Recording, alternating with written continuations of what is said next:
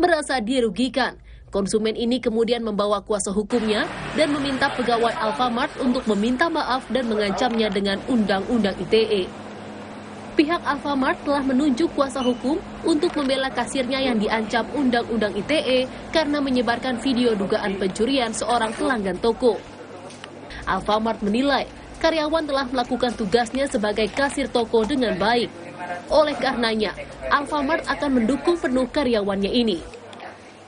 Bahwa perusahaan sepenuhnya mendukung karyawan kami yang berdasarkan investigasi awal menjalankan tugasnya sesuai dengan prosedur.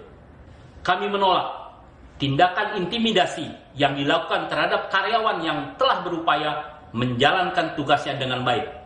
Alfamart telah menunjuk kantor hukum Hotman Paris Hutapea sebagai kuasa hukum kami. Kami berharap kasus ini dapat menjadi pembelajaran bagi semua pihak agar menghormati hak setiap warga negara di mata hukum.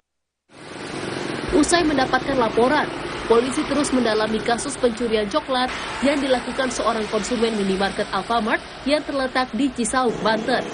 5 orang saksi dan kasir yang menjadi korban intimidasi serta rekaman CCTV telah diperiksa polisi. Ini kita sudah memeriksa 5 orang saksi terkait dengan laporan tersebut, melakukan pengambilan coklat maupun sampo yang ada di TKP, kemudian dimasukkan ke dalam tas. Setelah itu terlapor diketahui tidak melakukan pembayaran dan langsung menuju ke arah mobil. Untuk hal tersebut nanti kita tanyakan langsung akan kita klarifikasi langsung kepada terlapornya. Polisi masih belum bisa menghubungi konsumen yang diduga melakukan pencurian. Sementara alamat konsumen itu masih diselidiki. Tim Liputan Kompas TV. Masih terkait, saudara, kasus pencurian coklat dan sampo di sebuah minimarket kawasan Cisauk, Kabupaten Tangerang akhirnya berujung damai. Dengan didampingi oleh kuasa hukum, pihak terlapor mendatangi Mapolres Tangerang Selatan guna melakukan pertemuan dengan pihak pelapor. Diwakili oleh anaknya, terlapor menyampaikan permintaan maaf kepada pihak minimarket dan sang karyawati dan juga mengakui kesalahan. Korban pun menerima permintaan maaf dari terlapor dan memutuskan permasalahan ini sudah selesai. Polisi mengatakan setelah diadakan pertemuan antara kedua belah pihak, disepakati pihak pelapor mencabut laporan setelah terlapor mengakui kesalahannya dan bersedia mengganti kerugian barang yang telah diambil. Malam hari ini sudah disepakati kedua belah pihak bahwa mereka berdamai dan pihak pelapor dari pihak Alfamart bersedia untuk mencabut laporannya dan tidak memproses atau tidak melanjutkan proses ini ke proses tuntas sampai pun di proses penegakan hukum. Dan kita ketahui bahwa keterangan daripada keluarganya ataupun suaminya bahwa memang terlapor Ibu M ini memang sedikit ada kelainan, tetapi bukan orang dalam gangguan jiwa. Jadi kita beralih ke informasi lain, saudara. Buron mega korupsi Surya Darmadi akhirnya pulang ke Indonesia. Tersangka korupsi yang merugikan negara sampai 78 triliun rupiah ini kini ditahan oleh Kejaksaan Agung.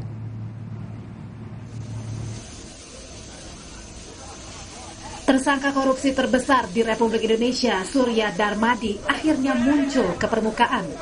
Surya Darmadi alias Apeng tiba di Indonesia setelah melalui perjalanan dari Taipei, Taiwan.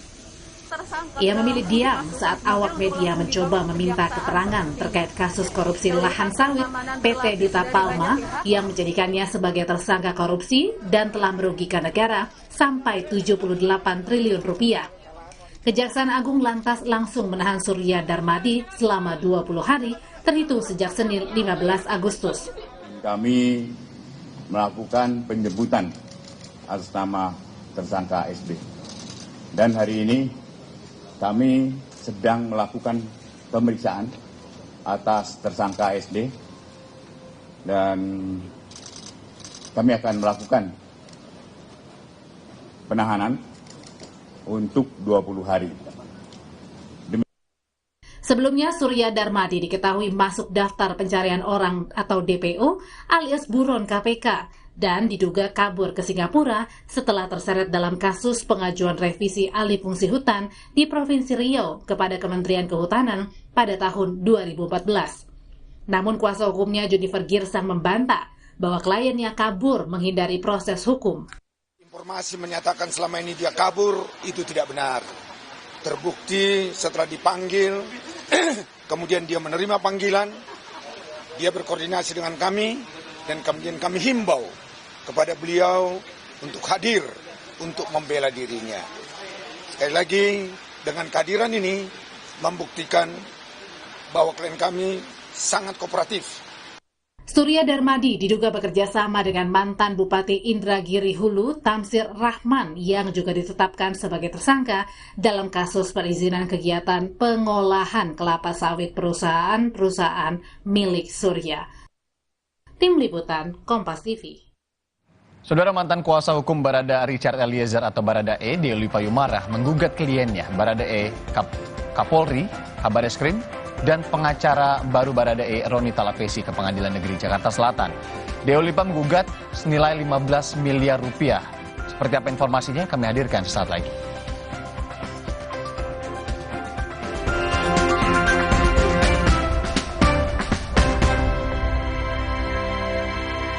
Dulu tiap transaksi banyak biaya ini itu.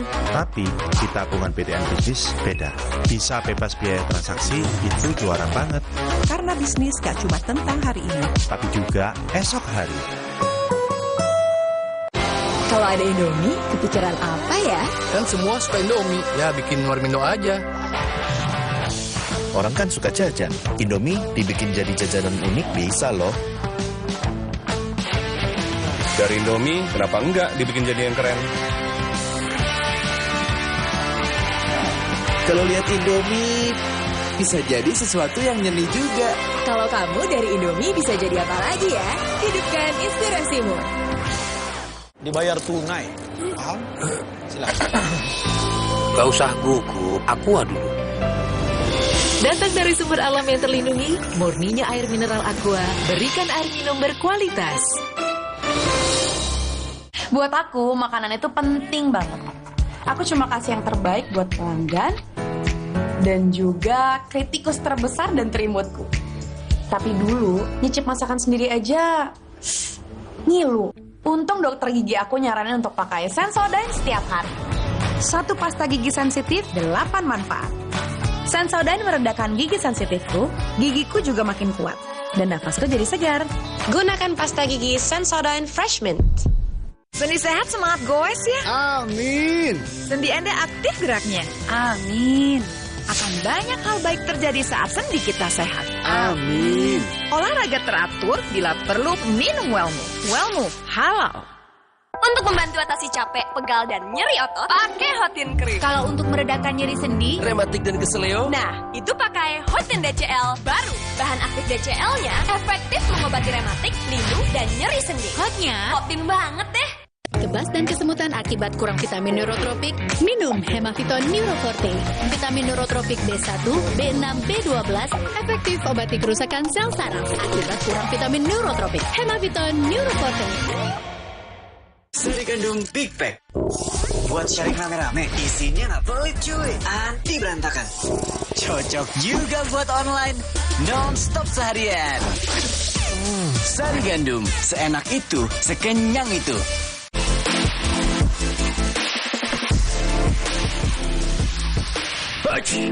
Hidung mampet, badan meriang. Tenang, ada Ultra Flu. Ultra Flu, flu reda, lega rasanya. Kalau ada Indomie, kepikiran apa ya? Ya bikin Warmindo aja. Dibikin jadi jajanan unik bisa loh. Kenapa enggak dibikin jadi yang keren? Bisa jadi sesuatu yang nyeni juga. Indomie, hidupkan inspirasimu.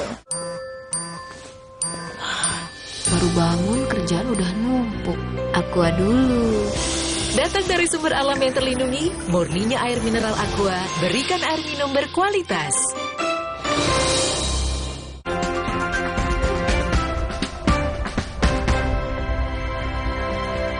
Nah, kembali di Sapa Indonesia Pagi, Saudara, tim Sus Polri memeriksa rumah Irjen Sambo di Magelang, Jawa Tengah. Pemeriksaan selama sekitar 3,5 jam itu digelar di Kompleks Perumahan Cepaka Regency.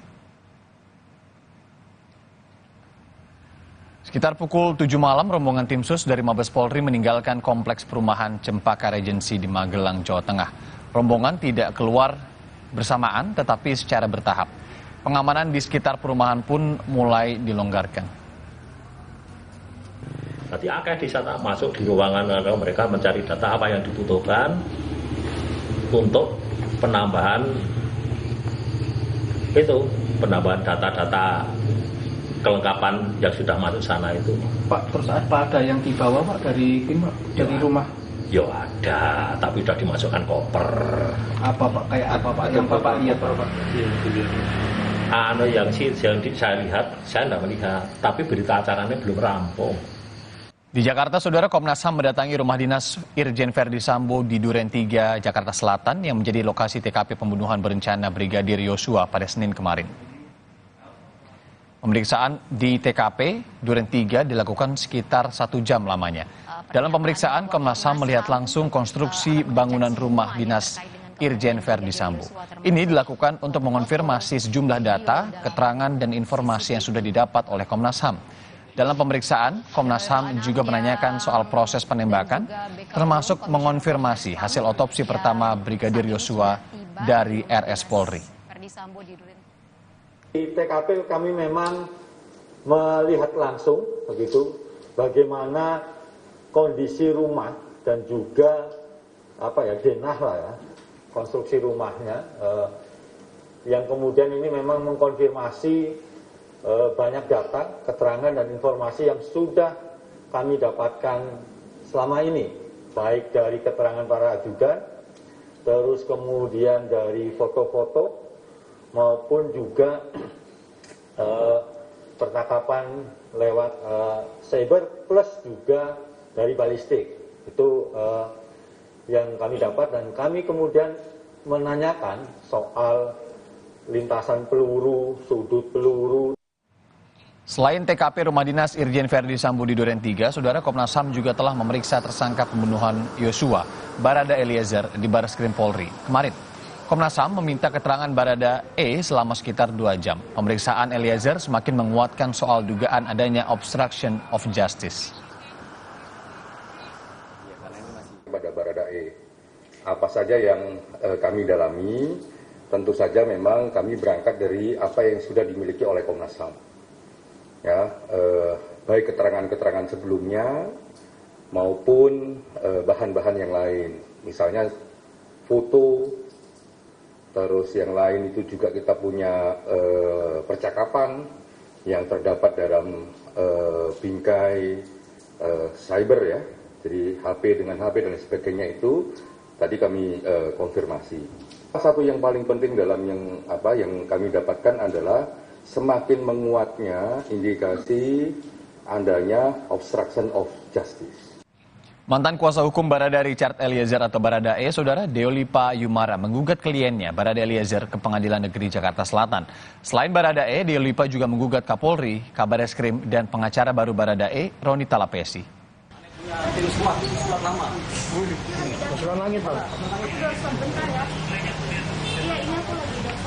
Dengan membawa sejumlah bukti, Deolipa Yumara dan Burhanuddin pada Senin siang kemarin mengajukan gugatan ke Pengadilan Negeri Jakarta Selatan. Dalam surat permohonannya, Deolipa menggugat mantan kliennya Barada E, kemudian Kapolri, Jenderal Listio Sigit, Kabareskrim, Komjen Agus Andrianto, serta pengacara baru Barada E, Roni Talapesi sebesar 15 miliar rupiah. Gugatan itu dilayangkan imbas dari pencabutan dirinya sebagai kuasa hukum Barada E beberapa waktu lalu. Gugatan penggugat untuk seluruhnya.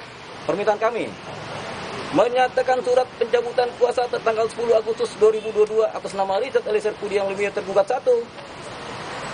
Surat kuasa tanggal 10 ini surat kuasa kepada tergugat 2 ya. Batal demi hukum. Yang ketiga, menyatakan perbuatan tergugat 1 dan tergugat 3. Tergugat 1 ini Eliezer Richard dan tergugat 3 dalam tergugat 3 ini Barreskrim, Kabareskrim. Dalam membuat surat pencabutan kuasa tanggal 10 Agustus 2002 atas nama Richard Eliezer Pudiang Lumiu tergugat 1 dilakukan dengan itikat jahat dan melawan hukum.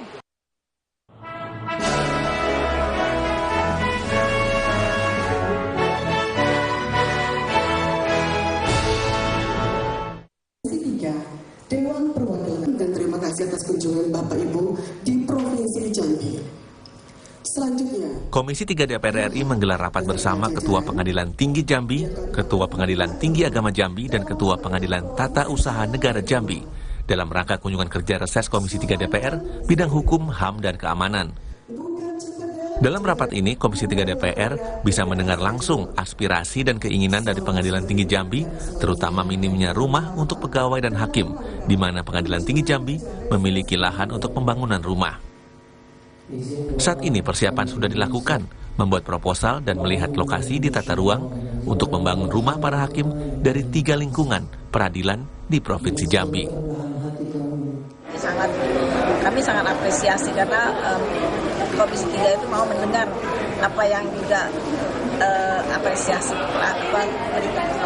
keinginan kami di Pengadilan Tinggi Jambi, misalnya bahwa kami juga ada perumahan kami sangat minim, padahal kami ada tanah yang lahan yang alhamdulillah lebih dari hampir kurang dari 3.000 meter persegi, sehingga kami berharap bisa dibangun rumah-rumah flat untuk para hakim maupun pejabat struktural. Sementara itu hal yang sama juga dirasakan oleh Ketua Pengadilan Tinggi Agama Jambi yang merasa senang dengan kunjungan kerja Komisi 3 sehingga bisa langsung menyampaikan aspirasi yang selama ini terpendam. Kami sangat senang sekali dengan kedatangan kunjungan Komisi 3 ini karena dengan sendirinya kami bisa menyampaikan sesuatu yang mungkin selama ini terpendam atau hal-hal yang kami anggap perlu untuk disampaikan, kami langsung saja bicara terang-terangan dan apa adanya. Alhamdulillah. Di sisi lain, Ketua Pengadilan Tata Usaha Negara Jambi merasa senang bisa berbicara langsung dengan Komisi 3 DPR terkait kendala yang dihadapi PT UN. Kesannya senang bisa bicara langsung dengan Komisi 3 apa-apa yang menjadi kendala kita di lapangan ya di PTN Jambi ini, mudah-mudahan bisa tersampaikan ke dia Ketua Mahkamah Agung pada waktu nanti rapat dengan DPR Komisi 3, yaitu masalah kendala-kendala kita di sini itu untuk pelaksanaan diskusi. Itu banyak yang pejabat publik itu tidak mau melaksanakan diskusi putusan yang sudah memiliki kekuatan hukum tetap itu.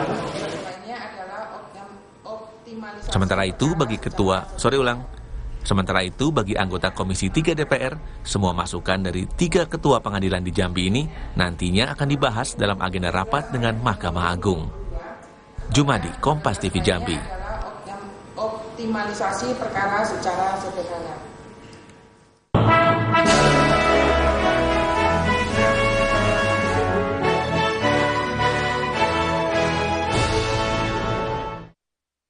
Saudara, LPSK menolak permohonan perlindungan terhadap istri Irjen Verdi Sambo. Sementara Barada Eliezer diputuskan untuk mendapatkan perlindungan darurat. Bagaimana LPSK menjamin keselamatan Eliezer dan keluarganya? Kami akan membahasnya dalam dialog di Sapa Indonesia Pagi kali ini. Usai jeda bersama Timothy Marbun.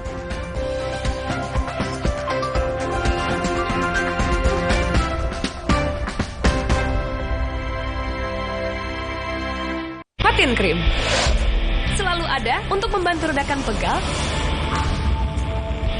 dan nyeri otot. Panasnya pas, hotnya in sampai ke dalam. Selalu ada Hotin Krim, bantu redakan capek, pegal, dan nyeri otot. Otot dihantam capek pegal habis-habisan. Lawan dengan Hotin Strong, baru krim otot ekstra panas. Hotnya in, strong sampai ke otot. Atasi capek dan pegal, nggak lengket tanpa bekas. Hotin Strong, panasnya berani adu strong. Hey, ada madu Tejasase, madu Tejasase, sehat berstamina. Banyak manfaatnya. Madu Tejasase, enak sehatnya. Bahaya kurang vitamin D. Onde-mande vitamin D. Berjemur aja, cukup nggak ya? Minum MyWell Vitamin D 1000 IU. Penuhi kebutuhan vitamin D, jaga imun well everyday. MyWell Vitamin D, 100% well everyday. Sari kandung Big Pack. Buat sharing rame-rame, isinya nggak pelit cuy. Anti berantakan. Cocok juga buat online. Non-stop seharian. Sari Gandum, seenak itu, sekenyang itu. 1, 3.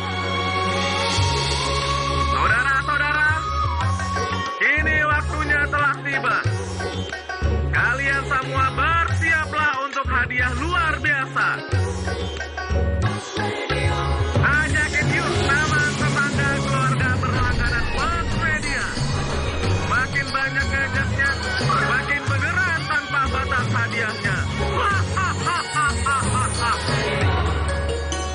Aku Mawar, seketika juga butuh skincare yang bikin kulit cerah dan glowing seketika. Paling update dari Mustika Ratu, Brightening Bengkoang Series tampil lebih fresh. Mustika Ratu Brightening Bengkoang Series, seketika jadi amazing. Aku Mawar, seketika juga butuh skincare yang bikin kulit cerah dan glowing seketika. Paling update dari Mustika Ratu, Brightening Bengkoang Series tampil lebih fresh. Mustika Ratu Brightening Bengkoang Series, seketika jadi amazing. Kalau ada Indomie, kepikiran apa ya? Ya bikin warmindo aja. Dibikin jadi jajanan unik bisa loh. Kenapa enggak dibikin jadi yang keren? Bisa jadi sesuatu yang nyeni juga. Indomie, hidupkan inspirasimu. Are you ready? Let's go.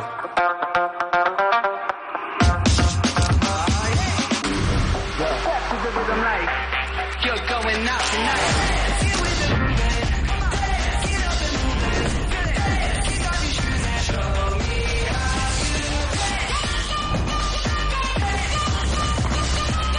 Samsung Galaxy Z Fold 4 and Z Flip 4 5G. Pre-order now.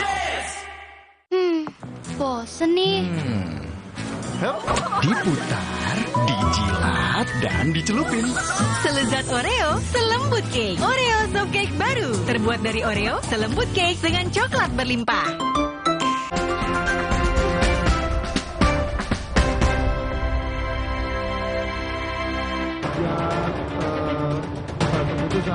Lembaga Perlindungan Saksi dan Korban LPSK memutuskan Barada Eliezer memenuhi syarat sebagai justice kolaborator pembunuhan Brigadir Yosua.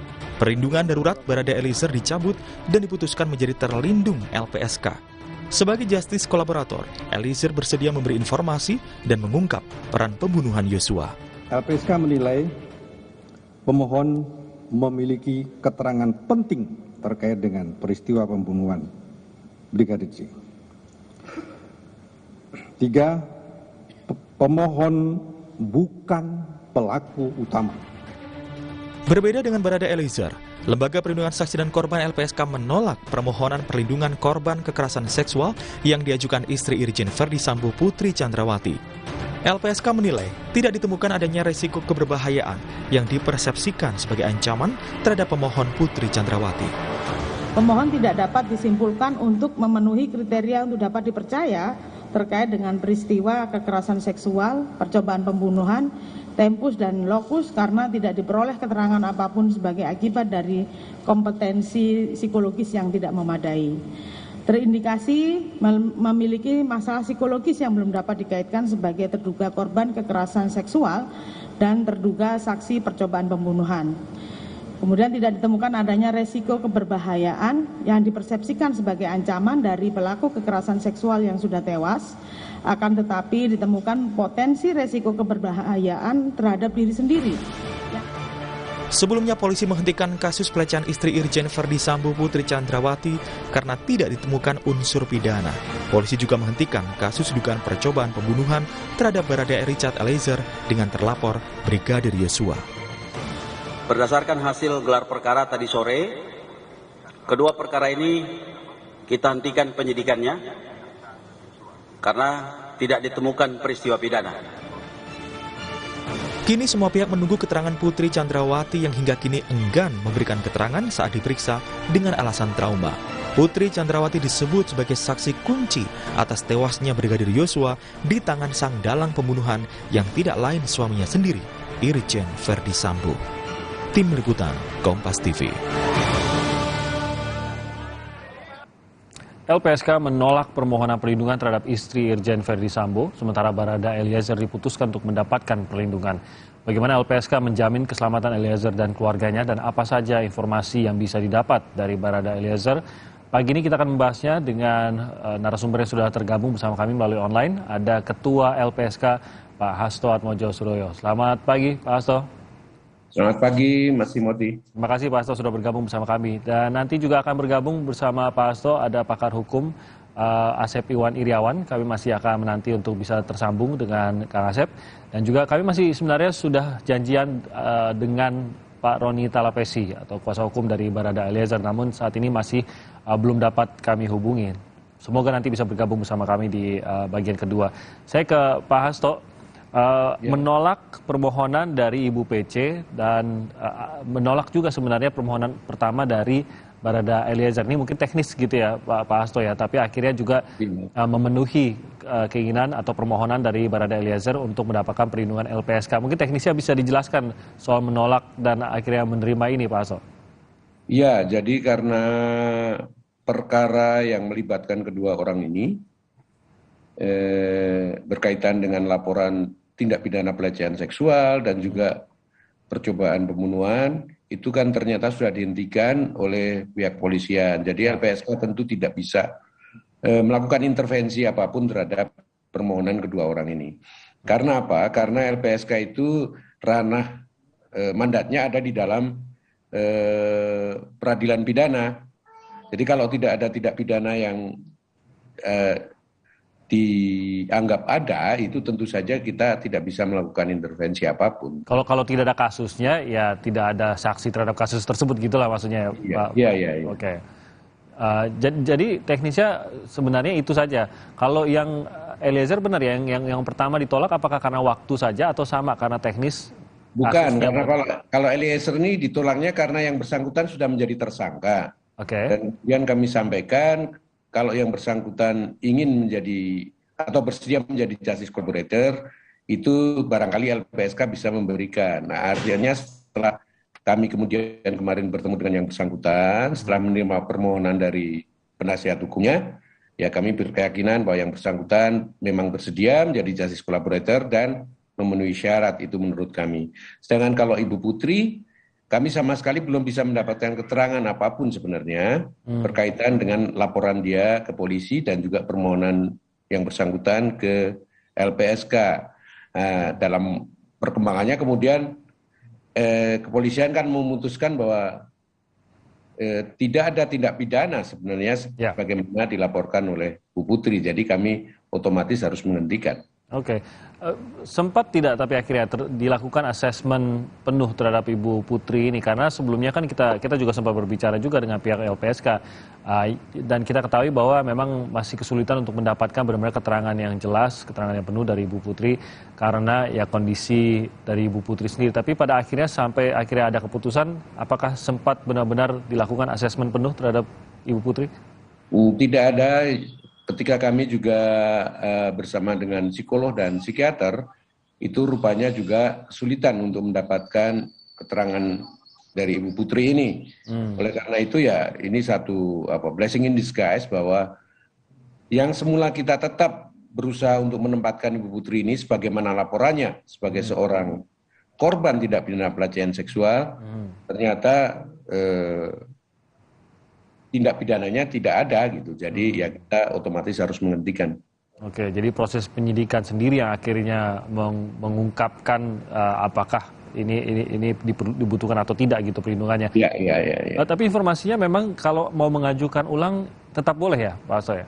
Ya kalau yang bersangkutan nanti masih berkeinginan menjadi terlindung LPSK, bisa saja mengajukan sesuai dengan dinamika perkembangan perkara ini. Oke. Kalau justice collaborator dan meminta perlindungan LPSK, ini apakah memang dua hal yang berbedakah atau apa statusnya ini sebenarnya Pak Hasto?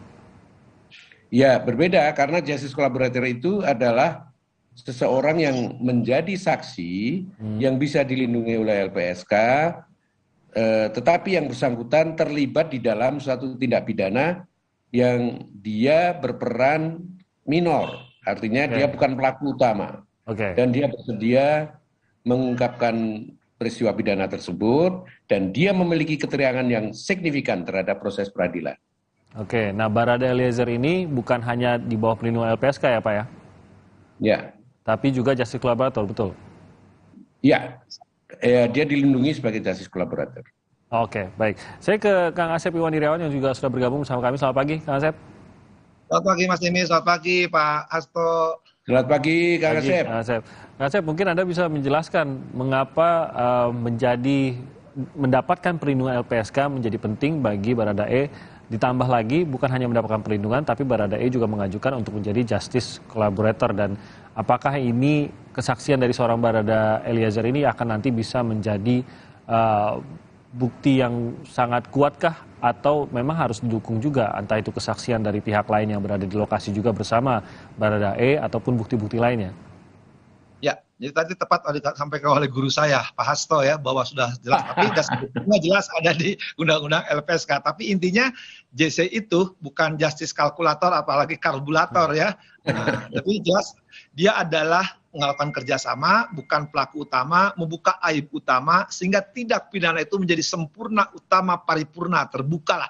Sejak menyatakan itu, semua terbuka. Skenario itu terbukalah prediksi, asumsi yang selama ini salah dibikin dikembangkan pihak lain. Dan saya terima kasih kepada LPSK telah memberikan JC untuk dan memang wajib itu hukumnya. Saya kan sepakat sudah pernah ngancam saya ke Pak Hasto, kalau nggak dikasih saya teriak. Dan saya guru saya dan timnya LPSK memberikan. Sebenarnya tidak hanya itu. Ya, dengan membuka ini JC ini, dan kita berharap nanti di sidang pengadilan hakim pun memberikan JC-nya kepada kan. Dan tidak hanya itu, Mas Dimi ya, tidak hanya JC, apa yang dilakukan oleh ini, itu seorang rakyat kecil, pangkat kecil, dari daerah terpencil, dan betul-betul dia tertekan melaksanakan itu. Bahkan saya senang pernyataan Pak Hasto ini tempat lain, ya dia tidak ada niat membunuh. Jadi tepat sekali katakan oleh Pak Hasto ini, ya dia mendapatkan JC, bahkan ada sampai hakim LPSK. Bahkan saya sebut nih lebih jauh lagi, Mas Dimi, saya bacakan ajas universal, ya nanti saya terjemahkan ya. Dan saya suka berkali-kali, maka di Kompas TV saya pertama mengatakan ajas ini, ya. Walaupun oleh sebagian pengamat hukum yang agak BODO disangka cuma karena mereka nggak pernah praktek, nggak pernah baca KUHP. KUHP itu adalah untuk sipil, bukan untuk militer ya. Jadi adanya 51 itu di KUHP. KUHP itu makhluk sipil, bukan untuk militer. Sekali lagi ini Pak Hasto lebih tahu karena beliau guru saya. Idamun kui iubet dar yusfero nula culpa es kui parere necessit. Itu ajas universal di dunia beradab ya, dari zaman Prancis. Artinya apa? Pertanggungjawaban tidak akan diminta dari mereka yang patuh. Jadi kali pertanggungjawaban tidak akan diminta dari mereka yang patuh melaksanakan perintah, melainkan kepada mereka yang memberi perintah. Jadi jelas ini diulangi asas ini dalam norma pasal 5 ayat 1. Bahkan tidak hanya perlindungan ya, negara harus hadir kepada mereka betul-betul yang melaksanakan perintah dalam keadaan tertekan, terpaksa, apa harus dilakukan. Makanya tepat yang dilakukan oleh LPSK memberi perlindungan. Maka sebenarnya tidak hanya perlindungan sampai kelak. Saya sebenarnya senang sekali ya, bertiap jam pakai CCTV, ini harus betul-betul karena menentukan ini kan, dan ini berkaitan kesaksian lain. Nah ini penting Mas Dimi ya. Jadi sekali lagi apa yang dilakukan LPSK sangat tepat dan benar secara hukum, dan itu sesuai dengan asas. Tapi tidak hanya berhenti di LPSK.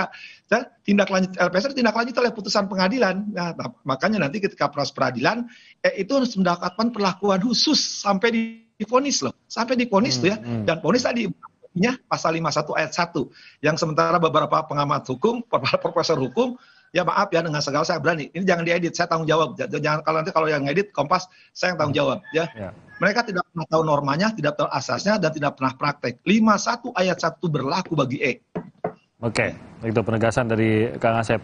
Nah, peran LPSK sendiri, Kang Asep, benarkah bahwa LPSK bukan hanya melindungi saja, tapi juga nanti akan memberikan entah itu rekomendasi ataupun masukan terhadap apa yang diungkap oleh Baradae ini, dan ada komunikasi dengan nanti proses pengadilan tentang seberapa membantu kesaksian dari Baradae ini yang juga nanti akan mempengaruhi apakah Baradae akan dilanjutkan kasusnya sendiri? Harus, malah wajib. Makanya status nanti LPSK sebagai ahli ya. Nah, dia bukan sebagai saksi, malah sebagai ahli yang harus didengar keterangannya. Karena LPSK paham sejak awal, karena dia sejak awal minta perlindungan kepada LPSK, sesuai aturan yang berlaku di LPSK memberikan aturan itu, hakim wajib, sekali lagi, hakim wajib mendengar apa yang dilakukan oleh LPSK. Karena status nanti LPSK kan diminta sebagai ahli ya, yang memberi keterangan, ataupun mungkin dengan surat yang sudah keluar. Jadi hakim wajib mempertimbangkan apa yang harus diperbuat oleh LPSK. Maka tadi saya katakan, kalau hakim tidak memperhatikan apa yang dilakukan LPSK, ini skenario bisa hancur berantakan lagi. Justru karena tadi membuka semua aib, LPSK memberikan perlindungan, Nah, perlindungan tidak hanya sampai sini, termasuk sampai nanti. Ya, kalau tidak diikuti linear oleh hakim, ya saya kira saya nggak tahu harus mengatakan apa. Jujur, saya mungkin janji di sini, saya akan turun panggung, turun gelanggang saya saja. Karena kita dengan semua ditentukan perkara ini menjadi terang benderang, karena bahkan tidak saya katakan terang benderang, telah telanjang uraian yang dikatakan oleh Kapolri, oleh Irwasum, oleh Kabareskrim. Tepat sekali. Nah, sekarang bagaimana sekarang melindungi yang orang dalam tanda petik ya, walaupun saya tidak begitu setuju. Dialah saksi kunci, dialah saksi yang menentukan, membuka aib. Ya, dia bukan pelaku utama, tapi membuka tabir semua ini. Jadi Pak Hasto memang bukan hanya melindungi Baradae ya, tapi benar-benar apapun komunikasi, apapun yang diungkap oleh Baradae, tertulis maupun tidak tertulis, ini semua akan melalui LPSK dan akan menjadi pertimbangan LPSK nantinya dalam persidangan, begitu Pak Hasto? Ya, jadi berkali-kali saya sampaikan ya Mas, seorang justice collaborator itu mendapatkan 3 hal ya. Yang pertama perlindungan, dan ini diberikan oleh LPSK. Nah, LPSK ini memberikan perlindungan sebenarnya berdasarkan undang-undang itu, karena satu-satunya undang-undang yang menyebutkan tentang justice collaborator itu adalah LPSK. Dan kalau perlindungan itu diberikan oleh pihak penyidik atau aparat penegak hukum, kami khawatir terjadi konflik of interest karena mengarahkan kesaksian dan sebagainya. Oleh karena itu, perlindungan LPSK ini menjadi sangat penting. Yang kedua itu perlakuan khusus, bagaimana disebut oleh Pak Asep tadi. Perlakuan khusus ini misalnya pemisahan berkas perkara yang bersangkutan dengan pelaku yang lain. Kemudian pemisahan penahanan yang bersangkutan dari pelaku yang lain. Nantinya kalau ada putusan sehingga yang bersangkutan menjadi narapidana, juga ditempatkan di tempat yang aman, yang bisa dimonitor. Kemudian yang ketiga itu adalah penghargaan. Nah, penghargaan ini memang sangat tergantung pada hakimnya. Tadi Pak Asep juga menyampaikan akan kacau balau ini kalau hakimnya tidak memperhatikan rekomendasi bahwa yang bersangkutan adalah justice kolaborator. Tetapi kan kita juga sadar bahwa hakim inilah yang menjadi wakil Tuhan untuk memutuskan suatu perkara. Jadi tentu saja kita tergantung dari putusan hakim.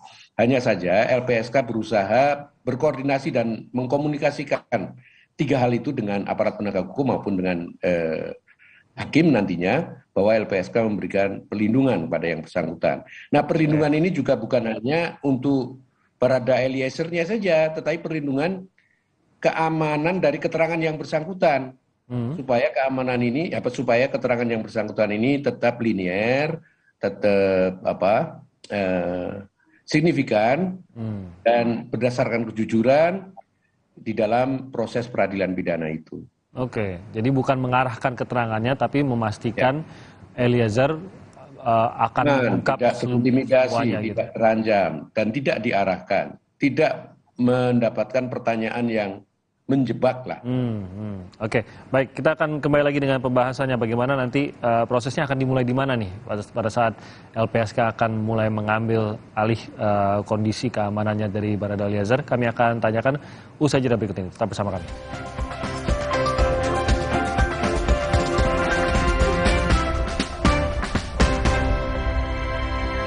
Jadinya kayak gini deh.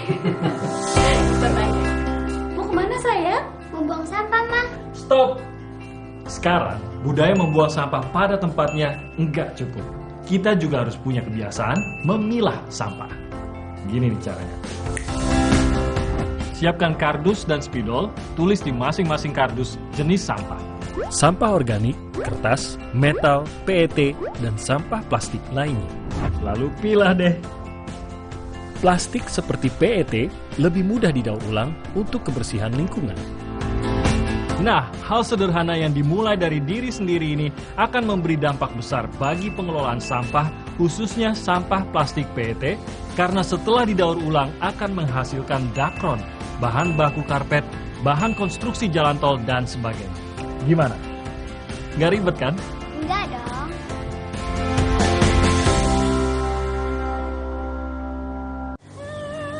Saat badai menghampiri, negeri ini sempat menepi, sibuk beradaptasi, tanpa pernah meredupkan mimpi. Dengan penuh keyakinan, semua bersiap untuk mulai berjalan. Ini adalah titik balik yang telah dinanti. Seperti bola yang dihempas ke bawah dengan keras, negeri ini siap untuk melesat kembali ke atas, melampaui semua batas-batas. Mari mulai aksi nyata, gapai mimpi bangsa. Dirgahayu Indonesia, Gudang Garam. Are you ready? Let's go.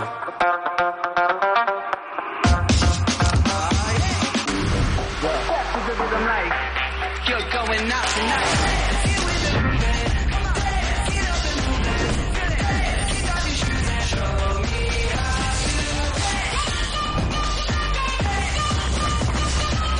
Samsung Galaxy Z Fold 4 and Z Flip 4 5G. Pre-order now. Waktu mereka main di luar, mereka nggak bisa menghindar dari kuman penyebab penyakit. Karena itu, mereka perlu perlindungan yang selangkah di depan. Perlindungan Dettol efektif melawan kuman. 100% perlindungan lebih baik. Dettol. Sibuk? Banyak kerjaan?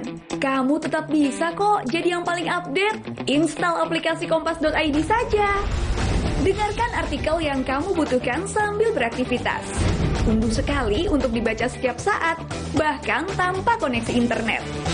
Simpan artikel pilihanmu untuk dibaca nanti. Temukan berita lebih tepat, lebih cepat. Install sekarang dan jadilah yang paling update. Merdeka! Pizza merah putih hadir kembali. Rasa lebih berani dengan saus merah pedas. Persembahan Pizza Hut untuk Indonesia. Pizza Hut, selalu lebih berani.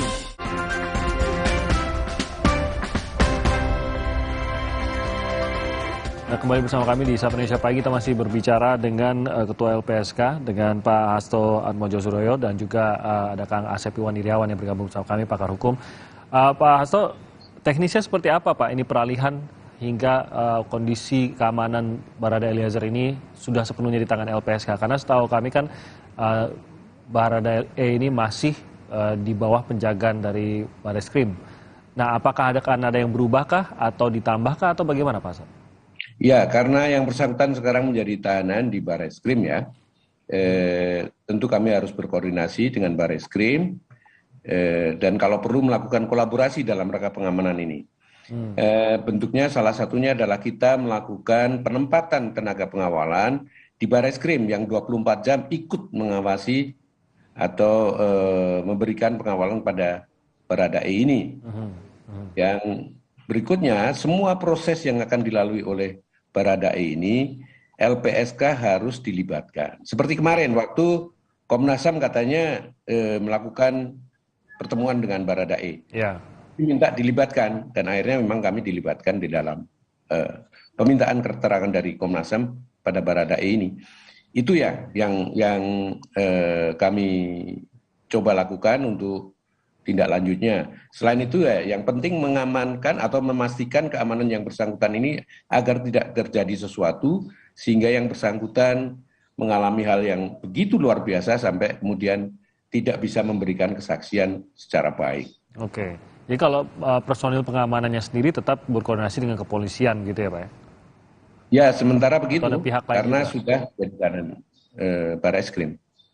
Akan terus begitukah atau nanti akan melibatkan pihak lain juga Pak? Tidak, saya kira ya memang mandat perlindungan itu kan di LPSK. Jadi kita coba kalau misalnya tetap di Barreskrim ya LPSK akan terlibat di dalam proses pengamanan yang bersangkutan. Oke, apakah mencapai juga kepada keluarga dari Barada Eliezer ini, Pak Hasto? Ya tentu saja kalau misalnya nanti kami mendapatkan keterangan bahwa keluarga ini juga mengalami tekanan, ancaman dan sebagainya, LPSK wajib memberikan perlindungan. Tapi nampaknya sampai sekarang belum ada informasi tentang itu. Oke. Nah, ini sekalian juga kita belajar juga Pak dari awam. Ini perlindungannya sampai seperti apa? Apakah hanya berada di samping Barada Eliezer kah, atau sampai sejauh apapun yang dikonsumsi Barada Eliezer juga dia akan diperhatikan, atau seperti apa, Pak? Ya, kita kemarin kan coba tawarkan pada Barreskrim untuk dikoordinasikan ya. Di antaranya kita siap akan mensuplai makanan yang bersangkutan supaya lebih terjamin, steril, tidak mengandung apapun yang bisa mengganggu kesehatan maupun keselamatan yang bersangkutan dan sebagainya. Dan tanggapannya seperti apa, Pak Hasan? Apanya? Tanggapannya apakah itu akan dijalankan atau bagaimana? Tanggapannya bagus dari Barreskrim, bisa memahami peran LPSK ini. Dan itu alhamdulillah, karena kami tidak harus bersitegang lah untuk itu. Jadi kami akan lanjutkan koordinasi dengan Barreskrim ini untuk perlindungan yang bersangkutan. Karena kepentingannya bukan hanya melindungi yang bersangkutan, tapi yang tidak kalah pentingnya adalah melindungi kesaksiannya ini agar tetap konsisten. Oke. Saya ke Kang Asep, kalau ini kan menjadi saksi kunci juga nih Barada Eliezer. Tapi di sisi lain kan sebenarnya menjadi saksi ataupun mereka yang berada di lokasi dan melihat dan mendengar peristiwanya mungkin tidak, ya tentu saja tidak hanya Barada Eliezer gitu. Ini bisa jadi akan menjadi perang kesaksian gitu. Yang semuanya ini hanyalah ya pernyataan-pernyataan, dan bisa saja bertolak belakang antara pernyataan yang satu dengan yang lain, antara Barada Eliezer dengan katakan Irjen Verdi Sambo. Nah, apakah memang menjadi seorang justice collaborator itu akan menguatkan posisi dari kesaksian itukah, ataukah memang sebenarnya dibutuhkan ada saksi lainnya juga, mungkin justice collaborator lainnya juga untuk menguatkan sebuah kesaksian seperti Barada Eliezer ini, Kang Asep? Kang Asep masih belum terdengar suaranya? Ya, kancak kunci tadi, kerjasama, dia bukan pelaku utama membuka aib. Nah, ini akan dibuktikan di pengadilan. 183 KUHP itu mengatakan minimum 2 alat bukti. Hakim harus yakinkan dengan minimum 2 alat bukti. Alat bukti 184 ada 5, saksi, ahli, surat, petunjuk, keterangan terdakwa. 185 ayat 6 harus kesesuaian itu semua.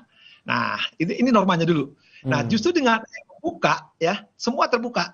Akhirnya kan si FS juga berani, asalnya rekayasa, terbuka jujur. Dia mengakui menyuruh, bla bla. Artinya sudah minimum 2 alat bukti. Nah, alat bukti lain akan bersesuaian. Ya, jadi ketika apalagi sekarang si E ini dapat JC dari LPSK, dan udah ada keterangan di LPSK, dan itu bentuknya suratnya otentik karena dibuat oleh pejabat yang berwenang. Ya, surat otentik itu apa yang dibuat oleh dan atau pejabat yang berwenang. Karena keterangan E dan keterangan lainnya yang dapat LPSK atau Komnas, ya, itu adalah otentik. Jadi udah lebih dari 2 alat bukti. Ya, justru karena inilah ya dari kuncinya tadi, dari pernyataan membuka, pertama pernyataan tertulis di hadapan Irwasum, kemudian terus terang di LPSK minta perlindungan, ini didukung. Dan kebetulan pembunuhan itu yang sulit itu kan terdakwanya berbelit-belit menyangkal ya, kasus Subang, UI itu dan belum terbongkar karena memang susah mencari. Nah, ini kebetulan FS sedang terbuka dan telah meminta maaf kan. Artinya apa? Ini akan terang benderang. Jadi ini harus mendapat perlakuan khusus. Tadi betul ya, saya setuju sekali oleh Pak Hasto diuraikan 3 kewajiban LPSK bagaimana dia melindungi, mengawal, terus karena ini kuncinya jangan sampai nanti berubah di pengadilan. Makanya harus kita kawal terus tim. Tapi sekali lagi saya yakinnya lebih dari 2 alat bukti yang minimal tidak FS sendiri yang sudah menyuruh melakukan, atau kemudian si RR yang menyaksikan, si KM. Ini kan mereka juga lah istilahnya orang-orang brimob ya, yang tunduk patuh terhadap atasan, yakin di ruang sidang biasanya walaupun mereka akan di pengadilan negeri bukan pengadilan militer, mereka yakin, saya yakinnya mereka juga pasti akan terbuka, apalagi didukung hasil forensik, balistik, itu semua akan membuktikan bahwa peranan E sebagai apa, peranan FS sebagai apa, RR apa, tapi kita kan karena kita bahas sekarang ya. Nah, E ini jelas harus mendapat perlindungan sampai di pengadilan. Saya yakinnya ya bahwa E akan mendapat perlakuan khusus, dan itu akan membuktikan bahwa yang bersangkutan ya memang betul melakukan. Tapi ini juga perlu dipahami ya, melakukan itu karena keadaan terpaksa, tertekan. Kalau istilah bahasanya Pak Hasto itu di tempat lain, dia tidak ada niat membunuh gitu kan. Nah, itu sih yang harus kita pahami. Ya, hukum jangan bilang wah itu tapi dia melakukan perbuatan tercela. Sekali lagi, ini bahas hukum lagi ya, sudah ini saya katakan dengan bahasa sederhana. De facto de jure ya ada otoritas, ada responsibility, ada kekuatan yang tidak mungkin dilawan oleh seorang kopral melawan seorang jenderal, apalagi dia kesatuan brimob ya. Apalagi ya, ini kan lulusan terbaik, orang yang patuh, pangkatnya terendah. Maaf sekali lagi, orang dari daerah terpencil ya pasti pengen punya kebanggaan, pasti taat. Justru negara ini harus bangga ada seorang prajurit ya, kalau istilah militernya seorang barada ya, yang betul taat kepada atasan, terlepas yang dilakukan itu adalah salah. Cuman hukum harus melindungi. Itulah yang saya katakan tadi, ajas maupun normanya. Kebetulan kita lahir LPSK di Republik ini setelah reformasi kan. Di LPSK sudah ada undang-undangnya, tadi sudah sangat jelas, tegas sekali katakan oleh Pak Hasto. Kalau orang tidak menghormati apa yang dilakukan oleh LPSK, ya sampai bahkan sampai setelah putusan ya, kalau terjadi apa ya, itulah harus dihormati putus apa yang diberikan keterangan oleh LPSK, perlindungan oleh LPSK. Termasuk hakim harus paham ini, hakim harus tunduk patuh terhadap undang-undang LPSK yang baru. Ya, dan itu harus ya menjadi pertimbangan hakim seperti tadi kata Kang Asep. Jangan sampai hakim tidak mempertimbangkan hal tersebut. Nah, sebenarnya kalau apa hasil bagi Baradae ini kan sebenarnya tidak bisa dipastikan ya, Pak Hasto. Kan lihat disangkakannya kalau yang 3 orang itu 340 pembunuhan berencana ya, FS, RR maupun KM. Tapi bagi E itu 338 pembunuhan karena dia diperintahkan tidak merencanakan, dia tidak tahu kan karena tiba-tiba ya. Nah ini pahami supaya publik juga tahu. Unsur yang harus dibuktikan adalah unsur, bukan motif sekali. Motif belakangan cuma ibu-ibu warung kopi, emak-emak di dapur lah itu mah ya. Ini yang dibuktikan kelak adalah unsur. Unsur 338 maupun 30 itu ada satu kata yang paling penting. Barang siapa jelas orang ya, pelaku 4 itu. Tapi ada satu kata yang menentukan dalam hukum yaitu dengan sengaja. Dengan sengaja offset, ya jenis offset. Nah, bahasa sederhananya. Dengan sengaja itu dia harus mengetahui dan mendaki, willing and witting. Dia mengetahui pembunuhan karena situasi itu dia terpaksa tertekan, tapi dia tidak menghendaki, ya. Nah, sengaja ini kumulatif, harus mengetahui sengaja menghendaki. Maka sering saya katakan pasal 51 maupun asas tadi ya. Jadi yang bersangkutan tidak kena pasal sengajanya karena yang bersangkutan melaksanakan perintah. Itu tolong para ahli hukum, yang maka guru besar, yang maka dosen-dosen atau itu pahami itu ya, dengan sengaja itu kan mata kuliah semester 3 ya. Willing and di 338 bagi E kesengajaannya yaitu tidak terbukti karena dia ada perintah. Di situ tolong dipahami. Kalau salah satu unsur tidak terpenuhi, bebas. Kecuali semua terpenuhi, itu bukan pidana, lepas. Nah di E, saya teriak berkali-kali ya, unsur sengaja 338 tidak terbukti ya, karena tadi dia tidak menghilangkan nyawa karena perintah. Yang lain terpenuhi unsur, tapi sengaja menghendaki, willing and witting, setengahnya tidak terbukti. Jadi perlu dipahami. Jadi E ini memang sekali lagi mohon dengan sangat, mari jangan dilihat, dia membunuh, apalagi dianalogikan. Pidana itu tidak mengenal analogi, itu prinsip pasal 1. Oke, makasih Kang Asep. Nah, apakah semua tergantung kembali lagi kepada informasi apa yang diberikan dan seberapa banyak mengungkap informasi yang diberikan oleh Baradae, Pak Hasto? Keringanan yang akan didapatkan oleh Baradae menjadi seorang justice collaborator? Ya tentu saja, artinya kan kita berkeyakinan bahwa yang bersangkutan memang bersedia mengungkapkan dan yang bersedia mempunyai keterangan yang sangat signifikan di dalam proses pengungkapan ini. Oleh karena itu kita ya kemudian berikan perlindungan. Yang dilindungi bukan hanya yang bersangkutan, tetapi juga bagaimana konsistensi keterangan-keterangan yang bersangkutan ini bisa berlanjut. Jadi memang ada perjanjian kan, nanti perjanjian perlindungan. Kalau diantaranya kemudian yang bersangkutan melanggar dari isi perjanjian itu, tentu saja LPSK akan perlindungan kepada yang bersangkutan. Karena itu sudah menyalahi dari prinsip yang kami pegang bahwa yang bersangkutan memang memenuhi syarat sebagai justice collaborator. Jadi begitu Baradae mengajukan, apalagi setelah dikabulkan menjadi seorang justice collaborator, tidak ada satupun yang boleh ditahan gitu ya Pak, informasinya ya, terkait dengan peristiwa itu ya? Iya. Nah ini yang tapi menilainya itu bagaimana Pak Hasto? Mengetahui bahwa apakah semua sudah diinformasikan oleh Baradae? Karena lagi-lagi yang tahu kan sebenarnya Baradae. Ya, itu kan kewenangan ada di penegak hukum kalau untuk mendalami substansi kasusnya. Karena LPSK itu kewenangannya ya menjaga, melindungi, dan menjamin keamanan dari saksi. Saksi bisa memberikan keterangan secara baik, secara merdeka, tidak terintimidasi, tidak terancam, dan sebagainya. Jadi fungsi LPSK komplementer di dalam sistem peradilan pidana itu. Tentu soal substansi ada di dalam kewenangan aparat penegak hukum. Dan nanti untuk putusannya tentu saja ada di tangan hakim. Oke, baik. Kang Asep, siapa yang nanti akan bisa mengawal hal ini, Kang Asep? Bahwa tadi Anda mengatakan bahwa porsi dari apa yang dilakukan oleh Baradae ini harus benar-benar dilihat oleh hukum sesuai dengan norma hukumnya, gitu. Dan tadi Anda sudah menegaskan mengenai apakah dengan sengaja, apakah ini perintah dan lain-lain. Apakah yang akan mengawal termasuk juga LPSK di sini harus ikut mengawalkah atau dari tim kuasa hukum Baradae saja kah atau bagaimana, Kang Asep?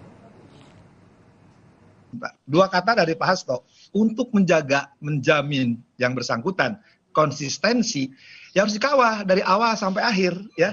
Kalau ini konsistensi tidak dijaga dan tidak diawasi oleh LPSK, termasuk sekali lagi dunia pers, publik, semua, kita takut berubah ini gitu kan. Ya. Kita nggak tahu kan. Kenapa? Baradae itu kan saya bilang orang terkecil dari terpencil yang tunduk patuh taat situasinya. Nah sekarang dia telah mengatakan sesungguhnya apa yang telah terjadi. Ya kita bisa pahami ya suatu fisiologis ya, sekali lagi begitu bukan bidang saya psikologisnya, kita khawatirkan ada perubahan, tapi saya percaya sekali lagi, makanya harus kita dukung, terutama media ya, untuk ngawas terus, supaya konsistensi penjelasan dia tetap yang membuka aib ya. Tapi bagaimanapun masa FS mau berubah lagi, karena dengan kata kunci tadi konsistensi ada pelindungan dari LPSK, si E akan bertahan dengan keterangannya itu, apalagi keterangannya di bawah sumpah ya. Nah kalau di bawah sumpah keterangannya dia pegang, kalau berubah harus ada alasan. Memang KUHP mengatur perubahan bisa berubah di pengadilan 163 KUHP, tapi harus ada alasan. Tapi kan tadi di LPSK udah dicatat semua berita acaranya. Jadi sekarang kan udah dikelilingi oleh alat bukti. Cuman tadi kita perlu ketegasan, keberanian nanti Pak E di depan persidangan. Karena nanti kan ketika dia sebagai saksi, kalau perkara di split ya, dan dia ketika sebagai terdakwa, nah situasi akan tertekan pasti. Apalagi sekali beliau adalah ini seorang kecil, ya pangkatnya kecil. Sekali lagi mohon maaf saya harus katakan, tapi makanya perlu lembaga-lembaga LPSK dan lain-lain untuk mengawal ini, mengawasi. Kalau nggak diawasi, semua bisa terjadi loh, Tim. Bisa berubah. Kalau berubah, ya tak awas yang begitu bagusnya rekayasa, apakah akan rekayasa di pengadilan? Itu mungkin. Jangan sampai lengah ya, benar-benar apa yang bisa terjadi dalam waktu ini. Nggak perlu tiap hari dengan saya di ruang sidang, kalau perlu nanti. Jadi mungkin Pak Hasto mau menanggapi, tidak bisa lengah Pak, ini mungkin waktunya tidak hanya dalam seminggu 2 minggu tentu saja, kita masih akan melihat proses yang panjang. Ya memang, makanya itu kita menempatkan tenaga pengawal di tempat penahanan yang bersangkutan, dan kita akan monitor melalui CCTV yang bisa langsung dimonitor dari LPSK. Oke. Belum lupa nih, Pak Hasto, tidak boleh orang menyentuh, mendekati, mengadakan sebelum tanpa sepengetahuan LPSK, karena sudah JC itu sudah hadir. Jadi siapapun sekali, termasuk penasihat hukum, termasuk penyidik, termasuk nanti penuntutan, tidak boleh sekali menyentuh, ya sekali lagi menyentuh tanpa persetujuan, tanpa diketahui oleh LPSK, karena JC sudah keluar. Itu universal lagi aturan itu loh. Jadi secara status LPSK lebih dekat dengan Baradae dibandingkan kuasa hukum ya gitu, Kang Asep, bahkan itu? Bukan lebih dekat, justru LPSK wajib mendekat ya. Kalau LPSK nggak dekat malah nanti Pak Hasto dosanya yang nanggung. Berat, tanggung jawab yang berat dibebankan pada Pak Hasto dan kawan-kawan di LPSK. Baik, terima kasih banyak sudah bergabung bersama kami Ketua LPSK Pak Hasto Atmojo-Suroyo dan juga Kang Asep Iwan Iriawan. Terima kasih, kita akan pantau terus bagaimana perkembangan kasus ini. Sehat terus dalam bertugas. Selamat pagi Pak Hasto, Kang Asep. Saudara, usai jeda kami akan hadir dalam segmen Sehat di Tengah Pandemi. Ada dokter spesialis penyakit dalam yang akan menjawab pertanyaan Anda. Nanti rekan saya, Irianda Mardanus akan hadir dan membawakan segmennya untuk Anda.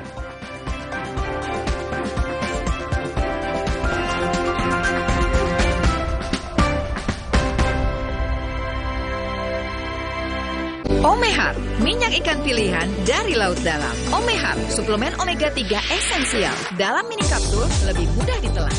Diproses dengan teknologi modern di Amerika. Bantu pelihara kesehatan tubuh kini dan nanti. Bos bawel, anak rewel. Well, MyWell. Baru, MyWell Vitamin C plus Zinc. Bantu jaga daya tahan tubuh. Well, MyWell Vitamin C plus Zinc. Kakek pingin tahu apa gigi palsunya bisa ngunyah ayam goreng yang renyah. Untung kakek pakai Poliden yang dengan kuat melekatkan gigi palsunya hingga 12 jam. Kakek pun bebas makan apa saja. Tersedia di apotek terdekat. Fresh Care dipercaya masyarakat Indonesia. Panasnya nyaman. Aromanya fresh. Pilihanku insya Allah halal. Dan hangatnya selalu bikin fresh. Fresh Care. Fresh Care, ada yang barang baru. Fresh Care Present Me Like kayu putih. Minyak kayu putih eukaliptus yang bisa ngerok and roll. Bisa ngerok lebih berasa, bisa ngerol pegangannya nyaman, bikin lega. Fresh Care. Tahu gak sih, bekas botol plastik jenis PET ini nantinya bisa berubah menjadi barang baru lagi. Seperti bantal leher ini, inilah konsep ekonomi sirkular. Konsep daur ulang plastik berbasis ekonomi sirkular dimulai dari penggunaan plastik dari konsumen, pengumpulan dan pemilahan sampah plastik lalu diproduksi menjadi barang baru. Prosesnya, plastik PET dikumpulkan melalui jasa online, pemulung, dan pengepul dari lingkungan. Lalu dibeli oleh pabrik daur ulang, akan diolah menjadi bahan baku dan barang jadi baru, seperti dakron, baju olahraga, dan juga karpet. Sudah jelas kan? Kemasan plastik PET memberi banyak benefit lain untuk menggerakkan roda perekonomian negara. Untuk membantu menyukseskan gerakan ekonomi sirkular, kita, masyarakat Indonesia, harus memulai pilih sampah dari rumah sekarang juga. Merdeka! Pizza merah putih hadir kembali. Rasa lebih berani dengan saus merah pedas. Persembahan Pizza Hut untuk Indonesia. Pizza Hut, selalu lebih berani. Saat ku tatap cantik wajahmu, tumit kakimu kau pecah-pecah. Tupapa, oh tupapa, tumit cantik di kakimu. Untuk mereka yang bangun lebih pagi, agar bisa mendengarkan lebih awal, untuk mendengar lebih banyak hal, membaginya tepat waktu, agar lebih banyak yang mendengar, lebih banyak yang melihat. Dari generasi ke generasi, dengan lebih pasti. UMKM masih menjadi pilar terpenting dalam perekonomian nasional. Pegadaian yang fokus membidik sektor ultramikro dan UMKM, memberi solusi pembiayaan kepada para UKM. Bersama Direktur Utama Pegadaian Damar Latri Setiawan. Ikuti selengkapnya dalam D-Talk, Business Talk, UMKM Berjaya, Ekonomi Merdeka. Selasa 16 Agustus, pukul 8:30 malam. Di Kompas TV. Didukung oleh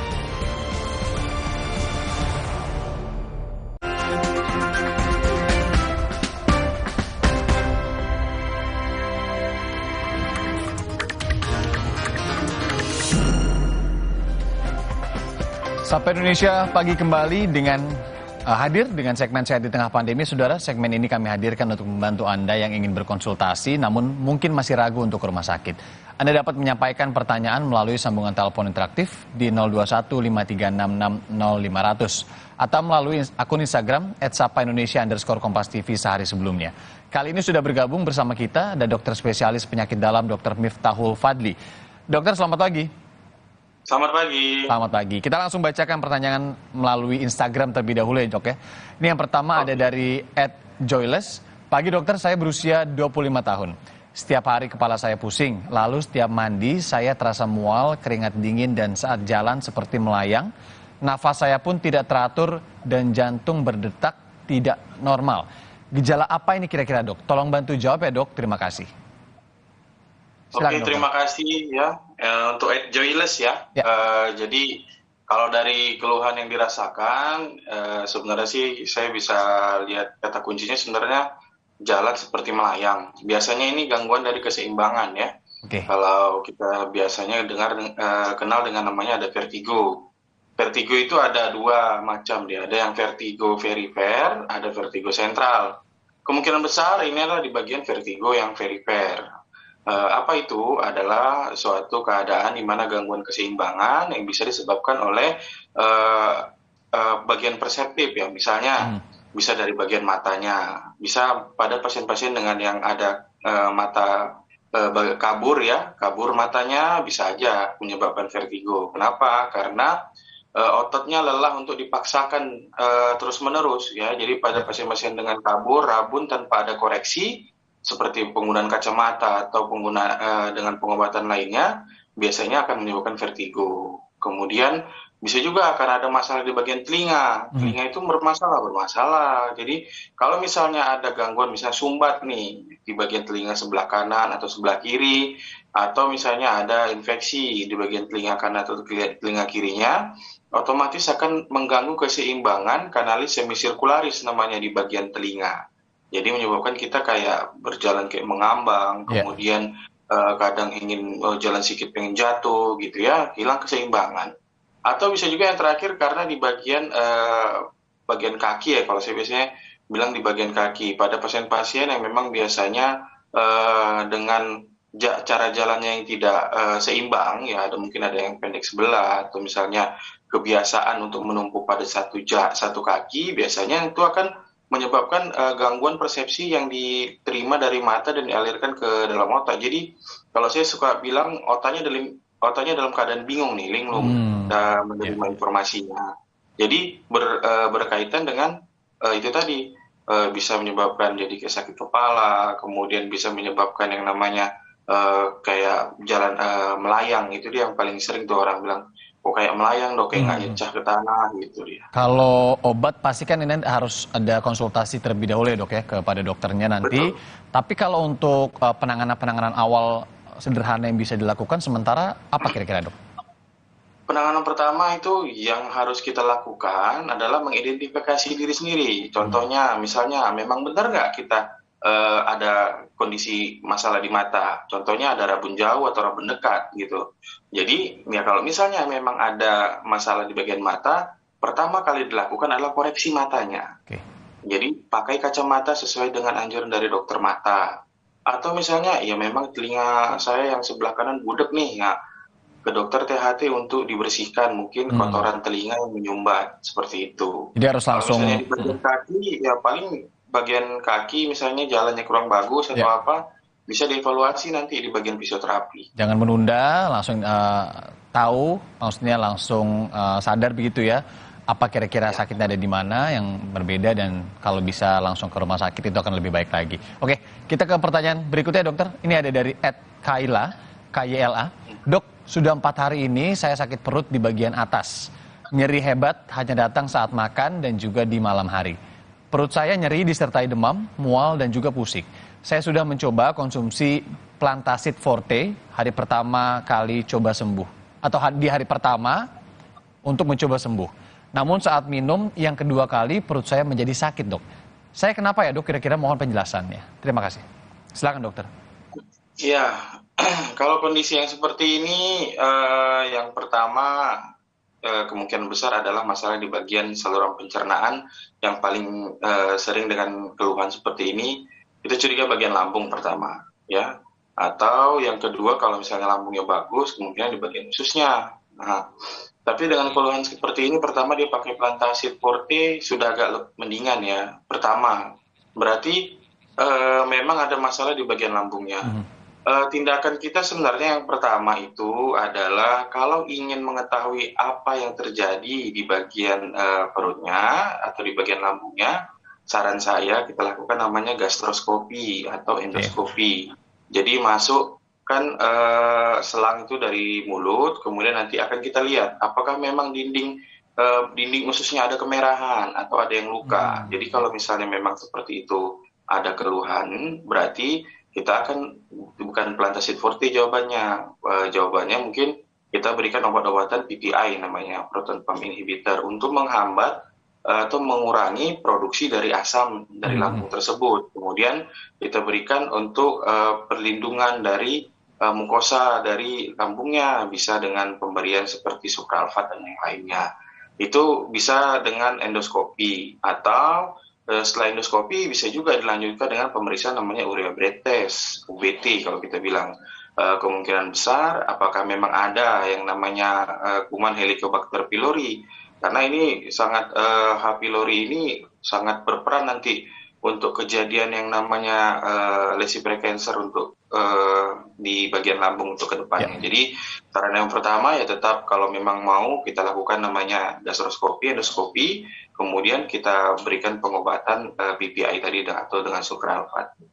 Oke, baik. Semoga menjawab pertanyaannya tadi ya terkait dengan perutnya begitu ya, yang disertai juga demam, kemudian mual dan pusing. Ini tentu semoga nanti setelah ada penjelasan ini juga segera kembali lagi untuk memeriksakan ke dokternya tentunya. Nah, dokter, kita ada penelpon nih dari Palembang, Sumatera Selatan, ada Pak Denny, sudah tersambung secara interaktif. Pak Denny, selamat pagi. Selamat pagi, mau koreksi Pak Benny. Benny ya Pak ya? Iya. Baik, Pak Benny, terima kasih koreksinya. Mungkin bisa langsung ditanyakan kepada Dokter Fadli. Oke, terima kasih. Pagi dokter, saya mau tanya. Saya punya keluhan sudah lebih kurang 10 tahun dok, hipokalemia berulang. Saya umur 30 dok, sudah cek di 3 rumah sakit daerah, bahkan ke rumah sakit umum provinsi dok. Tapi nggak ditemukan sumbernya dok, katanya kemungkinan diserap keluar dari urin. Saya cek urin 24 saya normal dok. Cek ginjalnya juga normal. Terus itu kalium terakhirnya 2,8 dok. Saya mau tanya itu kemungkinan kemana kalium itu keluar dok ya? Apa diserap ginjal? Saya USG ginjal abdomennya ginjalnya masih 80% dok Pak. Bagusnya gitu. Saya mau tanya gimana kira-kira bisa kalium itu keluar dok? Oke, baik. Dokter ada yang mau ditanyakan terlebih dahulu? Sudah. Oke, sudah. Pak Benny nanti akan langsung dijawab oleh Dokter Fadli. Terima kasih banyak pertanyaannya. Silakan dokter. Ya, ini sebenarnya kasusnya kasus yang bukan jarang ya sebenarnya. Ini kasus sebenarnya sering yang terjadi. Ya. Memang hipokalemia berulang itu banyak. Yang pertama itu kita pasti carinya di bagian ginjal ya. Karena paling sering itu ketika memang kita mengeluarkan urin, terkadang kalau misalnya ada di gangguan ginjal bisa kaliumnya keluar dari sana. Tapi kalau misalnya dia bilang dari pemeriksaan ginjal tidak ada suatu peradangan atau inflamasi, kemudian ginjalnya baik-baik saja, nah kita bisa beralih kepada pencernaan. Saya pernah pasien dulu waktu pendidikan, kita punya pasien pertama datang dengan perdarahan saluran cerna, itu dia BAB-nya berdarah, tapi terus-terusan dia hipokalemia berulang. Kemudian dengan hipoalbuminemia, begitu kita lakukan gastroskopi, ternyata ada tampilan seperti skin snake appearance. Jadi intinya adalah penyerapan di ususnya juga agak berkurang, ditambah dengan pasien dengan intake-nya juga berkurang. Jadi kalau memang di bagian ginjalnya memang mengatakan bahwa ini tidak dari ginjal, ini mungkin bisa bergerak ke arah bagian pencernaan. Karena apapun ceritanya, setiap makanan yang kita masukkan dia akan terserap seharusnya. Seharusnya kalau misalnya loss-nya tidak ada, keluarnya tidak ada, berarti cuma dua, penyerapannya berkurang atau memang intake yang berkurang. Karena keluarnya, kalau dia bilang keluarnya bukan dari sini, tidak ada keluar dari sini yang besar, berarti kalau tidak intake ya paling penyerapannya yang berkurang, seperti itu. Oke, baik dokter, terima kasih. Semoga menjawab juga pertanyaan tadi dari Pak Benny ya di Sumatera Selatan, dari Palembang. Terima kasih dokter, sekali lagi ini sudah mau meluangkan waktu di pagi hari ini untuk berbagi juga informasi, memberikan saran-saran kepada pemirsa Kompas TV. Dokter Miftahul Fadli maksud kami, dokter spesialis penyakit dalam. Terima kasih ya dok, sehat-sehat selalu. Ya, sama-sama. Saudara, usai jeda, hari ini Bahar Smith akan menjalani sidang pembacaan putusan atau vonis di Pengadilan Negeri Bandung atas kasus berita bohong atau hoax dalam ceramahnya di Kabupaten Bandung. Selengkapnya usai jeda saat lagi.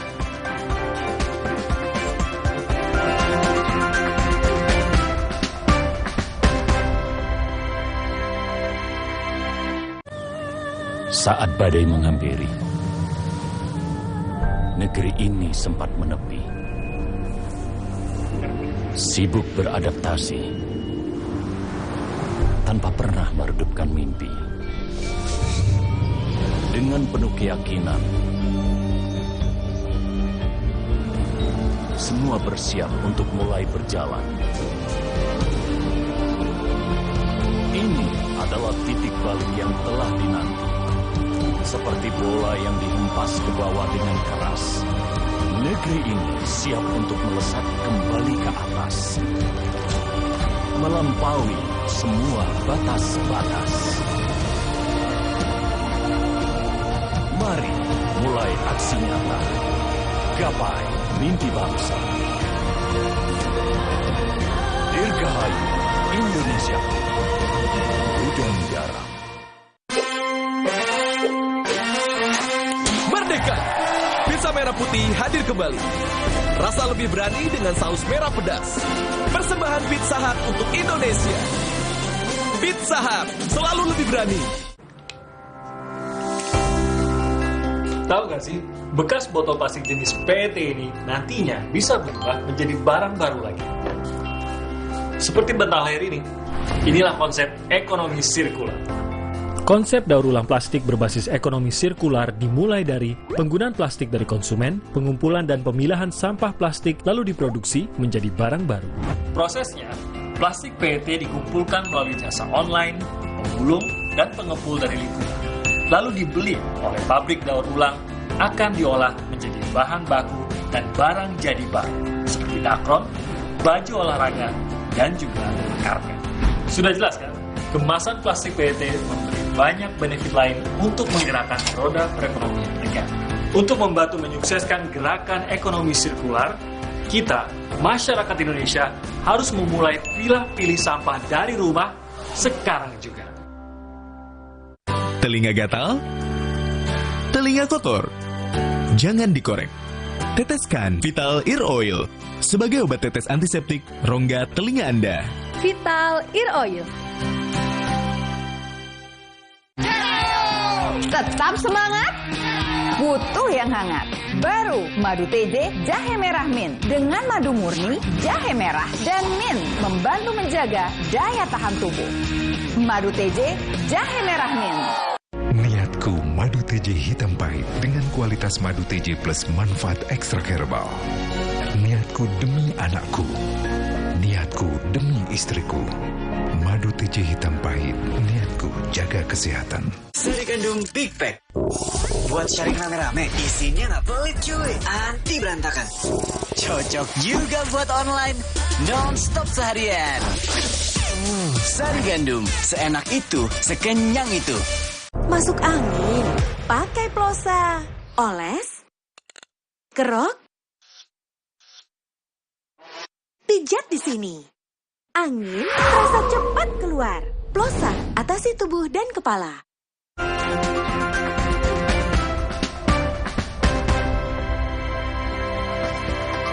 Ini kembali di Sapa Indonesia Pagi, saudara. Sidang lanjutan terdakwa Bahar Smith kembali digelar hari ini di Pengadilan Negeri Bandung dengan agenda putusan atau vonis. Pengamanan di area pengadilan pun sudah dilakukan oleh polisi. Sejak pagi polisi sudah melakukan pengamanan di area Pengadilan Negeri Kelas 1A khusus di Jalan Riau, Kota Bandung. Pendukung Bahar Smith juga terlihat di kawasan Jalan Riau. Setelah mengikuti seluruh rangkaian persidangan, hari ini Majelis Hakim akan membacakan putusan untuk terdakwa Bahar Smith atas kasus penyebaran berita bohong atau hoax. Pengamanan dilakukan untuk mengantisipasi hal-hal yang tidak diinginkan setelah sidang putusan. Terima kasih ya, kami sebagai Humas PN Bandung telah mengadakan koordinasi ya dengan Kapolres ya. Alhamdulillah berkat kerjasama pihak pengadilan dan kepolisian ya, sinergi ya, kita ini akan membantu pelaksanaan di dalam acara putusan Bahar Smith ini yang akan dimulai nanti jam 9 pagi. Insya Allah jam 9 pagi. Untuk pengamanan kami serahkan kepada pihak kepolisian ya dari Polres ini. Mungkin dari pihak wartawan sudah lihat di belakang kami ya, semua anggota ya sudah disiapkan ya. Lalu bagaimana suasana jelang pembacaan putusan atau vonis Bahar Smith? Pagi ini kita sudah terhubung dengan jurnalis Kompas TV ada Nazla Afifa di Pengadilan Negeri Bandung. Nazla, selamat pagi. Apakah sudah dimulai sidangnya? Bagaimana suasana terkini jelang sidang putusan di Pengadilan Bandung? Nazla. Ya, baik, selamat pagi Iriana dan juga saudara. Hingga saat ini memang persidangan masih belum dimulai. Karena kalau kami pantau saat ini pengamanan dari pihak kepolisian, tepatnya dari Polrestabes Bandung pun sudah dilakukan sejak sekitar pukul 7 pagi hari tadi. Yang dimana kami pantau juga di luar area Pengadilan Negeri Bandung pun sudah dipadati oleh simpatisan ataupun juga pendukung dari Bahar Smith. Karena memang agenda di hari ini dengan sidang dengan agenda putusan atau juga vonis yang akan disampaikan oleh majelis hakim akan dilangsungkan pada pukul 9 pagi. Dan di tempat kami melaporkan saat ini, Iriana dan juga saudara, merupakan lahan atau area parkir di kawasan Pengadilan Negeri Bandung pun dapat Anda lihat tidak ada kendaraan yang parkir karena sudah disteril. Ini di mana dalam persidangan kali ini pun memang dibatasi begitu untuk mengantisipasi akan dipadati baik itu oleh pihak-pihak yang memang tidak berkepentingan dalam proses persidangan pada pukul 9 pagi nanti. Dan tadi pun pihak humas dari Pengadilan Negeri Bandung juga menyampaikan sudah berkoordinasi dengan pihak kepolisian dari Polrestabes Bandung untuk mengantisipasi hal-hal yang tidak diinginkan terjadi, karena kalau berkaca pada persidangan sebelumnya, tepatnya pada sidang dengan agenda tuntutan, ini para simpatisme dan juga pendukung Bahar Smith ini memadati area pengadilan untuk memberikan dukungan ataupun menyampaikan kekecewaan atas tuntutan yang disampaikan oleh jaksa penuntut umum. Karena kalau kita ketahui, Iriana dan juga saudara, pada tanggal 28 Juli 2022, sidang dengan agenda tuntutan ini bahwa jaksa menyampaikan tuntutan terhadap Bahar Smith dengan kasus dugaan penyebaran berita bohong atau hoax dengan pidana 5 tahun penjara. Yang kemudian pada tanggal 4 Agustus 2022 lalu, ini agendanya adalah pembacaan pledoi atau nota pembelaan yang disampaikan oleh Bahar Smith ataupun juga oleh kuasa hukum secara lisan atau langsung pada persidangan, yang dimana Bahar Smith ini menyampaikan bahwa tuntutan dari jaksa ini tidak adil dan juga penuh intervensi, yang kemudian juga kuasa hukum menyampaikan bahwa kepada majelis hakim untuk membebaskan Bahar Smith ataupun bahkan jika ada keyakinan lain meminta agar majelis hakim memberikan putusan yang seringan-ringannya dan juga seadil-adilnya, yang dimana di hari ini adalah momen yang memang ditunggu-tunggu juga untuk mengetahui apa putusan dari majelis hakim. Dan hingga saat ini kami pantau, Iriana dan juga saudara, belum terlihat adanya Bahar Smith tiba di Pengadilan Negeri Bandung, dan sampai saat ini pun dapat dikatakan masih dalam kondisi yang aman dan juga kondusif. Rencananya pada pukul 9 pagi nanti sidang akan dilangsungkan di ruang sidang utama Pengadilan Negeri Bandung, dan kami pun akan segera menginformasikan berikutnya ketika persidangan pun sudah segera dilakukan. Demikian Irianda. Jurnalis Kompas TV Nazla Afifah langsung dari Pengadilan Negeri Bandung, Jawa Barat. Terima kasih. Saudara, sudahkah Anda mengecek kesehatan finansial Anda? Usai jeda, Kompas Bisnis akan mengajak Anda untuk melihat seberapa sehat keuangan Anda. Dipandu oleh Paskalis Siswari. Sesaat lagi.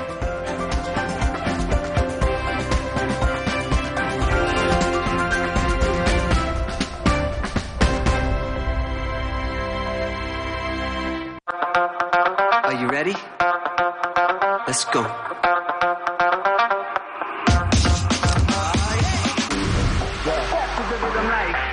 You're going out tonight.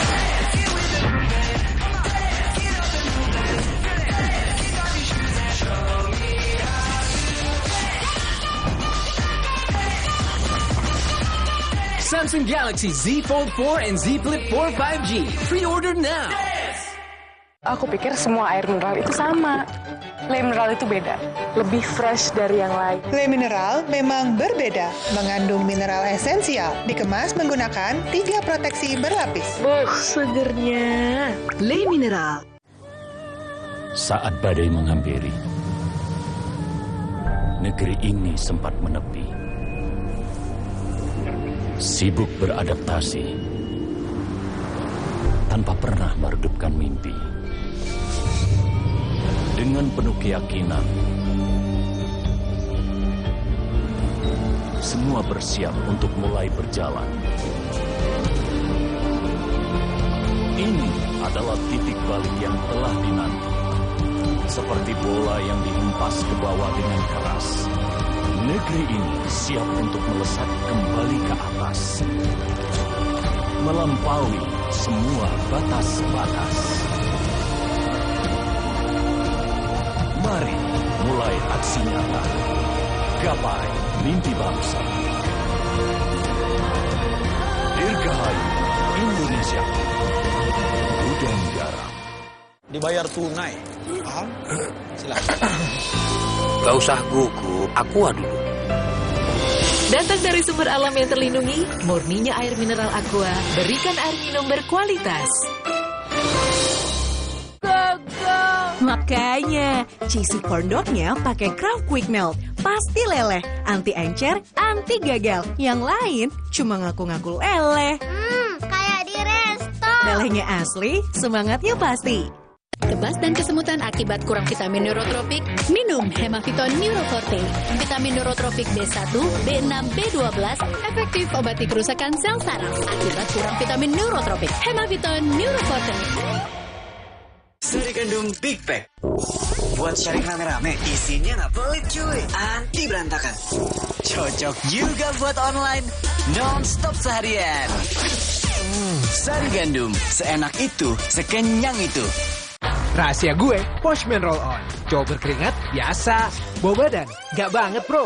Baru, Poshman Roll On Active Cool. Lawan 99% bau badan. Active Sense, wangi tahan lama. Poshman Roll On, tersedia Deo Lotion Sachet. Sido muncul berpengalaman 70 tahun mengolah herbal dengan varian produk yang paling lengkap. Inovasi terbaru, tolak angin soft capsule. Kami percaya Sido muncul. Kalau masuk angin, Orang pintar minum tolak angin.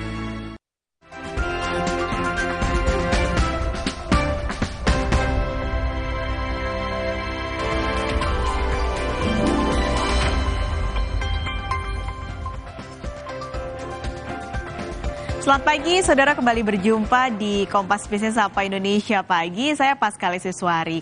Saudara, tadi sebelum saya siaran, saya sempat lihat-lihat berita, baca-baca handphone. Nah, ada yang menarik saya baca di Kompas e-newspapernya. Jadi ada tulisan soal cek lebih dekat. Jadi ketika saya baca, saya dalami lagi, saya jadi kesindir nih. Karena itu ternyata ngebahas soal kesehatan keuangan atau kesehatan finansial Anda. Saya mau tunjukkan kepada Anda juga, siapa tahu Anda tersindir kayak saya, karena ternyata kesehatan keuangannya juga, harus dicek lebih dalam nih. Nah, kita akan tunjukkan kepada Anda, saudara. Jadi, cek lebih dekat, ini tulisannya, Selamatkan Indonesia. Ternyata Selamatkan Indonesia ini bukan karena besok Indonesia mau ulang tahun ke-77, jadi kasih selamat gitu, tapi Selamatkan Indonesia dalam arti sebenarnya. Jadi bagaimana cek lebih dekat ini mau menyelamatkan Indonesia, karena ternyata masih banyak angka-angka di literasi keuangan Indonesia yang masih jauh dari kata ideal. Ada angka 17, 8, dan 22. Dari hasil cek lebih dekat ini, ternyata saudara, angka ini mengandung arti yang lebih dalam soal keuangan. Jadi dari sebuah survei dilakukan, 17% ternyata yang baru punya pendapatan pasif. Lalu angka 8% adalah mereka yang disurvei yang menggunakan uang sesuai anggaran. Kecil sekali ya, hanya 8% dari yang disurvei. Dan di angka 22 ini, baru 22% orang yang paham produk investasi. Jadi angkanya sebenarnya kecil banget dari angka ideal sebuah literasi keuangan yang cukup sehat. Bagaimana dengan Anda? Pernahkah Anda mengecek kesehatan finansial? Nah, Anda bisa mengecek lebih dekat lagi, saudara, dengan kesehatan finansial melalui OCBC NISP Financial Fitness Index 2022. Akan kita bahas pagi ini bersama Amir Wijaya, Marketing and Lifestyle Business Division Head OCBC NISP. Saya akan panggil Pak Amir pagi ini. Halo, Pak Amir, selamat pagi. Hai Mbak Paskali, selamat pagi. Oke, ini cukup menarik karena angkanya sama ya, 17, 8, 22 dengan hari ulang tahun dan hari kemerdekaan Indonesia yang jatuh pada hari besok. Ya. Nah, pertanyaannya, kenapa OCBC NISP Financial Index ini menjadi indikator yang cukup penting? Ini juga salah satu hasilnya ya? Ya, jadi Financial Finance Index 2022 ini merupakan survei tahunan yang kita bikin dari OCBC NISP untuk Indonesia. Dan memang kalau kita lihat survei ini sangat penting karena kita merupakan pengen melihat gimana sih potret masyarakat Indonesia dalam perilaku dan sikap mereka sehari-hari di manage keuangannya. Salah satu contohnya misalnya, mereka bisa nggak sih memiliki porsi dari gaji mereka untuk nabung atau investasi, atau mereka sudah punya dana darurat atau belum. Dan survei ini memang kita lakukan di hampir di 5 kota besar Indonesia. Dan untuk mereka yang antara umur 25 sampai 35 sudah punya pendapatan di atas 5 juta dan sudah memiliki rekening bank. Tapi kenapa survei ini penting? Karena kita melihat bahwa banyak sekali mereka sebenarnya masih perlu berbenah dan Indonesia. Makanya kita bilang masih perlu segera selamatkan Indonesia.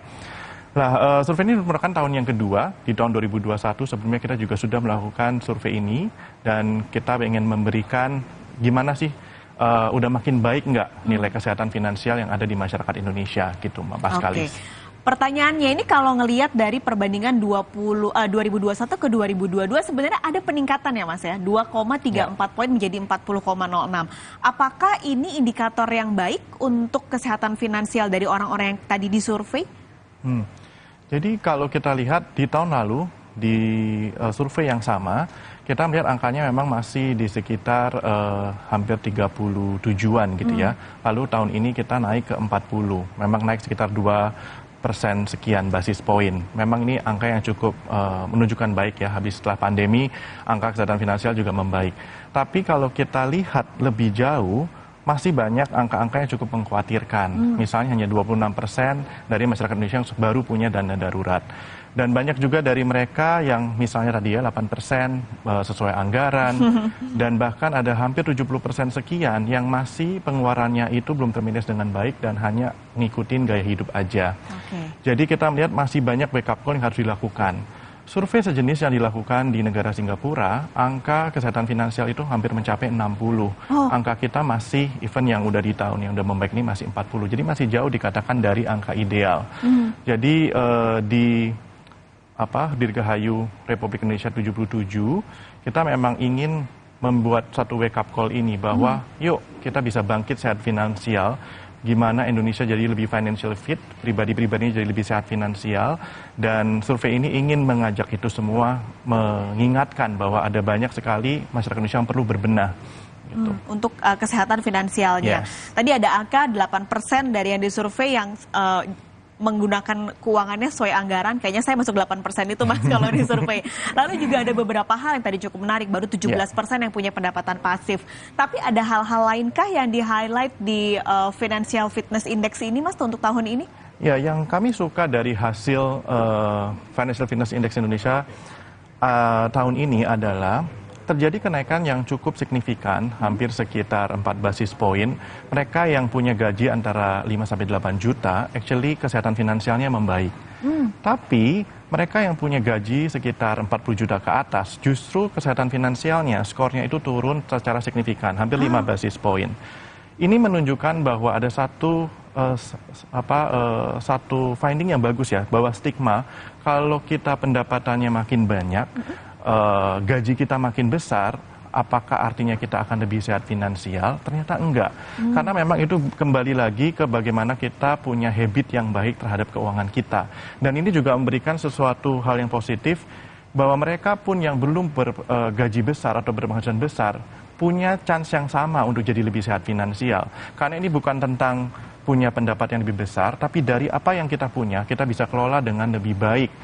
Dan artinya semua orang punya hak untuk jadi lebih sehat finansial. Dan di momen kemerdekaan ini semua orang bisa bangkit sehat finansial dan lebih merdeka finansial. Karena bukan lagi masalah gaji atau pendapatan, tapi bagaimana dia manage keuangannya dengan lebih baik. Oke, itu yang harus di-highlight, merdeka secara finansial. Karena kita bicara soal kemerdekaan Indonesia yang akan jatuh besok, untuk pribadi kita masing-masing, merdeka secara finansial tentu bukan hal yang mudah juga untuk dicapai, karena PR-nya banyak banget. Untuk anak muda Indonesia berarti Mas Amit, nih boleh tips kah? Gimana sih caranya, atau mungkin bagi yang belum mau mulai nih untuk bisa menyehatkan keuangan mereka, boleh bagi tipsnya buat mereka supaya bisa merdeka? Jadi di Nyala, OCBC NISP, kita selalu sebut ada yang kita sebut dengan cek, cus, dan cuan. Kenapa kita bilang cek ini penting? Selain memang kita sudah menyiapkan riset ini untuk Indonesia, kita juga sudah siapkan check up gratis buat semua pribadi masyarakat Indonesia untuk tahu sebenarnya dia sehat nggak secara finansial. Mereka bisa akses ke website kita di ruangmenyala.com, mereka bisa langsung cek sebenarnya mereka sesehat apa sih? Apakah dia di bawah rata-rata Indonesia, di atas Indonesia, atau udah ideal atau belum? Karena menurut kita bahwa udah banyak yang punya gaya hidup cek kesehatan fisiknya. Oh, berat badan saya segini. Oh, tapi ternyata saya kolesterol gitu ya. Dan itu juga nggak menentukan berat badan yang lebih tinggi, lebih sehat. Begitupun juga dengan keuangan. Tadi ya, kalau gajinya lebih gede, sebenarnya apakah dia sehat finansial atau enggak? Jadi mereka bisa cek seharian apakah mereka sudah lebih baik atau enggak. Dan kedua adalah CUS. CUS ini sebenarnya ada dua dimensi. Satu adalah di Riset Financial Fitness Index, mereka yang sering terekspos dengan edukasi finansial, mereka yang sering berkonsultasi dengan konsultasi finansial keuangan atau expert, nilai skornya itu jauh lebih bagus dibandingkan dengan mereka yang tidak terekspos dengan edukasi finansial yang benar. Mereka yang punya teman-teman yang mendukung tentang finansial juga nilai skornya lebih bagus, karena emang ada banyak pengaruh dari teman dan keluarga untuk dalam membuat financial decision. Oleh karena itu di Nyala OCBC NSP kita juga memberikan edukasi financial fitness yang mereka bisa selalu ikuti, karena dengan begitu mereka punya edukasi yang lebih baik. Kita juga punya Nyala Trainer dan Nyala Advisor dan Nyala Buddy yang bisa ngebantu mereka untuk membuat perencanaan keuangan. Begitupun juga dengan sebuah komunitas yang sama-sama punya goal agar kesehatan finansial lebih baik. Sehingga jadi mereka bisa improve. Di CUS yang kedua, kita melihat memang di tahun 2022, bahkan di awal tahun kita lihat ya banyak sekali masyarakat Indonesia yang kena investasi bodong. Sehingga memang penting bahwa mereka harus benar-benar teliti dengan lebih baik. Sebuah lembaga keuangan yang diawasi OJK, yang memang bertanggung jawab dalam memberikan instrumen-instrumen keuangannya. Karena nggak bisa dipungkiri mereka harus memilih instrumen keuangan dari lembaga yang mumpuni. Kedua, mereka pun menyesuaikan dengan profil resiko dan tujuan mereka, goal mereka gitu. Itu yang kita bilang di CUS.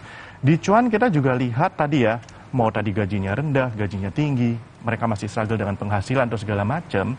Kita lihat bahwa mereka harus makin termotivasi, levelnya makin meningkat. Jadi di Nyala, layanan Nyala kami pun, kami menyiapkan sebuah benefit yang bertingkat, di mana kalau misalnya saldo gabungan mereka nggak cuma tabungan, tapi investasi mereka dan berbagai macam instrumen keuangan mereka miliki ini semakin tinggi saldonya, kita akan berikan layanan tadi ya, nge-gym finansial yang lebih baik dari kelas, edukasi, termasuk juga benefit transaksi yang akan lebih baik.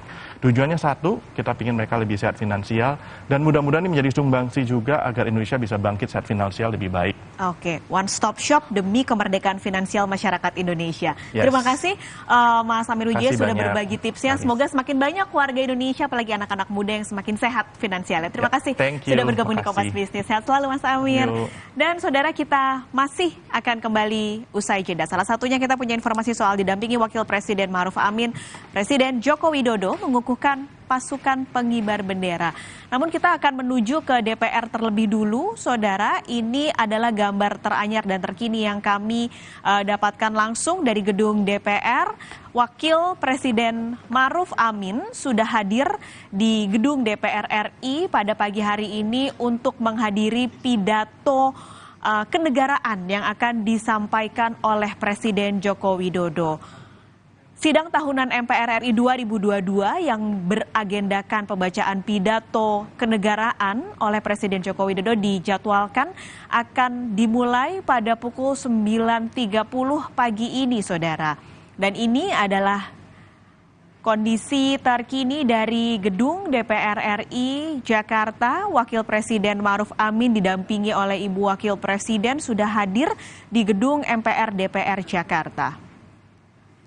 Seperti Anda lihat, saudara, pagi ini di acara laporan atau di acara pidato kenegaraan sidang tahunan MPR RI 2022, Wakil Presiden Ma'ruf Amin menggunakan baju beskap, baju dari daerah Jawa Tengah.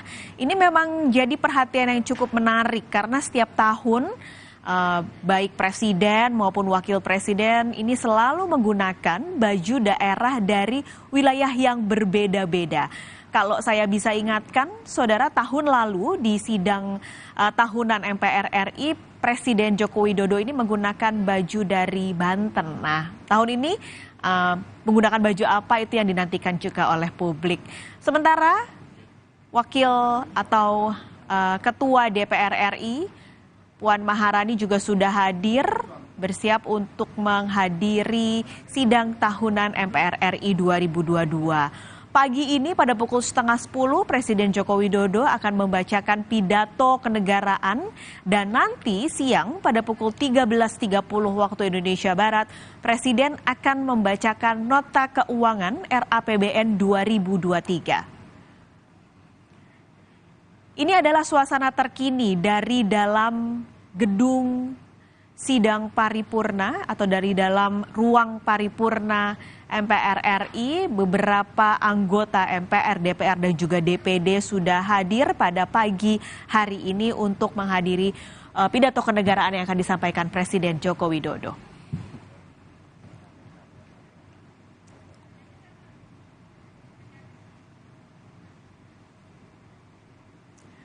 Saudara, didampingi Wakil Presiden Ma'ruf Amin, Presiden Joko Widodo mengukuhkan pasukan pengibar bendera Pusaka Nasional 2022. Mereka akan bertugas untuk peringatan detik-detik proklamasi di Istana Merdeka Jakarta besok. Kami akan hadir kembali usai jeda.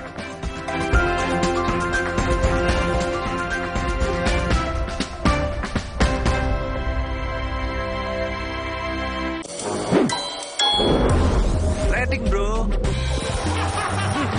Saya dong. Hey, jangan gegabah. Aktifkan Nyala, solusi tumbukan uang dan jadi financially fit. Bareng coach terpilih. Cek financial fitness score-mu. Choose investasi yang pas. Mulai dari reksadana 20.000. Cuan, gak ada biaya-biaya. Ingat, aktifkan Nyala di One Mobile. Jadinya kayak gini deh. Mau kemana sayang? Buang sampah, Ma. Stop! Sekarang, budaya membuang sampah pada tempatnya enggak cukup. Kita juga harus punya kebiasaan memilah sampah. Gini nih caranya. Siapkan kardus dan spidol, tulis di masing-masing kardus jenis sampah. Sampah organik, kertas, metal, PET, dan sampah plastik lainnya. Lalu pilah deh. Plastik seperti PET lebih mudah didaur ulang untuk kebersihan lingkungan. Nah, hal sederhana yang dimulai dari diri sendiri ini akan memberi dampak besar bagi pengelolaan sampah, khususnya sampah plastik PET, karena setelah didaur ulang akan menghasilkan dakron, bahan baku karpet, bahan konstruksi jalan tol, dan sebagainya. Gimana? Nggak ribet kan? Enggak dong.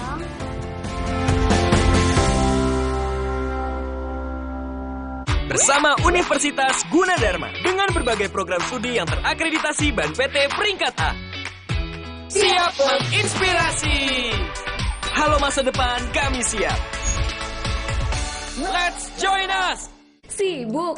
Banyak kerjaan? Kamu tetap bisa kok jadi yang paling update. Install aplikasi kompas.id saja. Dengarkan artikel yang kamu butuhkan sambil beraktivitas. Unduh sekali untuk dibaca setiap saat, bahkan tanpa koneksi internet. Simpan artikel pilihanmu untuk dibaca nanti. Temukan berita lebih tepat, lebih cepat. Install sekarang dan jadilah yang paling update. Kalau ada Indomie, kepikiran apa ya? Ya, bikin Warmindo aja. Dibikin jadi jajanan unik bisa loh. Kenapa enggak dibikin jadi yang keren? Bisa jadi sesuatu yang nyeni juga. Indomie, hidupkan inspirasimu. Mau mengiklankan usaha kamu dengan harga terjangkau? Langsung aja ke pasangiklan.com. Pasang iklan segampang upload, bayar, tayang. Ada beragam paket yang bisa kamu pilih di pasangiklan.com. Mulai dari harga Rp50.000 sampai harga Rp1 juta. Iklan kamu akan tayang di jaringan media milik Kompas Gramedia. Jadi, iklan kamu berpotensi dilihat oleh 270 juta pembaca. Di pasangiklan.com, kamu bisa memilih jenis iklan yang ingin ditayangkan. Kamu bisa memilih iklan untuk ditayangkan di website, Instagram, atau iklan baris di koran Kompas. Di pasangiklan.com, kamu nggak perlu khawatir, karena setelah iklan ditayangkan, kamu akan mendapatkan informasi mengenai perkembangan iklan berupa laporan performa untuk iklan digital dan Instagram, serta notifikasi penayangan untuk iklan baris di koran Kompas. Jadi, mau pasang iklan yang dilihat banyak orang dengan harga terjangkau? Segampang upload, bayar, lalu tayang? Tunggu apa lagi?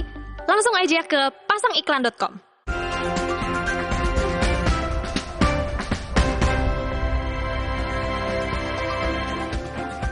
Saudara, Presiden Joko Widodo mengukuhkan pasukan pengibar bendera Pusaka Nasional 2022.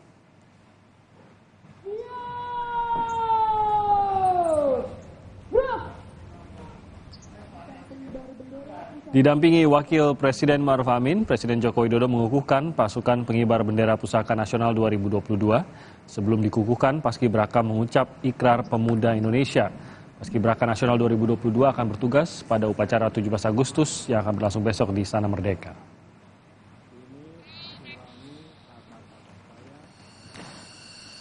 Dua hari menjelang perayaan Hari Ulang Tahun Republik Indonesia yang ke-77, TNI Angkatan Udara rampungkan gladi bersih demo terbang Flypass di Bandara Halim Perdana Kusuma.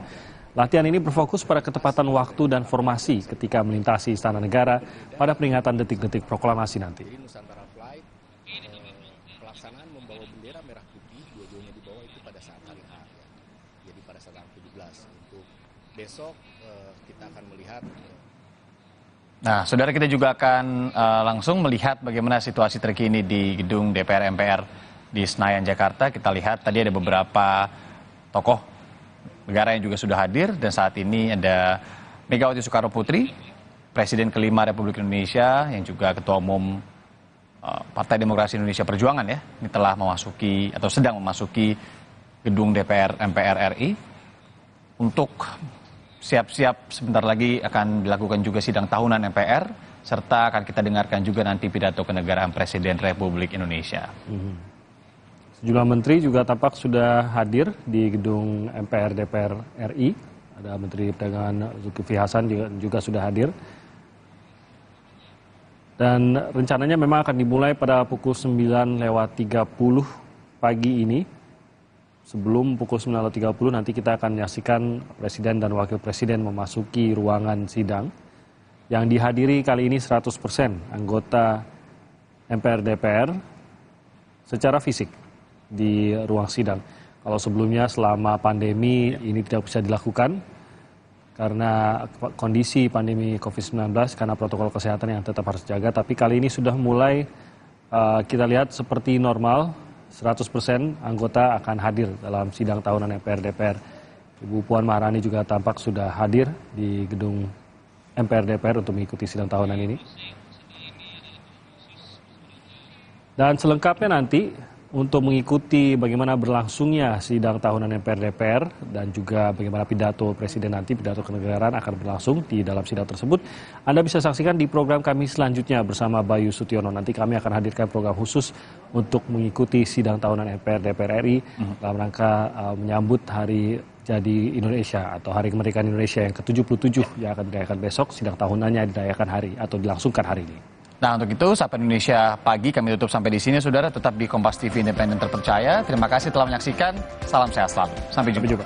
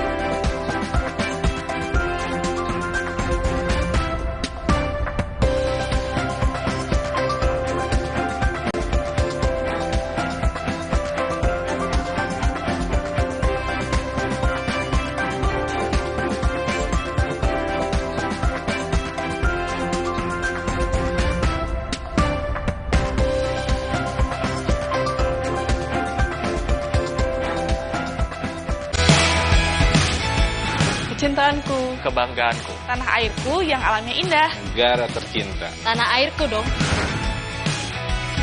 Bebas komen di medsos, Bisa eksis di Instagram, bisa mengeluarkan pendapat dengan bebas, bisa eksis di medsos dong, bisa mention Pak Presiden, bikin postingan-postingan positif, bisa jualan online, nggak percaya berita hoax, nggak sebarin hoax, nggak nyebarin berita hoax.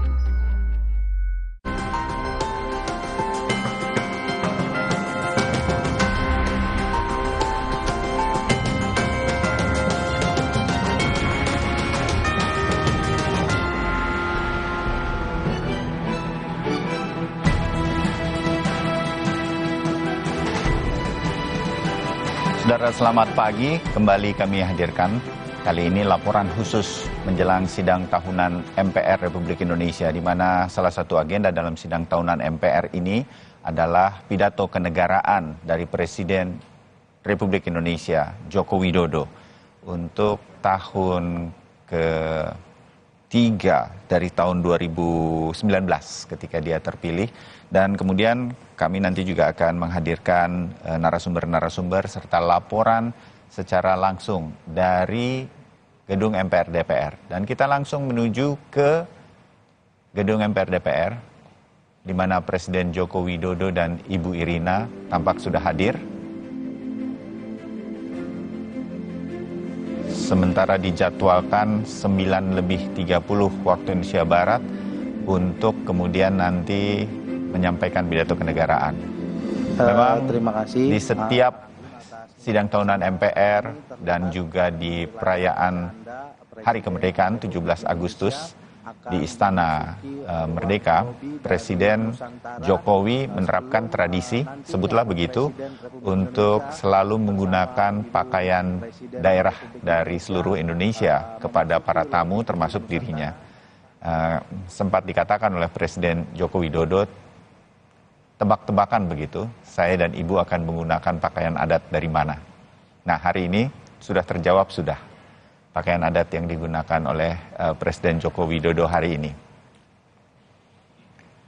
Sebelumnya tadi juga sudah hadir Wakil Presiden dan Ibu, juga menggunakan pakaian daerah, dan hampir semua yang hadir, tamu-tamu penting pada hari ini, Ketua DPR, Puan Maharani, Ketua MPR RI, Bambang Susatyo juga sudah hadir, dan Ketua DPD Republik Indonesia juga hadir.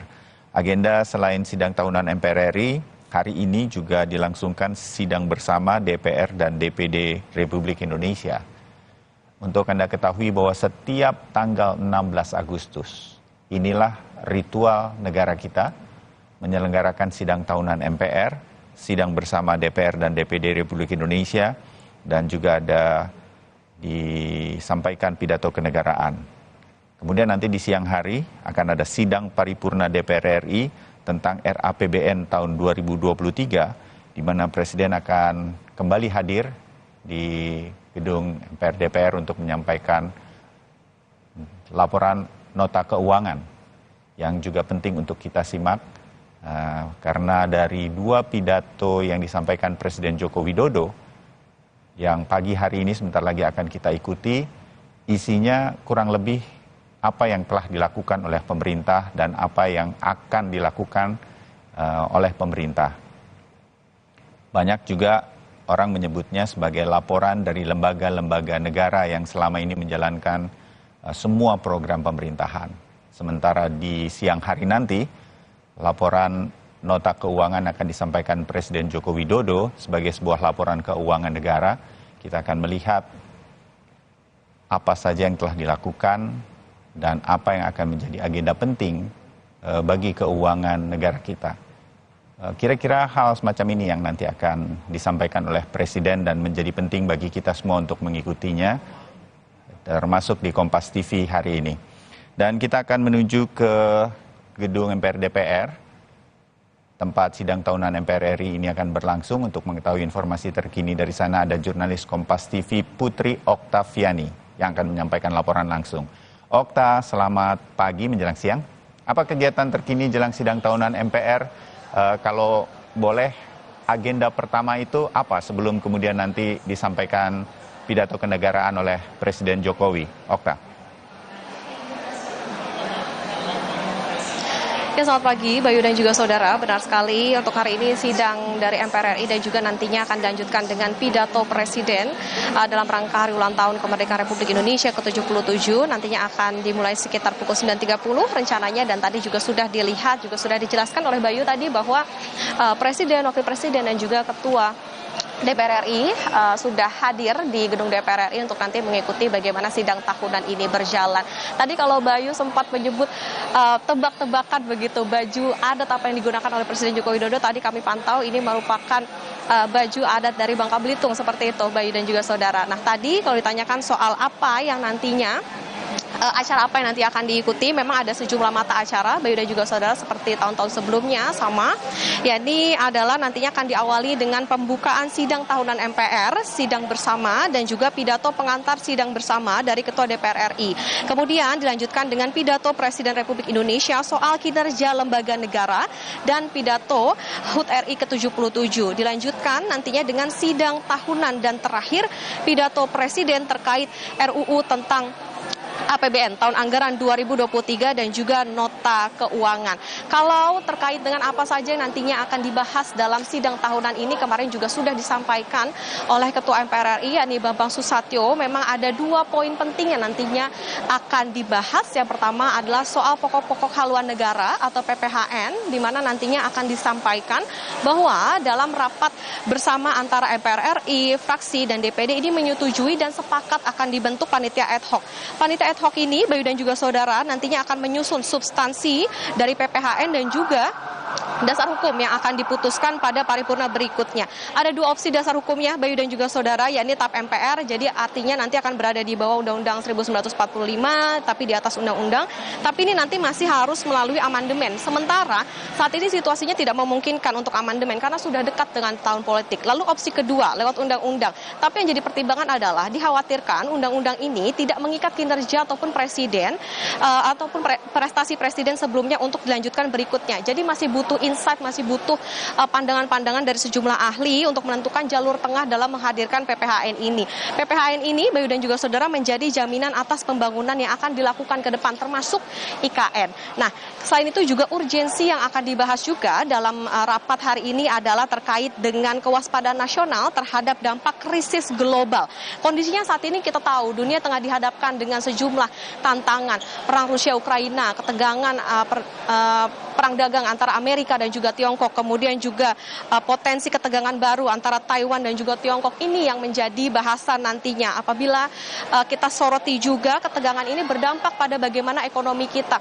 Subsidi bengkak 520 triliun, tiket pesawat, komoditas semuanya naik. Indonesia harus waspada, terlebih IMF, Bank Dunia ini juga memperingatkan begitu akan adanya potensi bahaya kebangkrutan sejumlah negara. Kita akan lihat nanti seperti apa dalam pidato bagaimana kekuatan dari APBN kita untuk menghadapi tantangan ini. Seperti itu, Bayu dan juga saudara. Nanti kita akan tunggu seperti apa jalannya sidang tahunan dan juga pidato Presiden. Bayu. Ya, Okta, seperti apa sekarang kondisi pengamanan dan terutama penerapan prokes di area gedung MPR DPR tempat akan berlangsungnya sidang tahunan ini, Okta? Karena 2020 dan 2021 kan kita tahu sangat ketat penerapannya karena pandemi COVID-19. Bagaimana situasi sekarang, terutama juga untuk teman-teman media yang meliput di sana, Okta? Ya, benar sekali, Bayu dan juga saudara. Ini merupakan tahun pertama kembali lagi tamu-tamu undangan, pejabat semuanya hadir 100% secara fisik. Kalau kami lihat memang situasinya cukup ramai. Bahkan tadi juga sudah banyak begitu lalu lalang anggota dewan yang sudah mulai memasuki ke ruang sidang. Untuk kami rekan-rekan media pun juga diharuskan untuk tetap menjaga protokol kesehatan, seperti ada pembatasan untuk setiap stasiun televisi atau kantor media begitu. Jadi dibatasi, kemudian juga harus wajib menggunakan masker, lalu juga menjaga jarak dan lain-lain, tentu saja menjaga protokol kesehatan.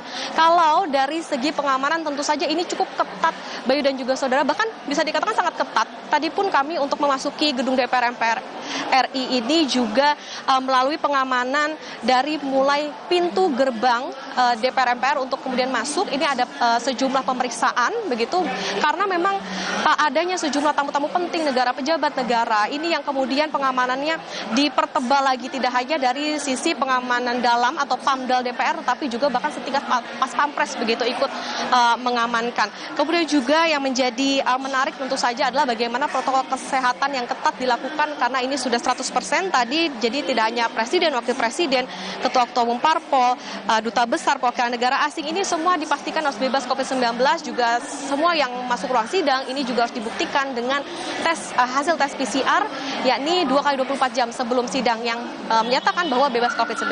Bayu. Baik, Putri Oktaviani atau Okta, terima kasih laporan Anda untuk sementara ini. Kami pasti akan kembali lagi ke Anda nanti untuk jalannya sidang tahunan MPR RI. Terima kasih untuk laporannya saat ini.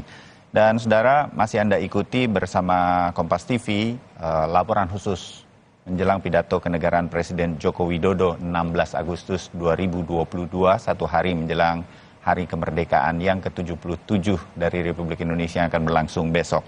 Dan di studio kami sudah hadir narasumber untuk membahas apa yang akan, ya kalau boleh kita akan sedikit menebak apa yang akan disampaikan oleh Presiden Jokowi dalam pidato kenegaraannya. Dan ada Wakil Pemimpin Redaksi Harian Kompas, Tri Agung Kristanto, atau kami biasa menyebutnya Mas Tra. Iya. Selamat pagi, Bayu. Selamat pagi, Mas Tra. Pagi, sehat selalu. Sehat selalu, dan semangatnya sih udah Hari Kemerdekaan kita ya. Iya, suasananya sudah kemerdekaan, betul. Betul. Karena situasi pandeminya sudah cukup menurun, betul. Ada peningkatan kasus, tapi rasanya 77 angka yang menarik, betul. Dan situasi tampaknya mudah-mudahan kalau dilihat juga di sidang tahunan, tampaknya prokes tetap dijaga, tetapi situasi ini sangat berbeda dari 2 tahun sebelumnya, 2020-2021. Apa yang kita lihat lagi, Mas Tra, dari berkaitan dengan akan disampaikannya pidato kenegaraan dan ritual kenegaraan kita tanggal 16 Agustus ini? Ya, Bayu, tentu saja cerita tentang 2 tahun perjalanan kita menghadapi pandemi COVID-19 itu pasti akan menjadi bagian dari pidato Presiden, dan itu juga menggambarkan dinamika dalam masyarakat kita. Dan apa yang disampaikan, kita melihat bahwa dalam 2 tahun kita menghadapi pandemi COVID-19, kalau kita melihat bangsa Indonesia atau negara Indonesia bukan sebagai negara penghasil vaksin, tetapi pencapaiannya luar biasa. Saya kira akan apa yang sudah ditampilkan Kompas hari ini dalam wawancara khusus dengan Presiden, judulnya adalah Semua Hasil Kerja Bersama. Saya kira Presiden akan bicara tentang semua adalah hasil kerja bersama. Dan saya sampaikan dulu, Mas Tra, bahwa hari ini Harian Kompas menurunkan, saya menyebutnya ini juga special edition ya, atau edisi khusus Hari Kemerdekaan, karena besok kan libur begitu. Berbagi inspirasi untuk majukan negeri, halamannya cukup tebal untuk hari ini karena dibaca sampai besok kalau perlu, gitu kira-kira ya Mas Tra. Dan ada wawancara khusus dengan Presiden. Semua hasil kerja bersama. Apa poin dari Presiden yang disampaikan ke Harian Kompas berkaitan dengan 77 tahun Republik Indonesia? Ya, tentu saja semua perjalanan sejarah bangsa kita. Kalau judul yang diangkat adalah berbagi inspirasi untuk memajukan negeri. Tema besarnya adalah inspirasi merdeka dari penjuru negeri. Tema besarnya. Dan wajah-wajah yang ditampilkan dari penjuru negeri. Dan wajah dari penjuru negeri dan mereka ceria. Ini menunjukkan selama 77 tahun kita bergerak dari kemerdekaan, titik kemerdekaan, tetapi sebelumnya jauh sebelum di belakangnya. Kalau pengantar yang hari ini Kompas angkat adalah sejarah, tradisi, cerita masa lalu, keberhasilan dari rakyat, kemudian keberhasilan dari berbagai daerah, itu menjadi inspirasi bukan hanya ketika kita berjuang atau para pendiri bangsa kita berjuang untuk meraih kemerdekaan, tetapi juga hari ini itu memberikan inspirasi, termasuk juga dalam ketika kita menghadapi COVID-19. Ada begitu banyak inspirasi dari warga maupun dari daerah dalam upaya menanggulangi COVID, dan itu kemudian kita melihat bagaimana arah saya nyebutnya sebagai sebuah keberhasilan dibandingkan dengan negara-negara yang lain. Kita sudah cukup menunjukkan progres yang sangat menarik, dan Presiden mengatakan bahwa itu semuanya adalah hasil kerja bersama. Tentu pemerintah tidak bisa berbuat banyak kalau dia hanya bekerja sendiri dan tidak didukung oleh rakyat. Karena apa? Karena sebuah negara itu adalah gabungan antara sebuah wilayah, sebuah kedaulatan dari rakyatnya, ada pemerintah yang coba memanage jalannya sebuah negara, dan kerja bersama itu selama ini menunjukkan sebuah keberhasilan, dan bukan hanya disampaikan oleh Presiden, tetapi kalau kita baca 40 halaman Kompas hari ini, itu menggambarkan betapa kita membutuhkan inspirasi dari masa lalu, dari para pendiri bangsa, dari daerah-daerah, dari warga yang lain. Untuk apa? Untuk bangsa ini bisa melangkah maju ke depan. Ya, jadi inilah yang kemudian dibutuhkan juga untuk tema kemerdekaan kita. Menurut saya juga pas begitu. Kita harus pulih lebih cepat, bangkit lebih kuat. Dan ini yang harus diambil dari semua semangat-semangat yang terjadi. Nah, di Harian Kompas hari ini bisa dibaca semua bagaimana semangat-semangat itu dari tahun ke tahun, dari waktu-waktu, termasuk sekarang kita bisa melewati 2 tahun pandemi yang begitu berat bagi semua negara. Itu semua yang nanti akan tergambar di sini. Ada catatan-catatan khusus dari harian Kompas ketika berbincang dengan Presiden, Mas Tra. Artinya begini, saya meyakini Presiden juga mengerti bahwa beberapa kali dalam kesempatan, salah satunya dalam sebuah acara partai politik PD Perjuangan pada waktu itu, ini tahun-tahun ke depan bukan tahun-tahun yang mudah bagi Indonesia. Sementara kita tahu Pak Jokowi akan memasuki masa-masa tahun terakhirnya memimpin Indonesia setelah 2 periode. Ada catatan-catatan khusus yang disampaikan? Tentu catatan yang paling menarik adalah bagaimana pencapaian-pencapaian yang sudah ada selama ini. Dan beberapa pekerjaan yang belum selesai tentu saja. Karena ide tentang membangun ibu kota negara yang baru tentu pada tahun 2024 bisa digunakan, tetapi belum selesai sepenuhnya. Jadi bagaimana legacy ini bisa diturunkan, dan itu bukan semata-mata pekerjaan dari seorang Presiden Joko Widodo, tetapi itu adalah kembali lagi adalah pekerjaan bersama. Bagaimana kemudian kita membangun soliditas, kita membangun kebersamaan, kita membangun solidaritas, kita membangun kebersamaan dan kesatuan sebagai sebuah caratan yang membuat bangsa ini bisa maju, Bayu.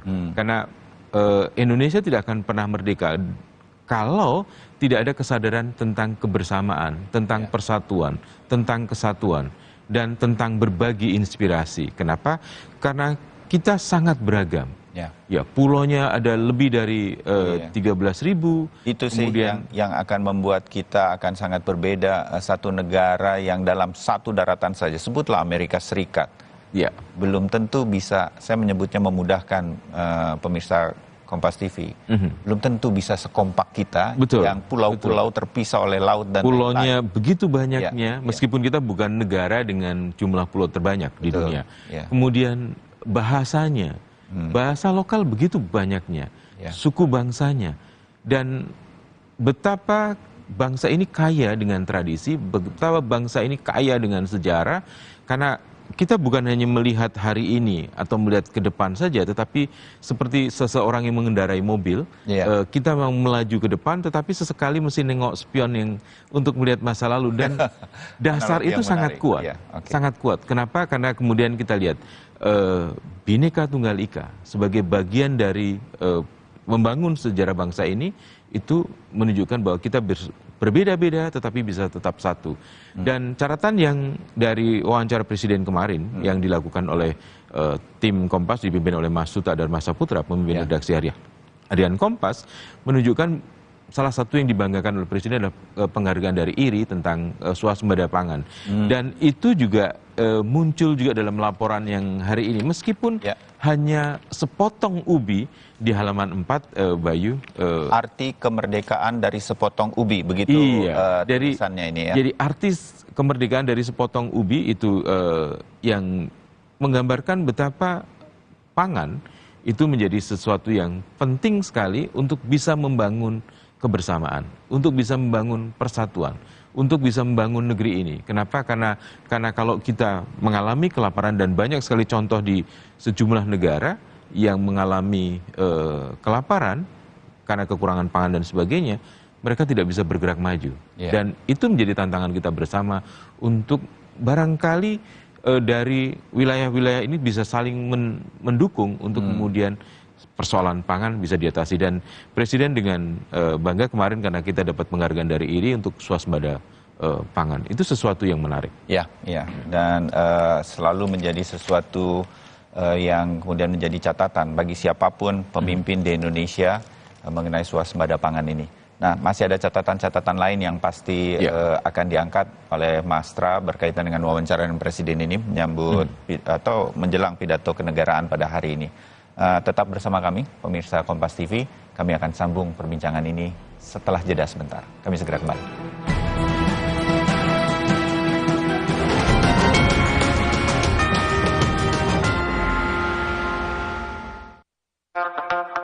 Are you ready? Let's go.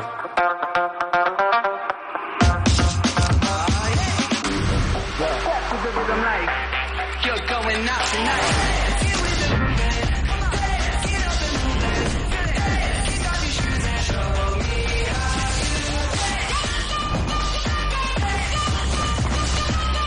Samsung Galaxy Z Fold 4 and Z Flip 4 5G. Pre-order now.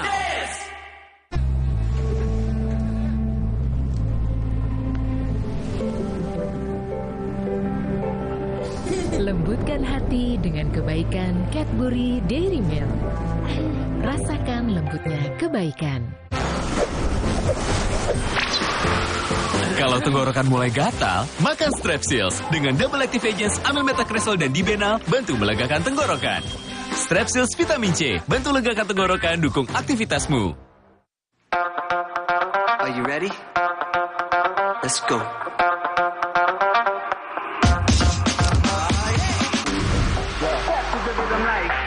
You're going out tonight.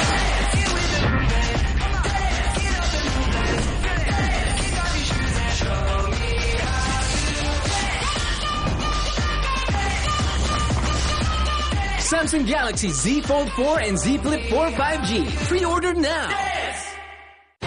Kalau ada Indomie, kepikiran apa ya? Kan semua suka Indomie, ya bikin Warmindo aja. Orang kan suka jajan.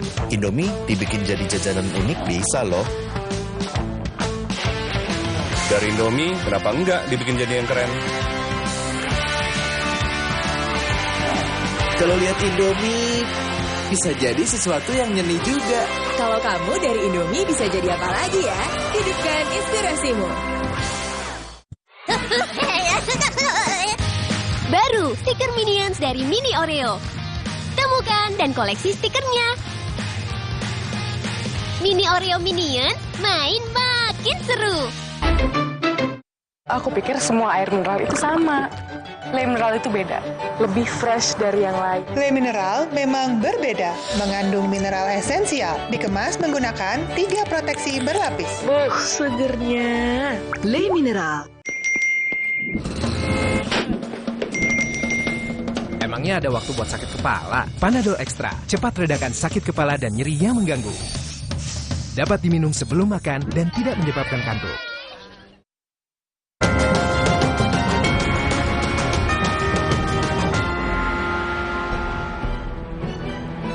Kami masih terus bersama Anda untuk laporan khusus pidato kenegaraan Presiden Joko Widodo yang akan disampaikan dalam sidang tahunan MPR RI di gedung DPR MPR di Jakarta.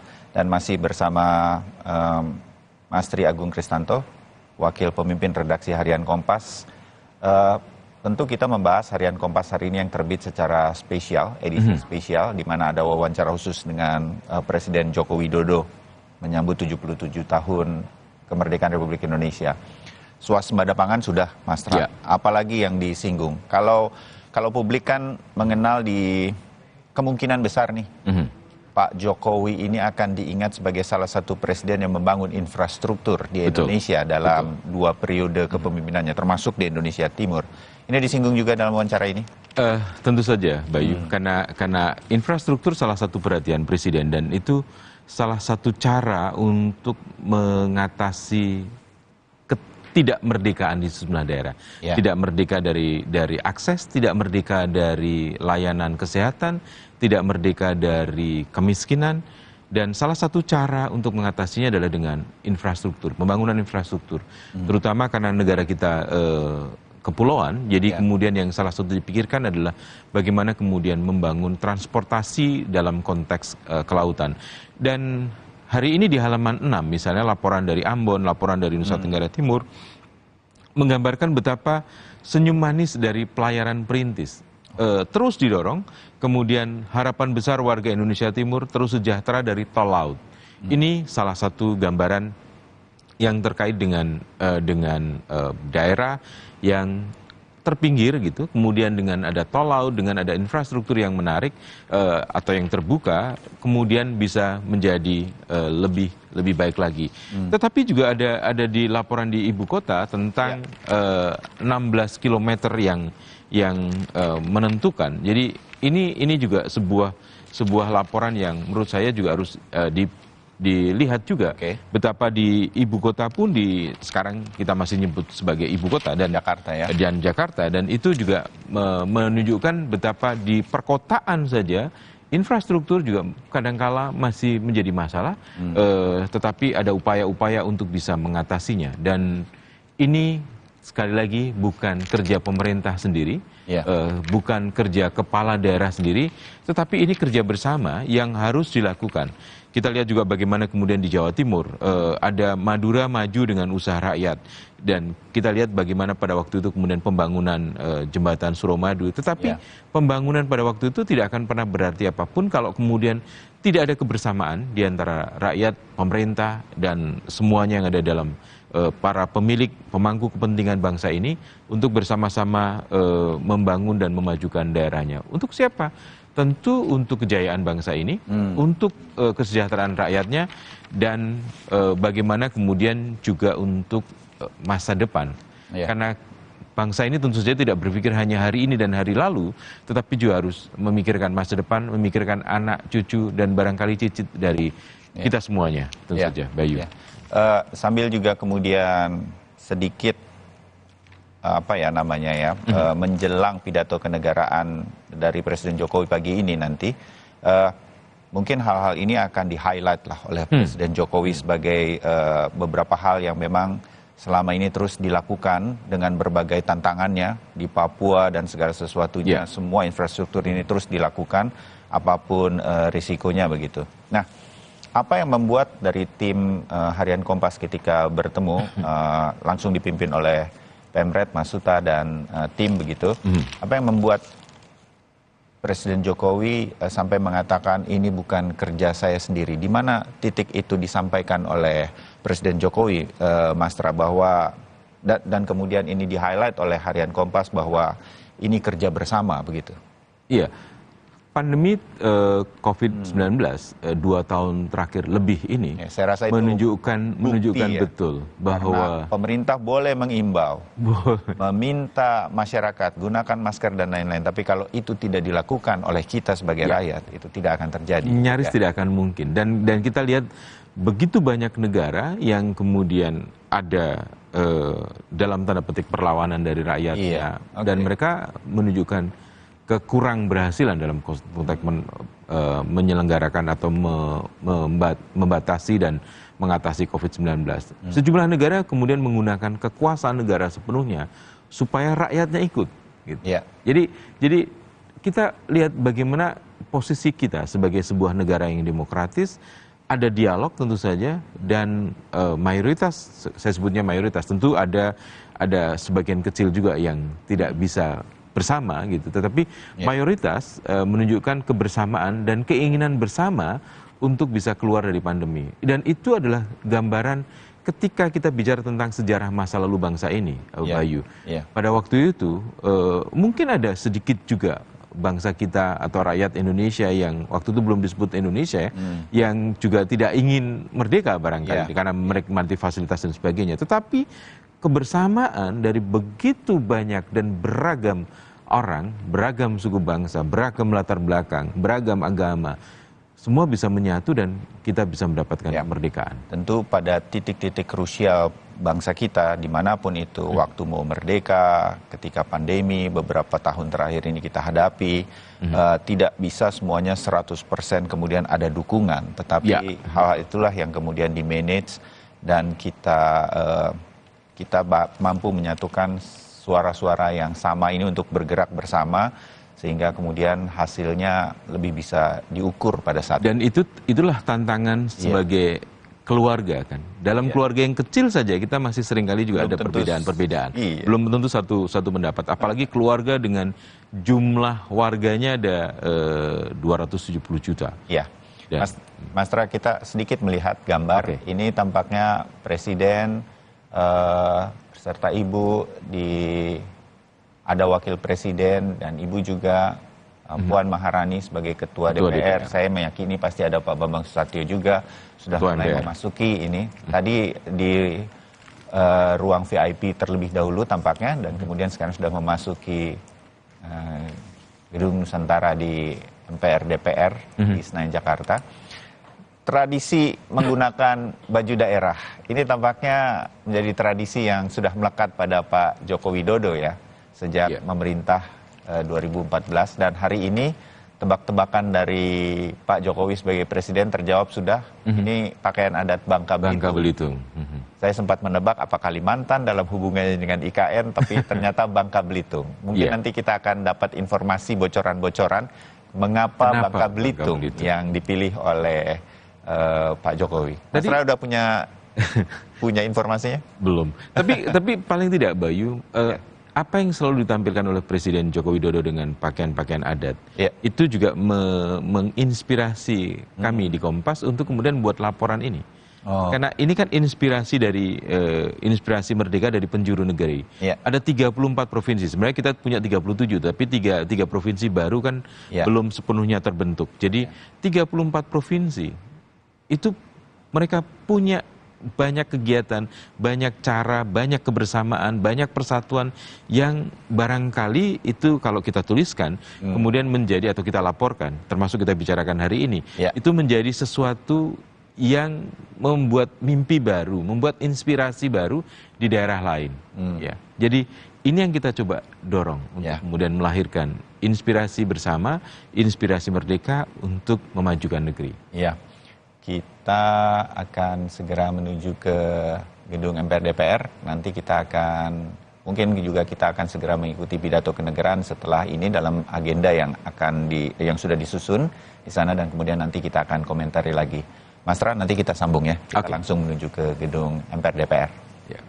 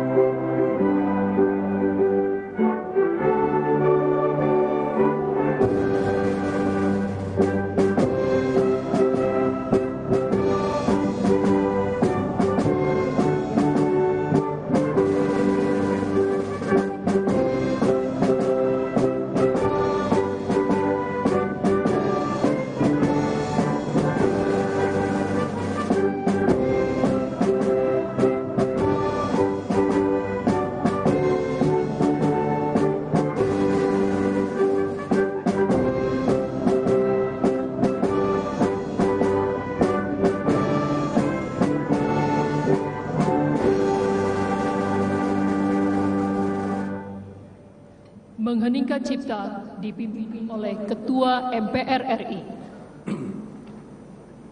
Saudara-saudara dan hadirin yang kami hormati, marilah sejenak kita menundukkan kepala seraya berdoa kehadirat Allah Subhanahu wa Ta'ala, Tuhan yang Maha Kuasa.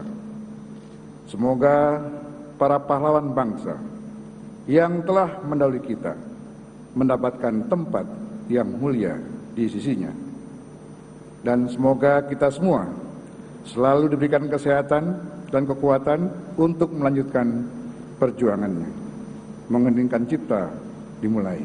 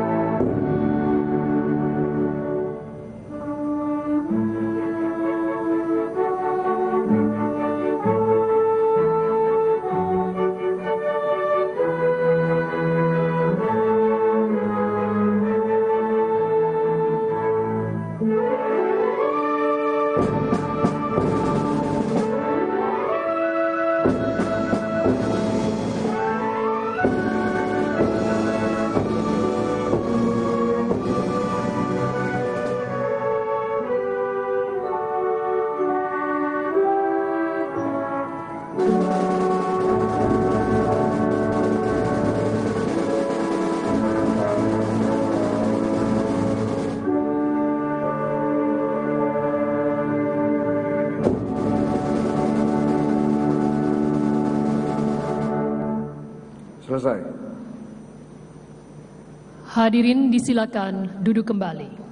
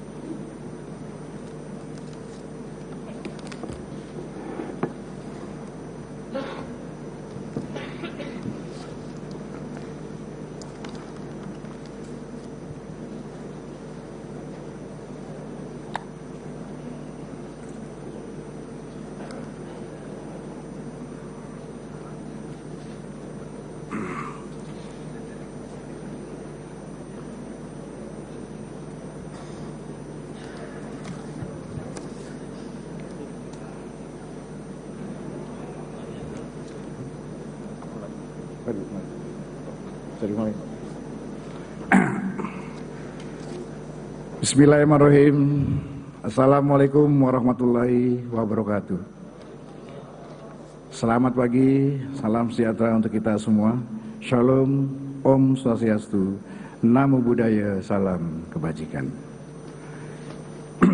Yang kami hormati Presiden Republik Indonesia, Bapak Insinyur Haji Joko Widodo, beserta Ibu Iriana Joko Widodo. Wakil Presiden Republik Indonesia, Bapak Profesor Dr. Kiai Haji Ma'ruf Amin, beserta Ibu Wuri Ma'ruf Amin. Presiden Republik Indonesia kelima, Ibu Profesor Dr. Honoris Causa Megawati Soekarno Putri.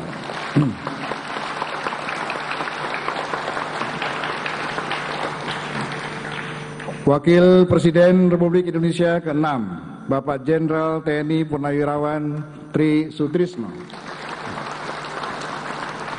Wakil Presiden Republik Indonesia ke-9, Bapak Dr. Haji Hamzahas MA PSD.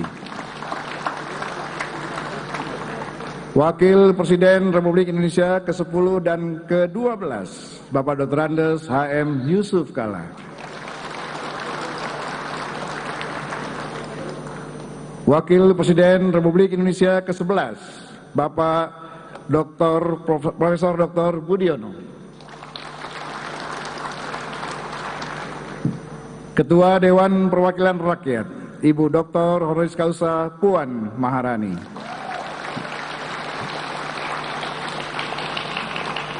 Ketua Dewan Perwakilan Daerah, Bapak Lanyala Mahfud Mataliti. Ketua Badan Pemeriksaan Keuangan, Ibu Dr. Insinyur Ismayatun. Ketua Mahkamah Agung, Bapak Profesor Dr. Haji Muhammad Syarifuddin SH.MH. Ketua Mahkamah Konstitusi, Bapak Dr. Anwar Usman SH.MH. Ketua Komisi Yudisial, Bapak Profesor Dr. Mukti Fajar Nur Dewata SH.MHum. Para Wakil Ketua Majelis Permusyawaratan Rakyat, para Wakil Ketua Dewan Perwakilan Rakyat dan Dewan Perwakilan Daerah, para pimpinan lembaga-lembaga negara, Ketua KPK, KPU, Bawaslu, dan lain-lain. Yang kita banggakan, para Ketua Umum Partai Politik, Ketua Umum PDI Perjuangan, Ibu Profesor Dr. Honoris Causa Megawati Soekarno Putri. Ketua Umum Partai Golkar Dr. Honoris Causa Insinyur Airlangga Hartarto MBA MMT. Ketua Umum Partai Gerindra Letnan Jenderal TNI Purnawirawan Haji Prabowo Subianto. Ketua Umum Partai Nasdem, Dr. Honoris Causa, Dr. Andes Surya Dharma Paloh. Ketua Umum Partai Kebangkitan Bangsa, Dr. Andes Haji Abdul Muhaimin Iskandar, MSc. Ketua Umum Partai Demokrat, Mayor Infanteri Purnawirawan Haji Agus Harimurti Yudhoyono. Presiden Partai Keadilan Sejahtera Haji Ahmad Saiku. Ketua Umum Partai Amanat Nasional Dr. Honoris Causa Haji Zulkifli Hasan. Ketua Umum Partai Persatuan Pembangunan Dr. Honoris Causa Insinyur Haji Suarso Mono Arfa.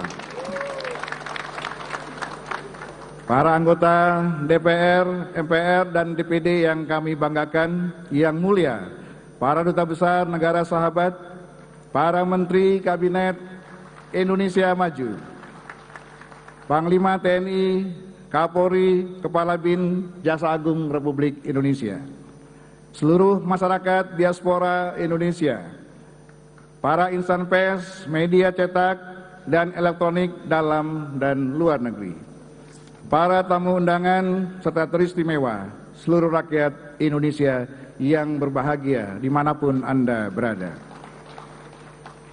Sesuai catatan daftar hadir yang disampaikan Sekretariat Jenderal, sampai saat ini telah hadir 435 anggota dari 711 anggota MPR, DPR, dan DPD yang telah menandatangani daftar hadir.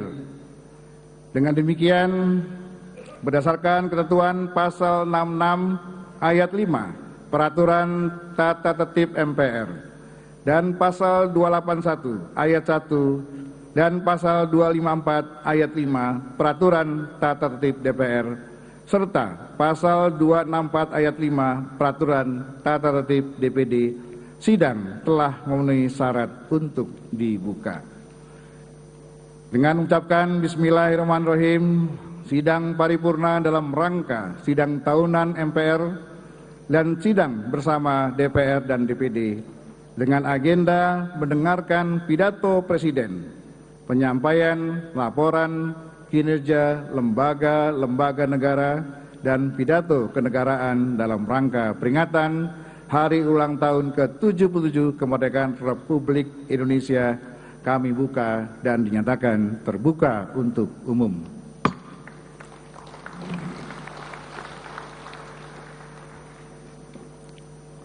Sidang majelis dan dewan, hadirin sekalian yang kami muliakan. Sebagai insan yang beriman, marilah kita senantiasa memanjatkan puji dan syukur kepada Allah Subhanahu wa taala, Tuhan yang Maha Esa. Karena atas limpahan dan rahmat serta karunia-Nya, kita semua diberikan kekuatan dan kesehatan untuk menjalankan tugas konstitusional kita masing-masing. Melaksanakan pengabdian kepada masyarakat, bangsa, dan negara. Rasa syukur yang mendalam juga patut kita persembahkan. Setelah lebih dari 2 tahun dilanda pandemi COVID-19, berkat kerja keras pemerintah bersama seluruh komponen bangsa, kita dapat mengatasi pandemi dengan baik. Kita bisa pulih lebih cepat dan bangkit lebih kuat. Sehingga pada hari ini kita pun dapat melaksanakan sidang tahunan MPR dan sidang bersama DPR dan DPD dihadiri oleh seluruh anggota MPR, DPR, DPD, serta undangan lainnya. Untuk itu izinkan kami selaku pimpinan dan anggota MPR, DPR, dan DPD menyampaikan terima kasih dan penghargaan yang setinggi-tingginya pada Saudara Presiden Republik Indonesia, Bapak Insinyur Haji Joko Widodo, dan Saudara Wakil Presiden Republik Indonesia, Bapak Profesor Dr. Kiai Haji Ma'ruf Amin, serta seluruh pimpinan lembaga negara atas perkenannya hadir memenuhi undangan kami dalam sidang tahunan MPR dan sidang bersama DPR dan DPD. Sebelum menyampaikan pidato pengantar sidang tahunan dan sidang bersama DPR dan DPD, sesuai ketentuan pasal 33 ayat 4 Tata Tertib MPR, izinkan kami melaporkan. Pada tanggal 30 Juni 2022, Saudara Yandri Susanto, SPT, telah mengucapkan sumpah sebagai Wakil Ketua MPR menggantikan Saudara Dr. Honoris Causa Zulkifli Hasan, Sarjana Ekonomi yang mengundurkan diri karena mendapat kepercayaan dari Presiden Joko Widodo untuk menjabat sebagai Menteri Perdagangan. Pimpinan dan anggota MPR mengucapkan terima kasih atas pengabdian Saudara Zulkifli Hasan di lembaga yang terhormat sebagai Ketua MPR masa jabatan 2014-2019 dan Wakil Ketua MPR masa jabatan 2019-2024. Saudara-saudara sekalian, sebelum saya lanjutkan, izinkan saya membuka sidang ini dengan 2 bait pantun. Ada burung di atas dahan, dahannya ada di pohon beringin. Saya ucapkan salam pembukaan kepada semua para hadirin. Agustus bulan kemerdekaan, gotong royong menjadi kekuatan. Agar Indonesia sukses menyongsong masa depan, jaga terus persatuan dan kesatuan. Merdeka! Sidang majelis dan dewan hadirin sekalian yang kami muliakan. Esok hari bangsa Indonesia akan memasuki usia yang ke-77 tahun. Sudah sepatutnya kita memberikan penghormatan yang setinggi-tingginya kepada para pejuang bangsa yang telah mengorbankan tenaga, harta, bahkan jiwanya. Sehingga sampailah kita kepada saat yang berbahagia dengan selamat sentosa mengantarkan rakyat Indonesia ke pintu gerbang kemerdekaan negara Indonesia yang merdeka, bersatu, berdaulat, adil, dan makmur. Melalui sidang ini dan melalui mimbar ini, kami atas nama pimpinan dan anggota MPR, DPR, dan DPD mengucapkan Dirgahayu ke-77 Republik Indonesia. Merdeka! Merdeka! Merdeka! Terima kasih. Dengan semangat proklamasi 17 Agustus 1945, mari kita gelorakan semangat untuk mewujudkan tujuan Indonesia merdeka, yaitu menjadi negara yang merdeka, bersatu, berdaulat, adil, dan makmur, serta melaksanakan amanah untuk melindungi segenap bangsa Indonesia dan seluruh tumpah darah Indonesia, memajukan kesejahteraan umum, mencerdaskan kehidupan bangsa, serta ikut melaksanakan ketertiban dunia berdasarkan kemerdekaan, perdamaian abadi, dan keadilan sosial. Dan menjadi tugas tanggung jawab kita semua setelah 77 tahun Indonesia merdeka, kita lahirkan generasi muda yang tangguh, unggul, bersatu, dan optimis sehingga memiliki kesiapan untuk mengambil alih estafet kepemimpinan nasional guna mewujudkan cita-cita bangsa menuju era Indonesia Emas 2045. Sidang majelis dan dewan hadirin sekalian yang kami muliakan. Kondisi global saat ini semakin tidak menentu. Semua negara sedang berupaya keras memulihkan ekonominya pasca pandemi COVID-19.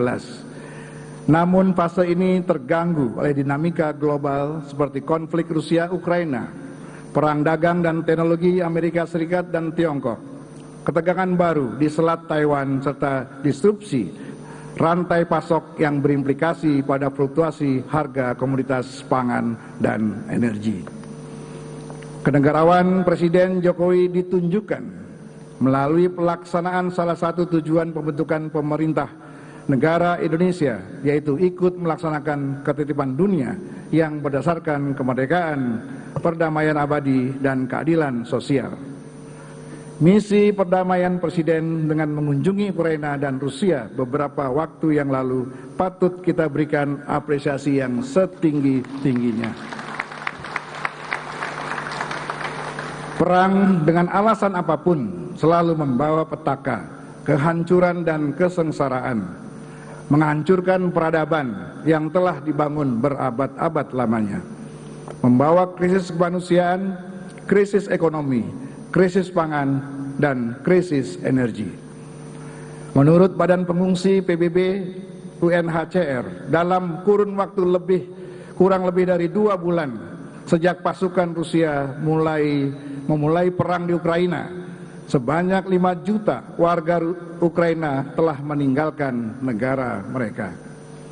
Warga Ukraina kini merupakan kelompok pengungsi kedua terbesar di dunia setelah pengungsi Suriah yang jumlahnya mencapai 6,8 juta. Perang antara Rusia dan Ukraina juga telah menyebabkan sekitar 7,1 juta warga Ukraina terpaksa kehilangan tempat tinggal mereka di negaranya sendiri. Jumlah tersebut merupakan jumlah populasi terbesar di dunia yang harus kehilangan tempat tinggal mereka akibat konflik yang melanda. Perang Ukraina telah memicu krisis pengungsi dan krisis kemanusiaan yang tumbuh paling cepat. Presiden Joko Widodo mengingatkan bahwa ancaman krisis global ada di depan mata. Saat ini sekitar 320 juta penduduk dunia berada dalam kondisi kelaparan akut. Menurut data IMF dan Bank Dunia, perekonomian 66 negara diprediksi akan bangkrut dan ambruk, dan perlambatan serta kontraksi pertumbuhan ekonomi global semakin diperburuk oleh tingginya kenaikan inflasi.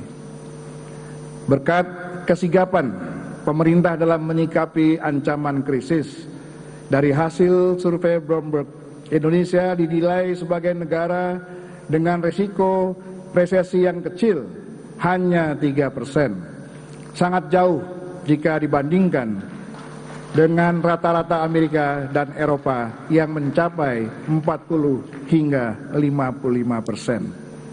Ataupun negara Asia Pasifik pada rentang antara 20 hingga 25%. Namun demikian, kita tidak boleh lalai.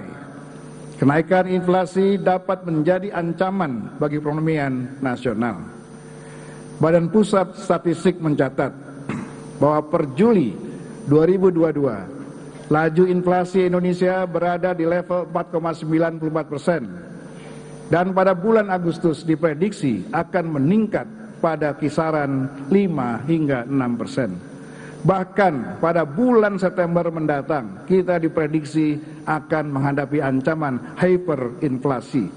Kita diprediksi akan masuk pada kisaran inflasi 10 hingga 12%. Laju kenaikan inflasi disertai dengan lompatan harga pangan dan energi semakin membebani masyarakat yang baru saja bangkit dari pandemi COVID-19. Lonjakan harga minyak dunia pada awal April 2022 diperkirakan mencapai $98 per barel.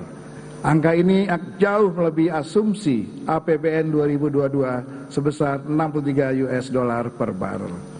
Di sisi lain, beban subsidi untuk BBM, Pertalite, solar, dan LPG sudah mencapai 502 lebih triliun. Kenaikan harga minyak yang terlalu tinggi tentunya akan menyulitkan kita dalam mengupayakan tambahan subsidi untuk meredam tekanan inflasi. Tidak ada negara yang memberikan subsidi sebesar itu. Kondisi fiskal dan moneter Indonesia juga perlu menjadi perhatian kita semua guna menghadapi potensi krisis global. Di sektor fiskal, tantangan yang harus dihadapi adalah normalisasi defisit anggaran, menjaga proporsi utang luar negeri terhadap produk domestik bruto, dan keberlanjutan pembiayaan infrastruktur. Dari segi moneter, tantangan terbesar adalah mengendalikan laju inflasi, menjaga cadangan devisa, dan stabilitas nilai tukar rupiah. Pengembangan kemampuan sektoral, terutama konsolidasi demokrasi, ekonomi hijau, infrastruktur digital, dan pembangunan ibu kota negara, keberlanjutan komitmen lintas pemerintahan merupakan landasan utama bagi pembangunan nasional jangka panjang. dan sekaligus upaya memitigasi berbagai risiko yang dihadapi masa depan. Defisit anggaran yang harus kembali ke angka kurang dari 3% pada tahun 2023 menjadi tantangan utama karena kondisi pemulihan yang tidak menentu. Selain itu, peningkatan utang yang sungguh signifikan menimbulkan beban pembayaran bunga tambahan. Saudara-saudara sekalian, sebagai strategi jangka pendek, penyusunan prioritas dan relokasi anggaran secara tepat sangat diperlukan. Kebijakan badan sharing tidak hanya dengan moneter, tetapi juga dengan dunia usaha, dapat menjadi opsi dalam upaya pembiayaan ketidakpastian di masa yang akan datang. Sementara itu, strategi jangka panjang membutuhkan perencanaan pembayaran utang setidaknya untuk 30 tahun ke depan. Dan pada saat ini yang bersamaan memastikan kondisi fiskal dan moneter tetap terjaga. Di sisi lain, pembayaran kupon dan jatuh tempo utang pemerintah akan berdampak pada pengurangan cadangan devisa kita. Berdasarkan data bulan Juli 2022, kebutuhan import dan pembayaran utang luar negeri sebesar 21,6 miliar US dollar per bulan. Lebih lanjut, posisi cadangan devisa Indonesia pada bulan Juli ini masih senilai lebih dari 2 kali lipat dari standar kecukupan internasional. Jadi masih oke. Sidang majelis dan dewan hadirin sekalian yang kami muliakan. Indonesia sebagai negara bangsa yang berdaulat memiliki peran strategis di kancah global. Terlebih Indonesia kini memegang presidensi G20 yang pada puncaknya 20 pemimpin dunia akan bertemu pada KTT G20 di Bali bulan November nanti. Oleh karenanya, suara Indonesia diharapkan bisa turut memberikan alternatif solusi di tengah dinamika global yang sedang bergejolak. Indonesia dengan politik bebas aktif serta berpegang teguh pada prinsip Dasar-Sila Bandung sebagai ruh politik luar negeri Indonesia perlu terus mengonsolidasikan dukungan negara-negara di kawasan untuk menyerukan solusi perdamaian permanen dalam mengatasi konflik dan ketegangan militer. Selain itu, Indonesia juga perlu menawarkan agenda konsolidasi ekonomi untuk mencapai kerjasama strategis serta menjembataninya dengan komitmen pembangunan inklusif secara global melalui G20. Tema Recover Together, Recover Stronger merupakan bukti komitmen Indonesia untuk membawa dunia yang lebih inklusif dan segera bangkit bersama-sama di tengah pandemi COVID-19 yang masih berlangsung. Mari kita mendoakan KTT G20 berjalan lancar dan sukses. Kita tentunya berkeyakinan kepemimpinan Indonesia di G20 tahun ini kelak dikenang dunia sebagai upaya nyata dalam mewujudkan tatanan dunia yang damai, tumbuh berkelanjutan, serta menghapus segala penderitaan rakyat di dunia. Dengan semangat yang sama, MPR tengah merintis pembentukan Forum Majelis Permusyawaratan Rakyat Dunia.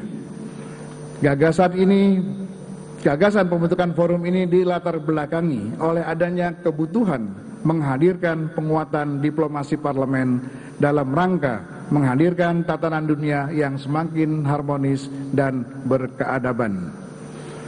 Penyelesaian berbagai masalah dunia menuntut adanya partisipasi semua pihak dengan melibatkan kerjasama lintas negara, lintas sektor, dan lintas lembaga pemerintahan.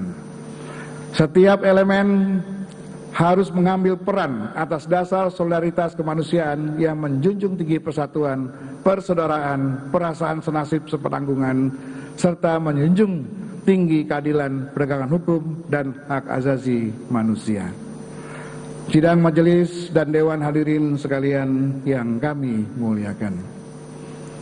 Menuju Indonesia Emas tahun 2045, bangsa Indonesia akan menghadapi banyak perubahan yang mengandung peluang dan tantangan. Munculnya berbagai kecenderungan baru berskala global dengan daya dorong besar menuntut watak politik yang lebih antisipatif dengan haluan berjangka panjang. Berangkat dari kenyataan itu perlu ada pemikiran untuk mengingatkan kita semua serta menunjukkan peta jalan pembangunan yang lebih dapat diandalkan. Jalan pembangunan yang lebih menjamin ketahanan nasional dengan kesanggupan untuk merealisasikan visi dan misi Negara Kesatuan Republik Indonesia, serta jalan pembangunan yang lebih menjamin kesinambungan pembangunan tanpa tergantung pada momen elektoral 5 tahunan, termasuk di dalamnya pemindahan Ibu Kota Nusantara atau IKN yang tidak boleh berhenti karena adanya pergantian kepemimpinan nasional.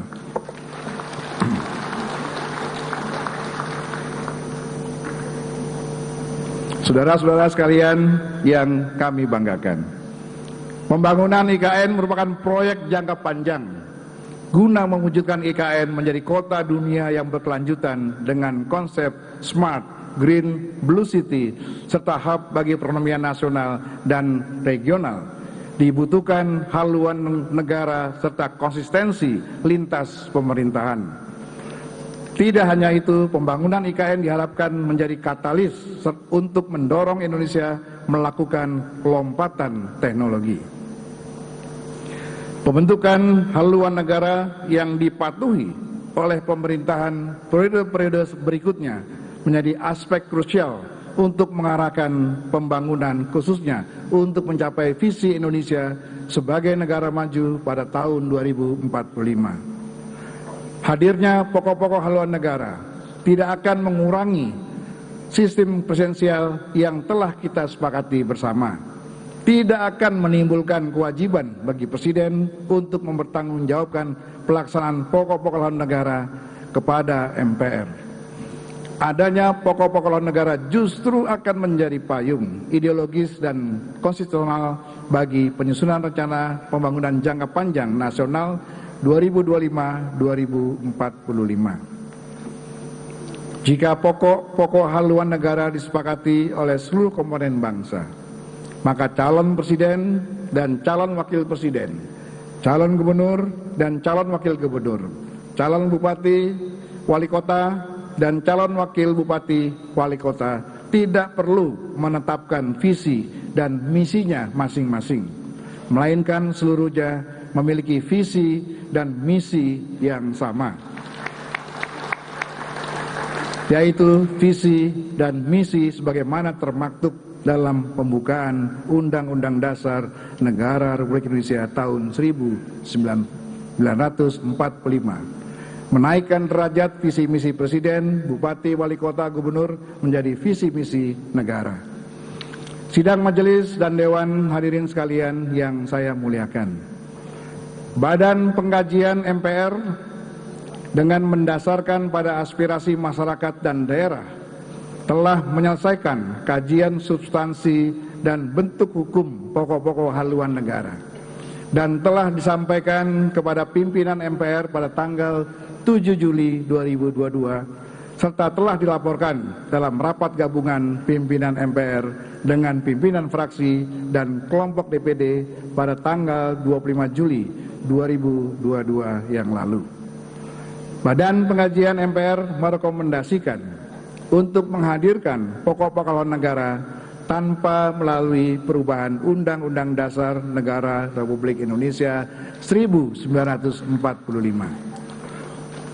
Memahami dengan seksama original intent pasal 3 Undang-Undang Dasar Negara Republik Indonesia tahun 1945 sebelum diubah menyatakan bahwa Majelis Permusyawaratan Rakyat menetapkan Undang-Undang Dasar dan garis-garis besar daripada haluan negara.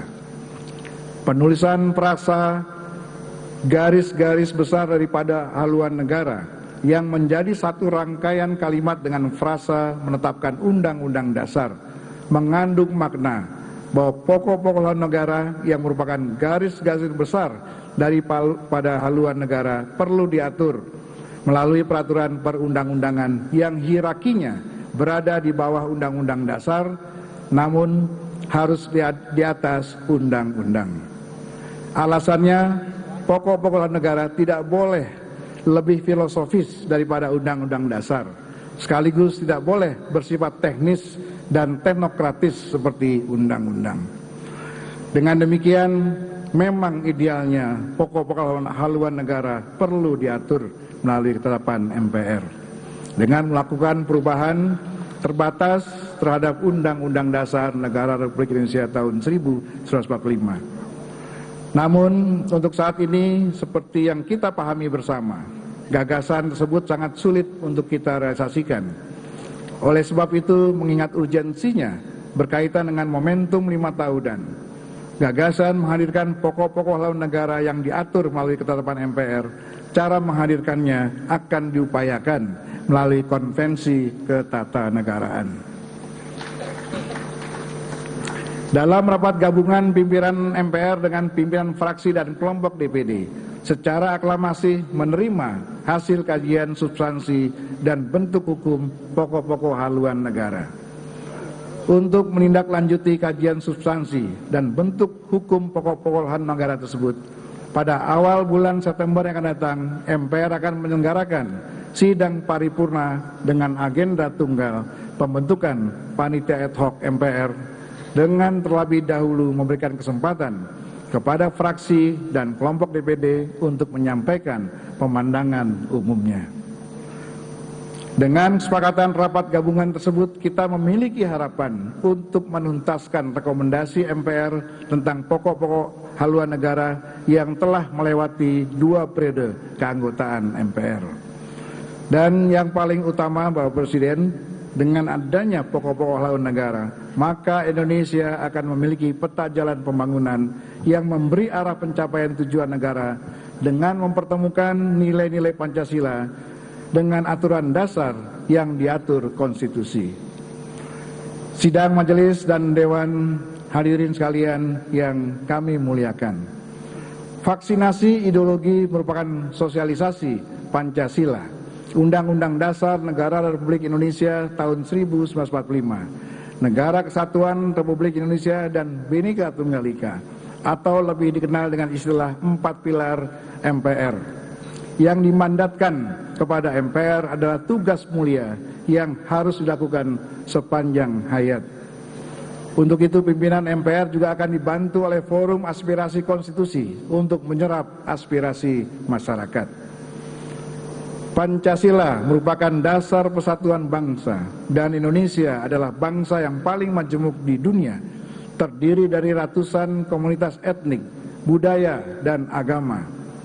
Di dalam rumah besar Indonesia kita hanya mengenal satu kata, satu tanah air Indonesia, satu bangsa Indonesia, dan satu bahasa Indonesia. Mimpi kita tentu tidak hanya tertuju dan berhenti pada tahun 2045. Saat Indonesia menjadi negara dengan posisi ekonomi keempat terbesar di dunia, kita harus berani bermimpi yang lebih besar lagi, menjadikan Indonesia sebagai pelopor dalam merangkul dan mempersatukan setiap perbedaan yang ada. Menjadi contoh bagi dunia yang benar-benar rukun dalam kemajemukan, peduli dengan kesejahteraan dan kemajuan rakyatnya. Kita harus berupaya agar Pancasila menjadi sebuah ideologi yang mempengaruhi evolusi dunia. Saudara-saudara sekalian, sidang majelis dan dewan hadirin sekalian yang kami muliakan, demikianlah beberapa hal yang dapat kami sampaikan terkait dengan perkembangan pelaksanaan wewenang dan tugas konstitusional MPR tahun 2022. Selanjutnya, sebelum kita mendengarkan laporan kinerja lembaga-lembaga negara yang akan disampaikan oleh Presiden, sekaligus pidato kenegaraan Presiden dalam rangka peringatan Hari Ulang Tahun ke-77 Kemerdekaan Republik Indonesia, palu sidang akan kami serahkan kepada pimpinan DPR dan pimpinan DPD. Ketua DPR, Ibu Dr. Honoris Causa Puan Maharani akan melanjutkan persidangan sampai ditutupnya sidang tahunan MPR dan sidang bersama DPR dan DPD. Dengan mengucapkan syukur alhamdulillah, izinkan kami mengakhiri sidang tahunan MPR ini dengan 2 bait pantun untuk menggugah kesadaran kita dalam berbangsa dan bernegara. kupu-kupu terbang bersama kumbang, hinggap di dahan pohonnya palsu. Para capres dan cawapres tak perlu bimbang. Ingat pesan Presiden, ojo ke susu.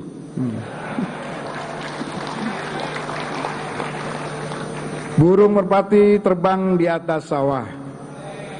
Purnama datang dari negeri sebelah. Koalisi masih bisa berubah. Pemilu jangan sampai membuat kita terbelah. Demikian, lebih kurangnya saya mohon maaf. Semoga Allah Subhanahu wa Ta'ala, Tuhan Yang Maha Esa, senantiasa melimpahkan rahmat dan hidayahnya kepada kita semua. Selanjutnya saya persilakan Ketua DPR Ibu Puan Maharani untuk melanjutkan dan memimpin sidang. Wabillahi taufiq wal hidayah. Wassalamualaikum warahmatullahi wabarakatuh.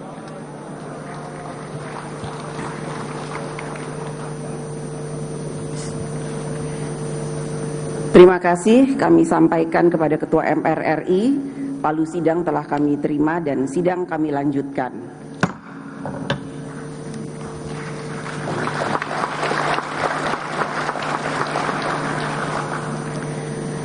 Assalamualaikum warahmatullahi wabarakatuh.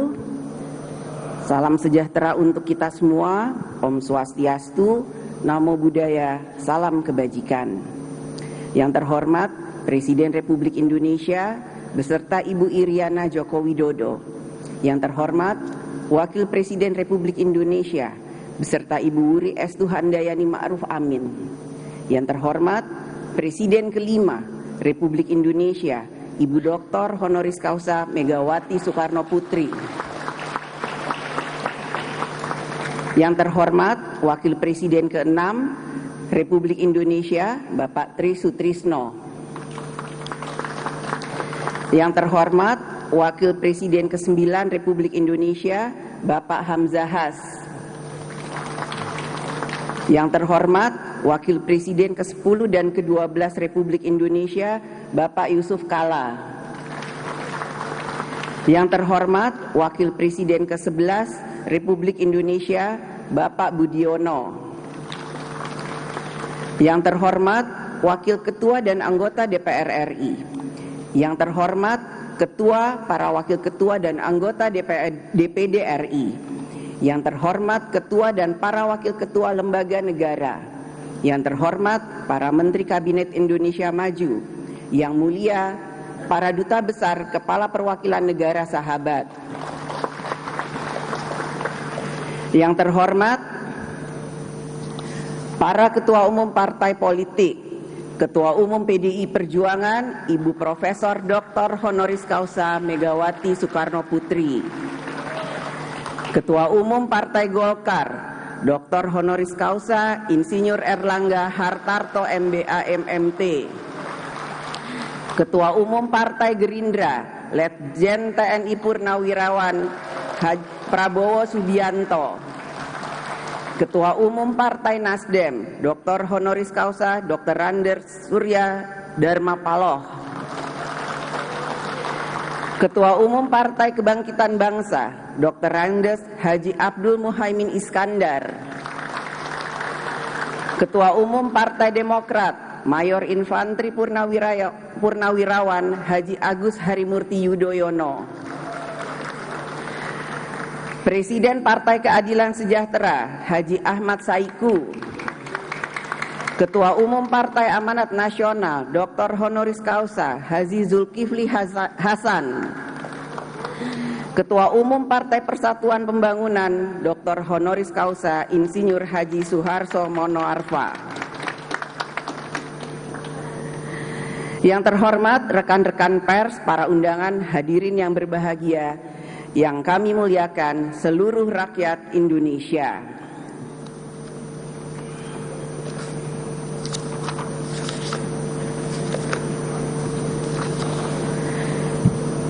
Kita patut bersyukur bahwa sidang bersama tahun ini pada akhirnya kembali dapat dihadiri secara fisik oleh seluruh anggota DPR RI dan anggota DPD RI serta undangan lainnya.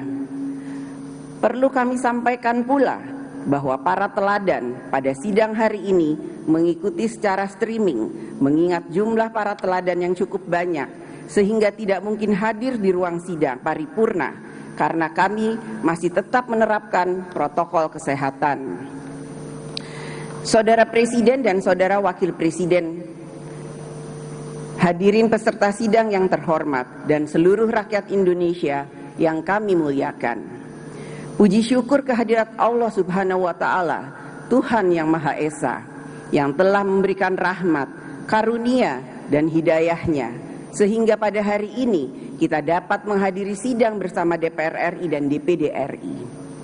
Sebagai negara berdasar pada ketuhanan yang Maha Esa, kita tentu saja harus selalu bersyukur karena bangsa dan negara kita tetap dapat bersatu dalam menghadapi situasi yang sulit untuk menghadapi pandemi COVID-19. Pemerintah negara tetap dapat menjalankan tugasnya untuk melindungi segenap rakyat dan tumpah darah serta mensejahterakan rakyat.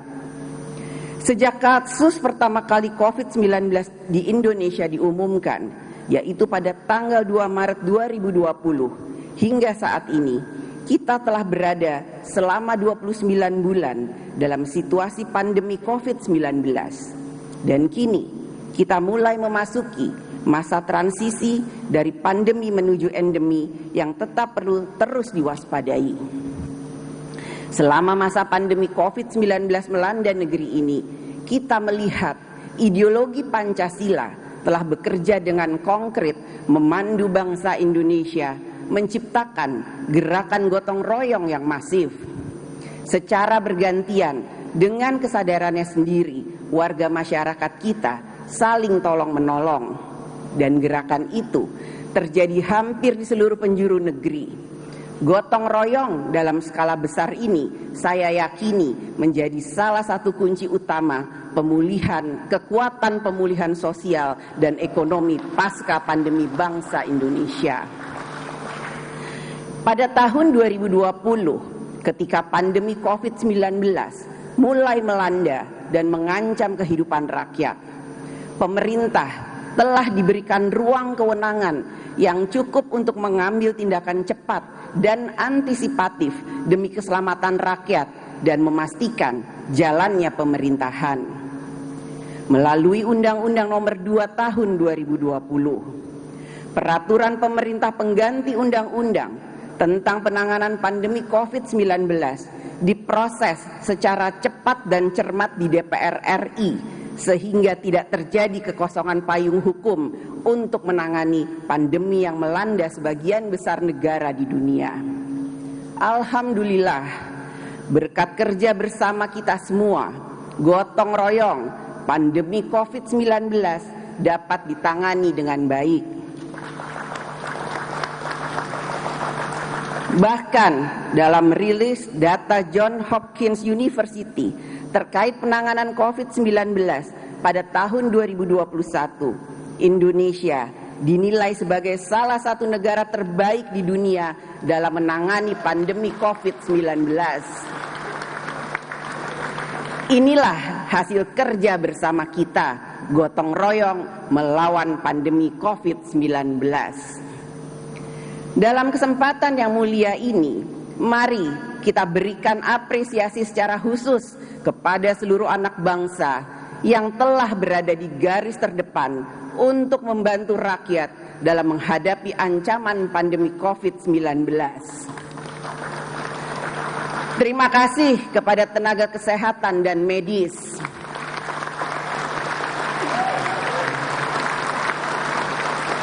Terima kasih kepada TNI, terima kasih kepada Polri, terima kasih Satgas COVID-19 di pusat dan daerah, serta terima kasih kepada para relawan kemanusiaan.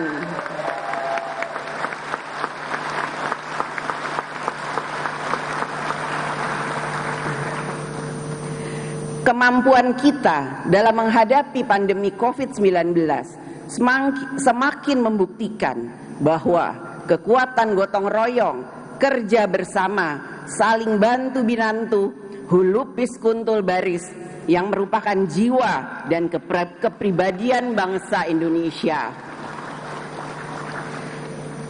Pancasila merupakan kekuatan nasional kita yang paling utama dalam menjaga kehidupan dan penghidupan bermasyarakat, berbangsa, dan bernegara kita.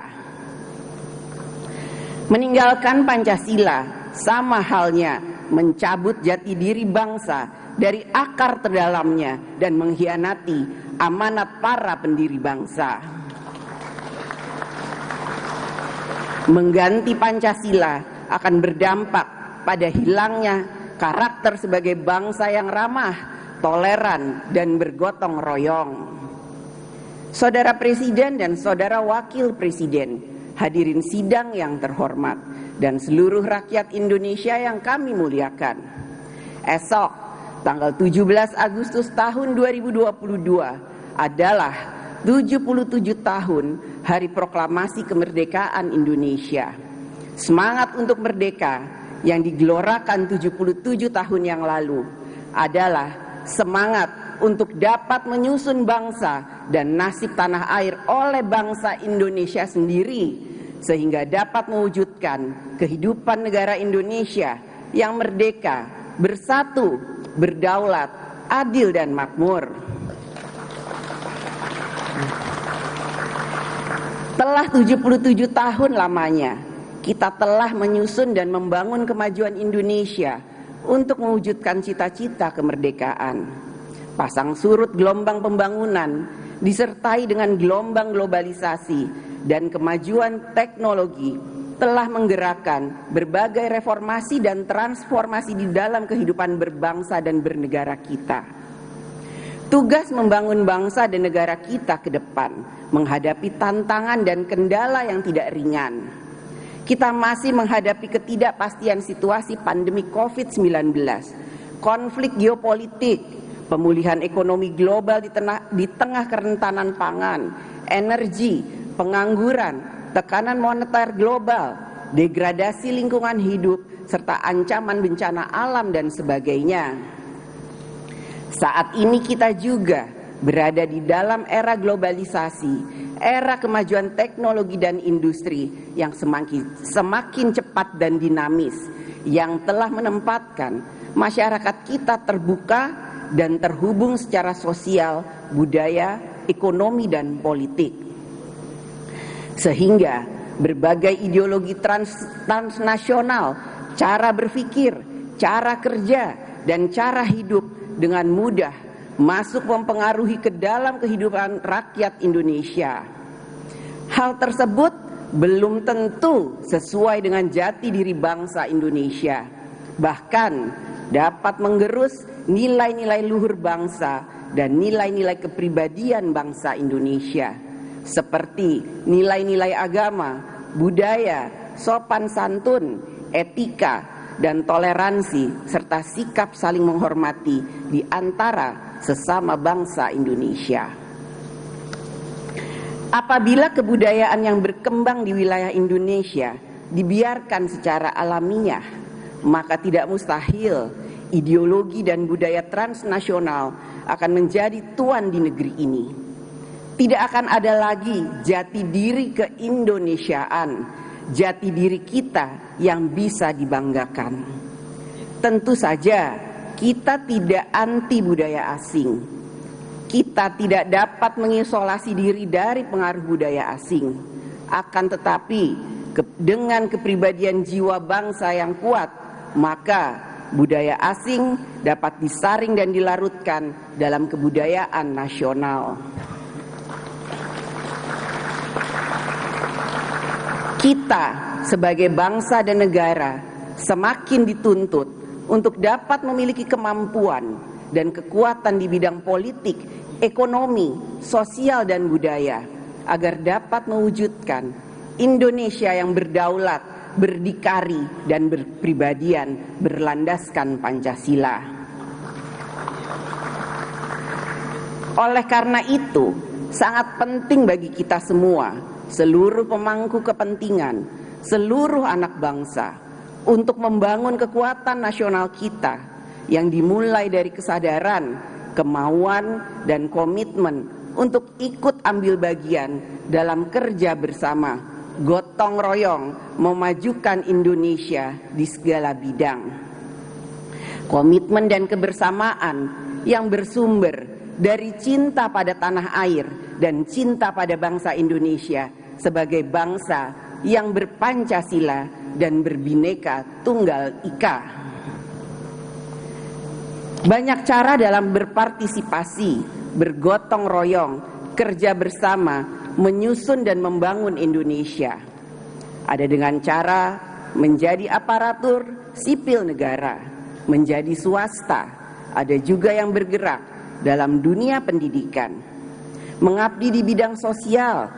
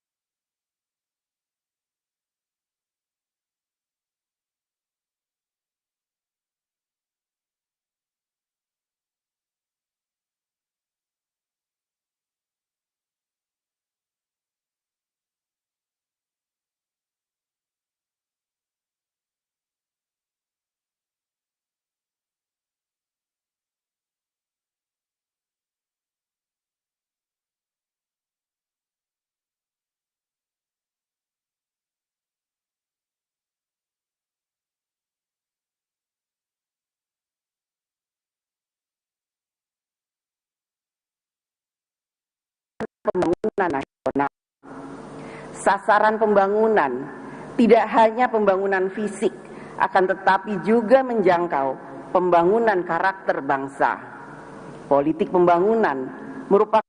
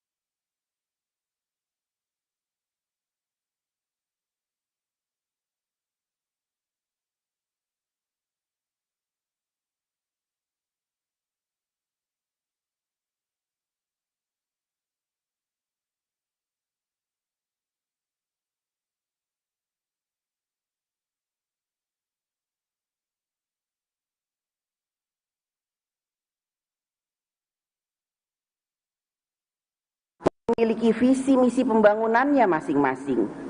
Visi dan misi berbangsa dan bernegara digantikan dengan visi dan misi perorangan setiap presiden dan kepala daerah. Realitas tersebut yang mengakibatkan pembangunan nasional bangsa Indonesia sulit berkesinambungan, berorientasi pada jangka pendek, kadar kepentingan nasional yang berbeda-beda, sehingga terkesan pembangunan nasional hanya dari proyek ke proyek.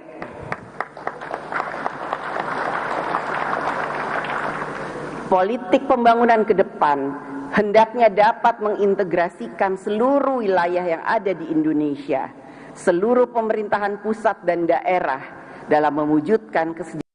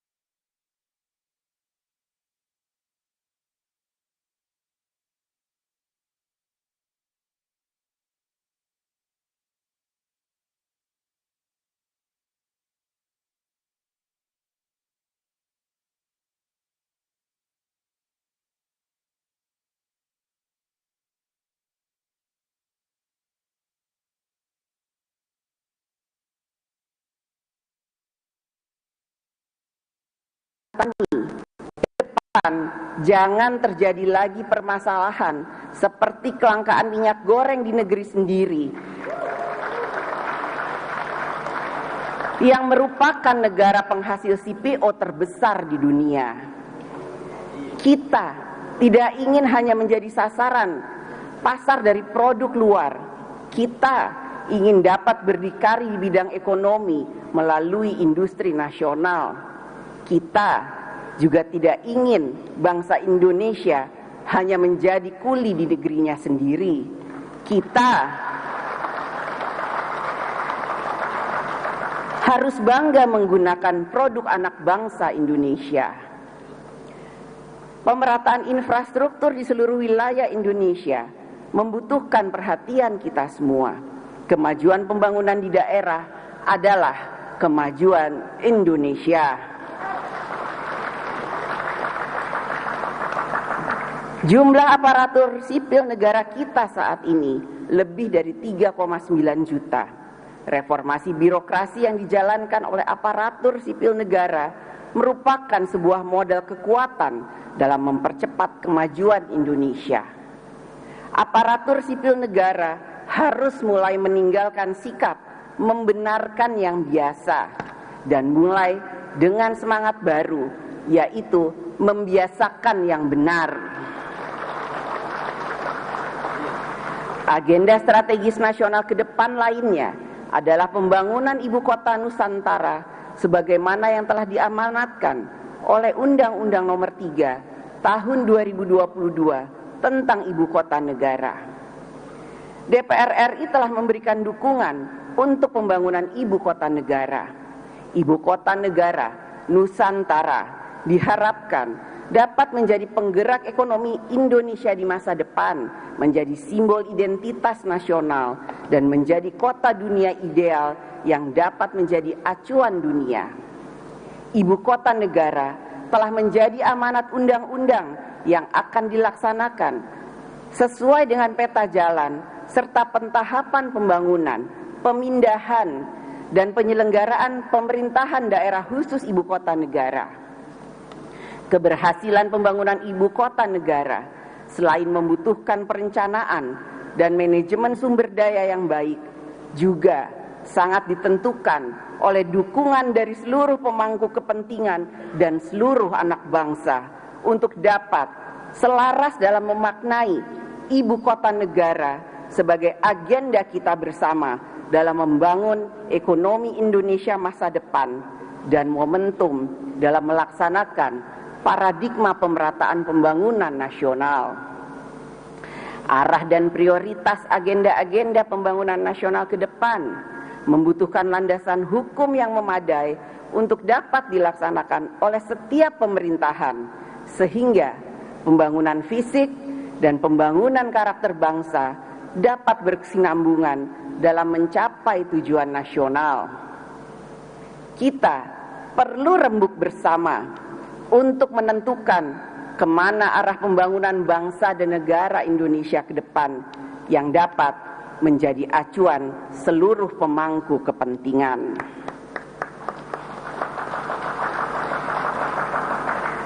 Saudara Presiden dan Saudara Wakil Presiden, hadirin sidang yang terhormat, dan seluruh rakyat Indonesia yang kami muliakan. Demokrasi di Indonesia berlandaskan pada nilai-nilai Pancasila, yaitu suatu pelaksanaan permusyawaratan dan perwakilan rakyat yang dipimpin oleh hikmat dan kebijaksanaan yang menjangkau untuk seluruh rakyat Indonesia yang memiliki keberagaman suku, bahasa, agama, keyakinan, budaya, dan karakteristik wilayah. Dengan demokrasi yang berlandaskan Pancasila, maka setiap kebijakan negara diarahkan untuk mempersatukan seluruh komponen bangsa Indonesia sehingga dapat melindungi segenap bangsa dan seluruh tumpah darah Indonesia, memajukan kesejahteraan seluruh rakyat, mencerdaskan kehidupan seluruh anak bangsa, serta ikut melaksanakan ketertiban dunia yang berdasarkan kemerdekaan, perdamaian abadi, dan keadilan sosial. Demokrasi adalah alat untuk mencapai masyarakat adil dan makmur. Pemilu merupakan upaya untuk menyempurnakan demokrasi. Oleh karena itu, dalam membangun peradaban demokrasi di Indonesia agar semakin maju, maka diperlukan pelaksanaan pemilu yang berkualitas. Dibutuhkan partai politik peserta pemilu yang semakin maju dalam mengartikulasikan kepentingan rakyat dan senantiasa memegang teguh komitmennya untuk menjaga dan mengawal Pancasila serta memperkukuh persatuan bangsa. Pelaksanaan pemilu legislatif, presiden, dan pilkada serentak akan dilaksanakan pada tahun 2024. Tahapan pemilu sudah dan sedang dijalankan oleh KPU. Menjadi komitmen kita bersama untuk menjadikan pemilu 2024 sebagai pemilu yang demokratis, jujur, adil, dan bermartabat.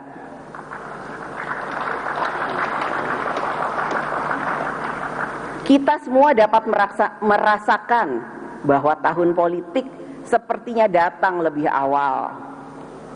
Perbincangan tentang suksesi kepemimpinan nasional menjadi topik di media sosial hingga warung-warung kopi di penjuru negeri. Fakta ini tentu menggembirakan, sebab masyarakat kita sudah dewasa dalam menghadapi perbedaan pilihan politik. Sejak pemilu demokratis kembali digelar pada tahun 1999, masyarakat sudah mengajarkan kepada kita semua bagaimana menyikapi perbedaan dalam politik. Kita tentu paham kapan waktu bertanding dan kapan waktu bersanding. Marilah kita bangun komitmen bersama untuk melaksanakan pesta demokrasi dengan aman, damai, bersukaria, dan tanpa memecah belah persatuan dan kesatuan bangsa.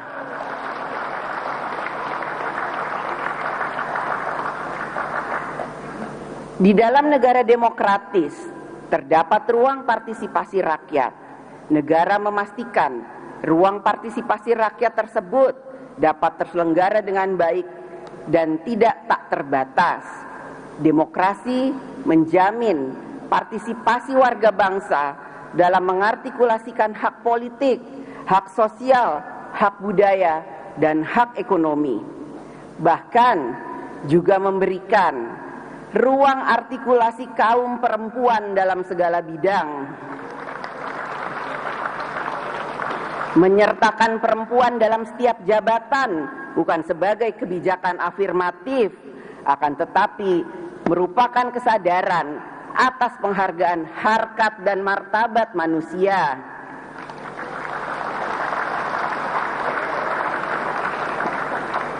Perempuan Indonesia telah banyak aktif dan mengambil peran yang strategis di segala bidang: ekonomi, sosial, politik, lingkungan hidup, olahraga, ilmu pengetahuan, riset, dan lain sebagainya.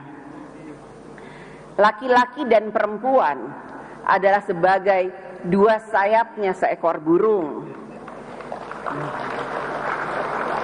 Jika dua sayapnya sama kuatnya, maka terbanglah burung itu sampai ke puncak yang setinggi-tingginya.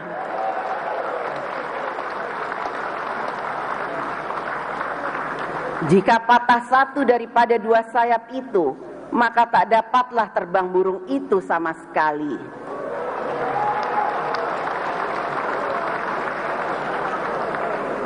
Inilah semangat yang juga harus kita tanamkan bersama dalam membangun kehidupan demokrasi di Indonesia, di mana perempuan dan laki-laki dalam harkat, martabat, kemajuan, dan kesejahteraan yang sama.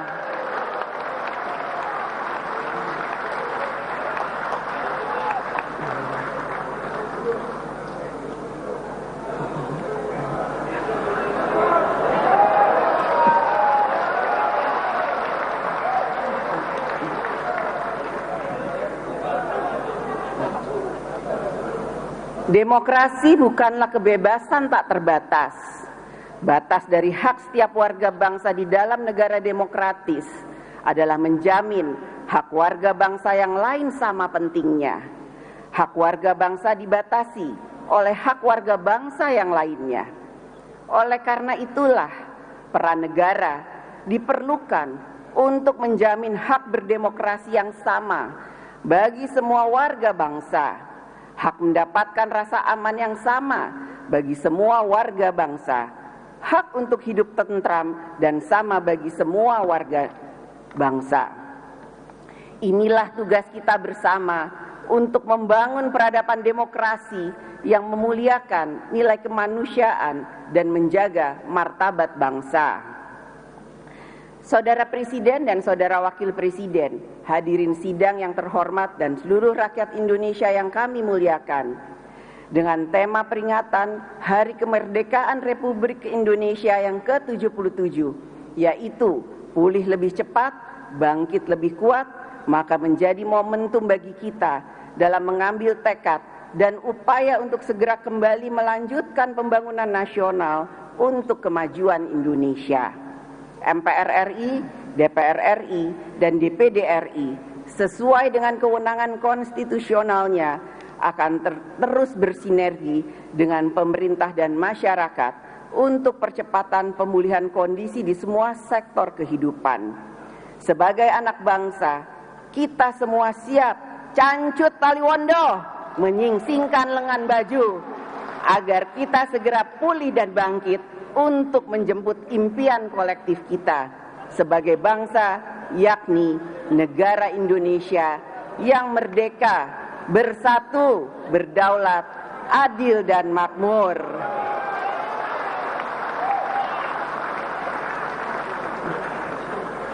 Selama 77 tahun, kita menyusun dan membangun Indonesia. Telah banyak berbagai perkembangan dan kemajuan, baik dari sisi tata negara, sistem berdemokrasi, sistem pemerintahan, kehidupan dan penghidupan rakyat. Telah banyak capaian dan prestasi anak bangsa dalam mengisi kemerdekaan. Masih terdapat berbagai kekurangan dan ketidaksempurnaan dalam kita menyusun dan membangun negara Indonesia. Hal tersebut membutuhkan kerja bersama kita untuk terus menyempurnakannya. Ketidaksempurnaan dalam kita membangun negara bukan menjadi alasan untuk memusuhi negara, mencaci maki negara. Janganlah kita selalu mengutuk kegelapan, tetapi marilah kita mulai hidupkan lilin penerang yang dapat memberikan cahaya sekecil apapun itu, sehingga dapat memberikan ruang gerak dalam keleluasaan dalam bekerja dan membangun bangsa. Presiden pertama kita, Insinyur Soekarno, tegas menyatakan, kemerdekaan nasional adalah jembatan emas menuju Indonesia adil, makmur, sejahtera. Bangsa dan negara kita memiliki gagasan untuk merdeka, memiliki jiwa rakyat untuk bersatu, memiliki wilayah jamrut katulistiwa yang kaya raya, memiliki kekayaan budaya bangsa.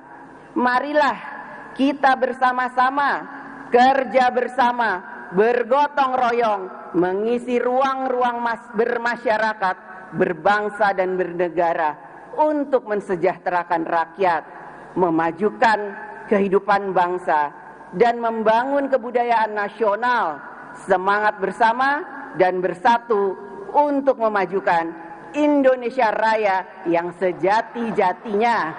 Sekali merdeka, tetap merdeka. Selama hayat masih di kandung badan, kita tetap sedia mempertahankan Indonesia, membela negara Indonesia, memajukan Indonesia Raya. Merdeka!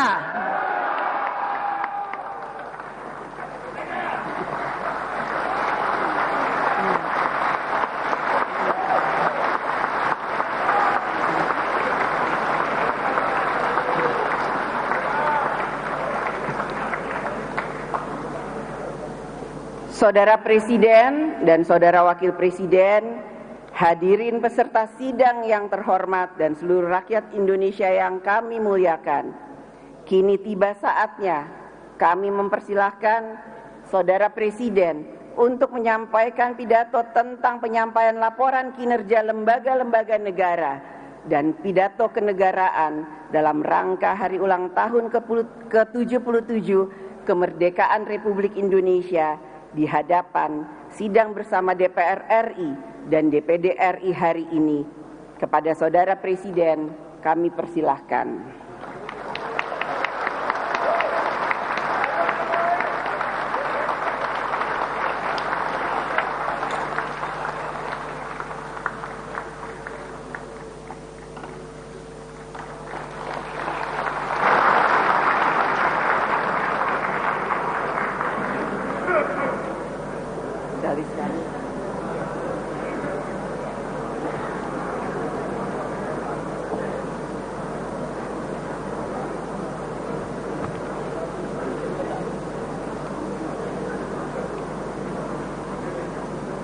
Bismillahirrahmanirrahim.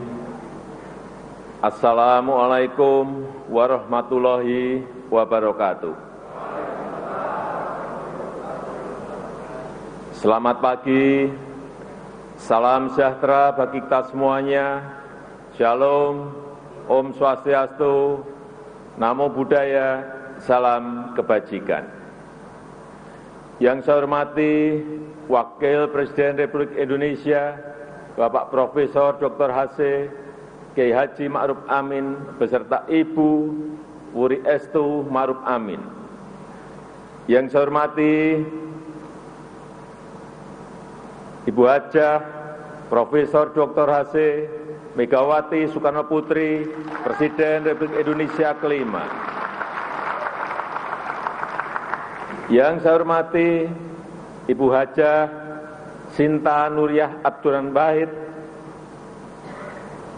istri Presiden Republik Indonesia keempat. Yang saya hormati Bapak Tri Sutresno, Wakil Presiden Republik Indonesia keenam. Yang saya hormati Bapak Hamzah Has, Wakil Presiden Republik Indonesia ke-9. Yang saya hormati Bapak Muhammad Yusuf Kalla, Wakil Presiden Republik Indonesia ke-10 dan ke-12. Yang saya hormati Bapak Profesor Dr. Budiono, Wakil Presiden Republik Indonesia ke-11.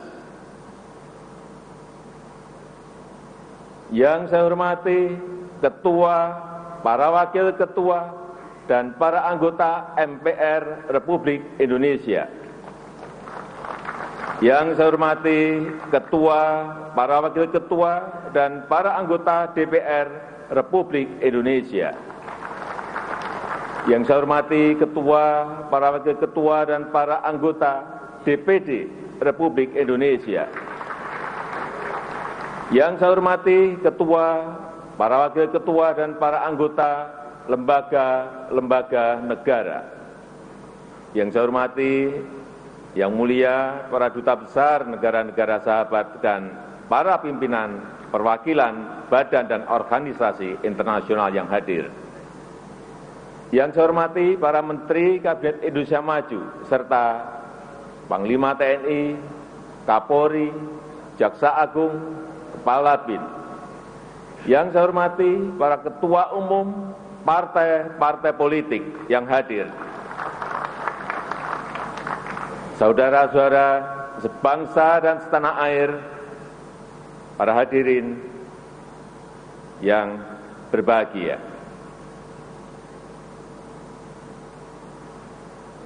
Tantangan yang kita hadapi saat ini sangat berat, sangat sulit, tidak mudah.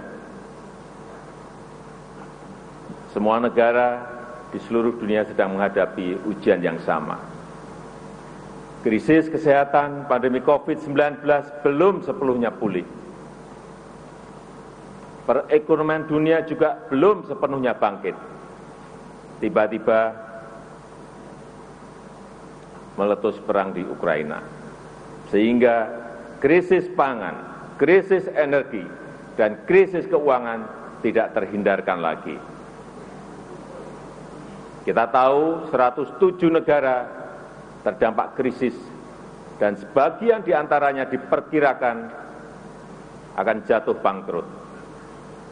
Diperkirakan 553 juta jiwa terancam kemiskinan ekstrim dan 345 jiwa terancam kekurangan pangan akut dan kelaparan. Ujian ini tidak mudah bagi dunia dan juga tidak mudah bagi Indonesia.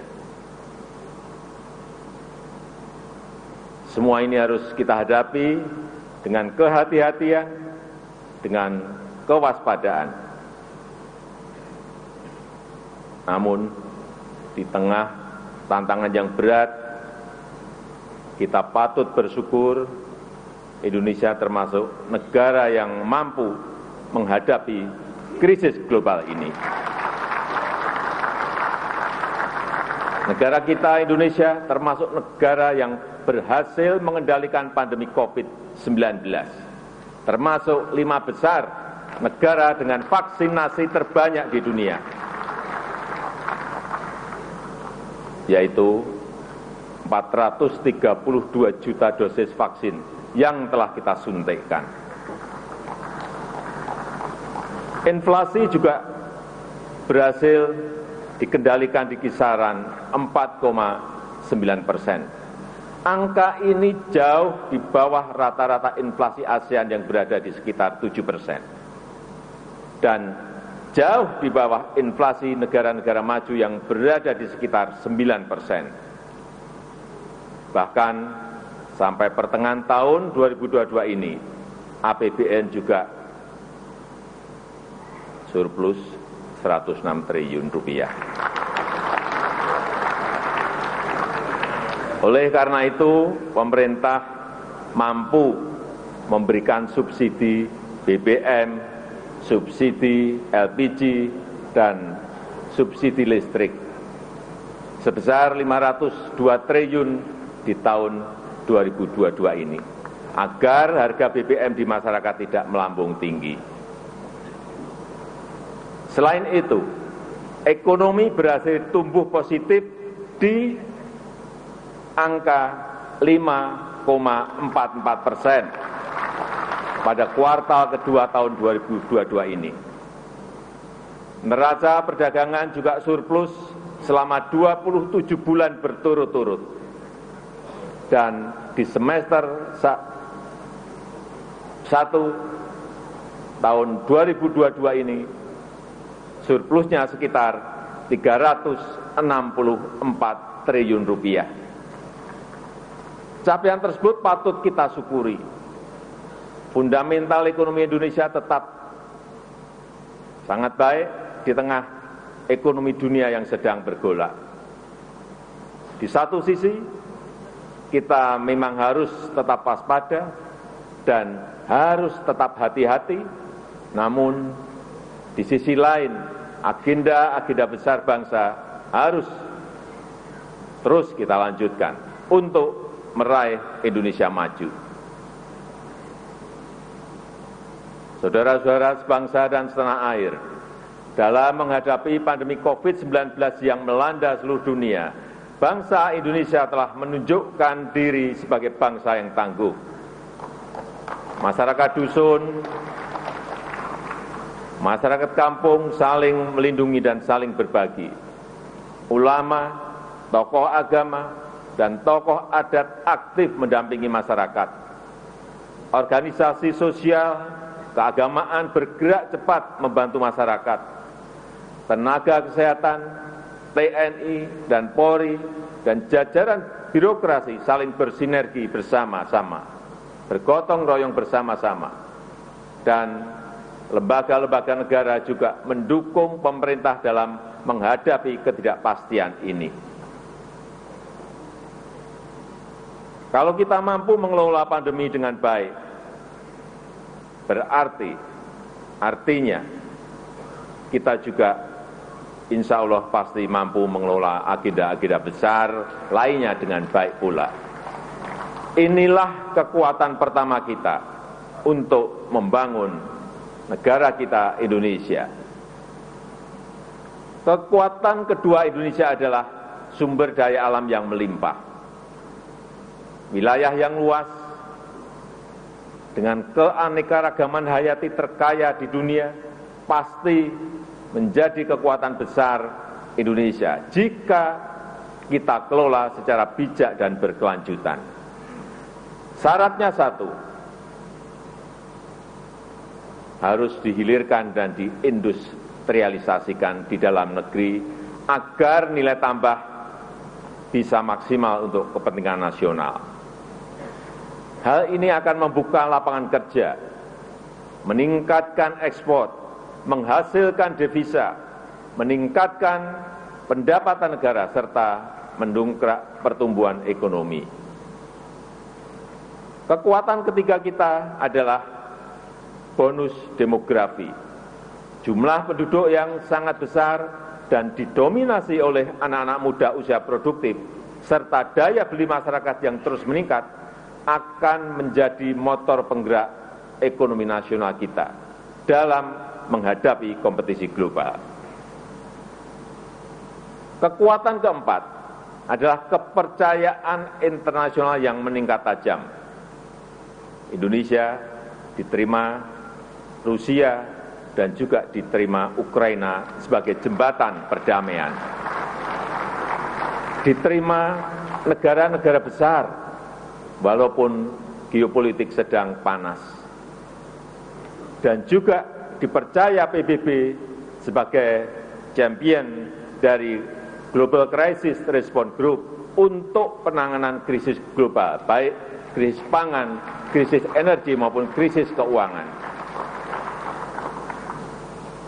Dan tahun ini kita menjadi Presiden G20, organisasi 20 negara ekonomi terbesar di dunia. Dan tahun depan kita juga menjadi ketua negara-negara ASEAN. Artinya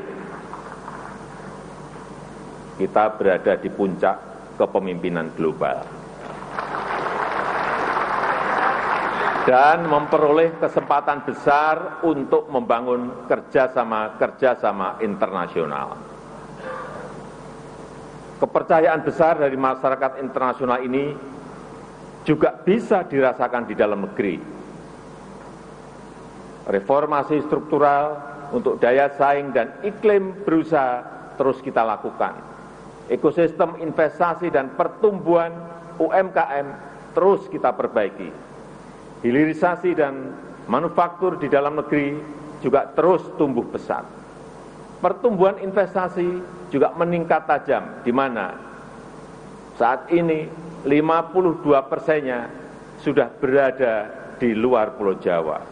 Artinya ekonomi kita bukan hanya tumbuh pesat, tetapi juga tumbuh merata menuju pembangunan yang Indonesia sentris. Saudara-saudara sebangsa dan setanah air, dengan kekuatan dan peluang besar tersebut, kita mempunyai kesempatan besar untuk membangun Indonesia yang inklusif, berkeadilan dan berkelanjutan. Pertama, hilirisasi dan industrialisasi sumber daya alam harus terus dilakukan. Hilirisasi nikel misalnya telah meningkatkan ekspor besi baja 18 kali lipat. Saya ingat di tahun 2014 hanya sekitar 16 triliun rupiah. Tapi di tahun 2021 kemarin meningkat menjadi 306 triliun rupiah. Karena sudah diekspor dalam bentuk barang setengah jadi maupun barang jadi. Dan di akhir tahun 2022 ini, kita harapkan sudah bisa mencapai 440 triliun rupiah. Itu hanya dari nikel. Sekali Sekali lagi, itu hanya dari nikel. Selain penerimaan pajak, devisa negara juga naik, sehingga kurs rupiah lebih stabil. Sekarang ini Indonesia telah menjadi produsen kunci dalam rantai pasok baterai litium global. Produsen mobil listrik dari Asia, dari Eropa, dan dari Amerika ikut berinvestasi di negara kita. Setelah nikel, pemerintah juga akan terus mendorong hilirisasi boksit, hilirisasi tembaga, dan hilirisasi timah.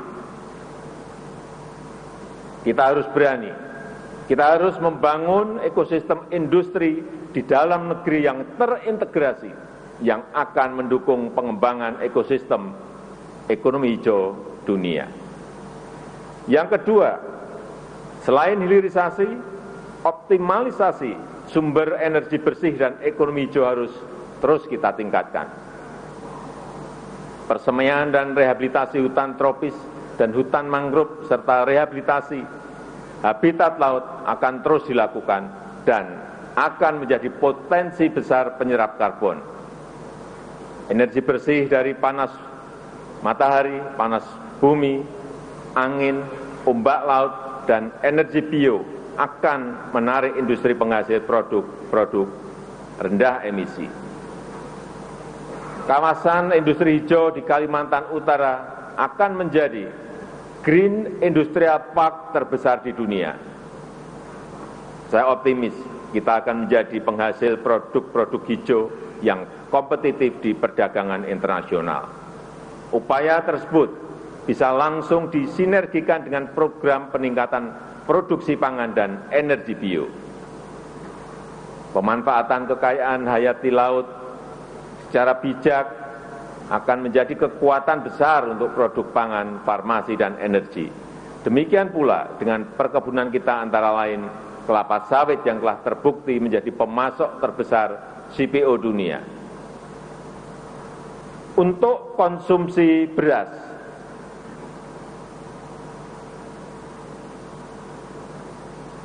kita sudah tidak lagi impor dalam 3 tahun terakhir. Untuk beras konsumsi, pembangunan bendungan dan irigasi telah mendukung peningkatan produktivitas nasional kita. Alhamdulillah, kita baru saja memperoleh penghargaan dari International Rice Research Institute yang disaksikan oleh FAO karena kita dinilai mampu mencapai sistem ketahanan pangan dan swasembada beras sejak tahun 2019. Yang ketiga, perlindungan hukum, sosial, politik, dan ekonomi untuk rakyat harus terus diperkuat. Pemenuhan hak sipil dan praktek demokrasi, hak politik perempuan, dan kelompok marginal harus terus kita jamin. Hukum harus ditegakkan seadil-adilnya tanpa pandang bulu. Keamanan, ketertiban sosial, dan stabilitas politik adalah kunci. Rasa aman dan rasa keadilan harus dijamin oleh negara, khususnya oleh aparat hukum dan lembaga-lembaga peradilan. Demikian juga dengan pemberantasan korupsi terus menjadi prioritas utama. Untuk itu, Polri, Kejaksaan, dan KPK terus bergerak. Korupsi besar di Jiwasraya, Asabri, dan Garuda berhasil dibongkar dan pembenahan total telah dimulai. Penyelamatan aset negara yang tertunda seperti kasus BLBI terus dikejar dan sudah menunjukkan hasil. Skor persepsi korupsi dari Transparansi Internasional juga naik dari 37 menjadi 38 di tahun 2021. Indeks perilaku anti korupsi dari BPS juga meningkat dari 3,88 ke 3,93 di tahun 2022. Penyelesaian pelanggaran HAM berat masa lalu juga terus menjadi perhatian serius pemerintah. RUU, Komisi Kebenaran dan Rekonsiliasi sedang dalam proses pembahasan, dan tindak lanjut atas temuan Komnas HAM masih terus berjalan. Kepres pembentukan tim penyelesaian non-yudisial pelanggaran HAM berat masa lalu juga telah saya tanda tangani. Saudara-saudara sebangsa dan setanah air, saya tekankan reforma agraria, perhutanan sosial, dan sertifikasi tanah harus terus dilanjutkan. Berbagai macam bantuan sosial akan terus dilanjutkan dengan sinergi dan data yang lebih baik. Program pelatihan dan bantuan untuk para pekerja akan terus ditingkatkan. Program-program ini menjangkau nelayan, petani, buruh, pekerja informal, dan penyandang disabel. Tentang disabel, kita juga baru saja menjadi tuan rumah ASEAN Para Games di Solo, dan alhamdulillah kita menjadi juara umum. Yang keempat, UMKM harus terus didukung agar bisa segera naik kelas. Digitalisasi ekonomi yang telah melahirkan 2 dekakorn dan 9 unicorn terus kita dorong untuk membantu pemberdayaan usaha mikro, kecil, dan menengah. 19 juta UMKM telah masuk dalam ekosistem digital dan ditargetkan sebesar 30 juta UMKM akan masuk ekosistem digital pada tahun 2024. Berbagai bantuan pendanaan murah juga terus dilanjutkan. Penayangan produk UMKM di e-katalog pemerintah juga diharapkan akan menyerap produk UMKM. Di saat yang sama, kewajiban APBN, APBD, dan BUMN untuk membeli produk dalam negeri juga akan terus didisiplinkan. Kelima, pembangunan ibu kota Nusantara terus harus dijaga keberlanjutannya. IKN bukan hanya untuk para ASN, tetapi juga para inovator dan para wirausahawan. Bukan hanya berisi kantor-kantor pemerintah, tetapi juga motor penggerak ekonomi baru. Bukan kota biasa, tetapi kota rimba dengan pelayanan pendidikan dan kesehatan kelas dunia. Kawasan inti pusat pemerintahan memang dibangun oleh APBN, tetapi selebihnya 80% investasi swasta diundang untuk ikut berpartisipasi. Saudara-saudara sebangsa dan setanah air, semua agenda tersebut harus ditopang oleh manusia Indonesia yang unggul. Untuk itu, di bidang kesehatan, stunting harus cepat dipangkas. Layanan promotif dan preventif serta layanan pengobatan harus semakin kuat dan merata. Akses anak usia didik terhadap layanan pendidikan dan layanan yang berkualitas harus terus diprioritaskan. Para siswa dan mahasiswa harus dikenalkan pada dunia kerja sejak dini. Minat anak di bidang sains, teknologi, seni, dan olahraga harus didukung dan diapresiasi. Oleh karena itu, budi pekerti yang luhur, ideologi Pancasila, Bhinneka Tunggal Ika, dan patriotisme merupakan pilar utama. Seni dan tradisi lokal dengan semangat kebangsaan harus terus digairahkan. Karya sastra dan film, karya seniman muda harus terus didukung. Dana abadi kebudayaan akan terus kita tingkatkan sesuai kemampuan fiskal pemerintah. Adapun untuk tahapan pemilu yang sedang dipersiapkan oleh KPU, harus kita dukung sepenuhnya. Saya ingatkan, jangan ada lagi politik identitas. Jangan ada lagi politisasi agama. Jangan ada lagi polarisasi sosial. Demokrasi kita harus semakin dewasa, konsolidasi nasional harus diperkuat, dan terima kasih kepada ulama, tokoh agama, tokoh masyarakat, dan tokoh kebudayaan yang telah berkontribusi besar memperkokoh fondasi kebangsaan kita, serta merawat persatuan dan kesatuan nasional. Saya juga mengharapkan dukungan dari semua lembaga negara untuk menjaga dan membangun demokrasi di negeri kita ini, untuk memperkokoh ideologi bangsa.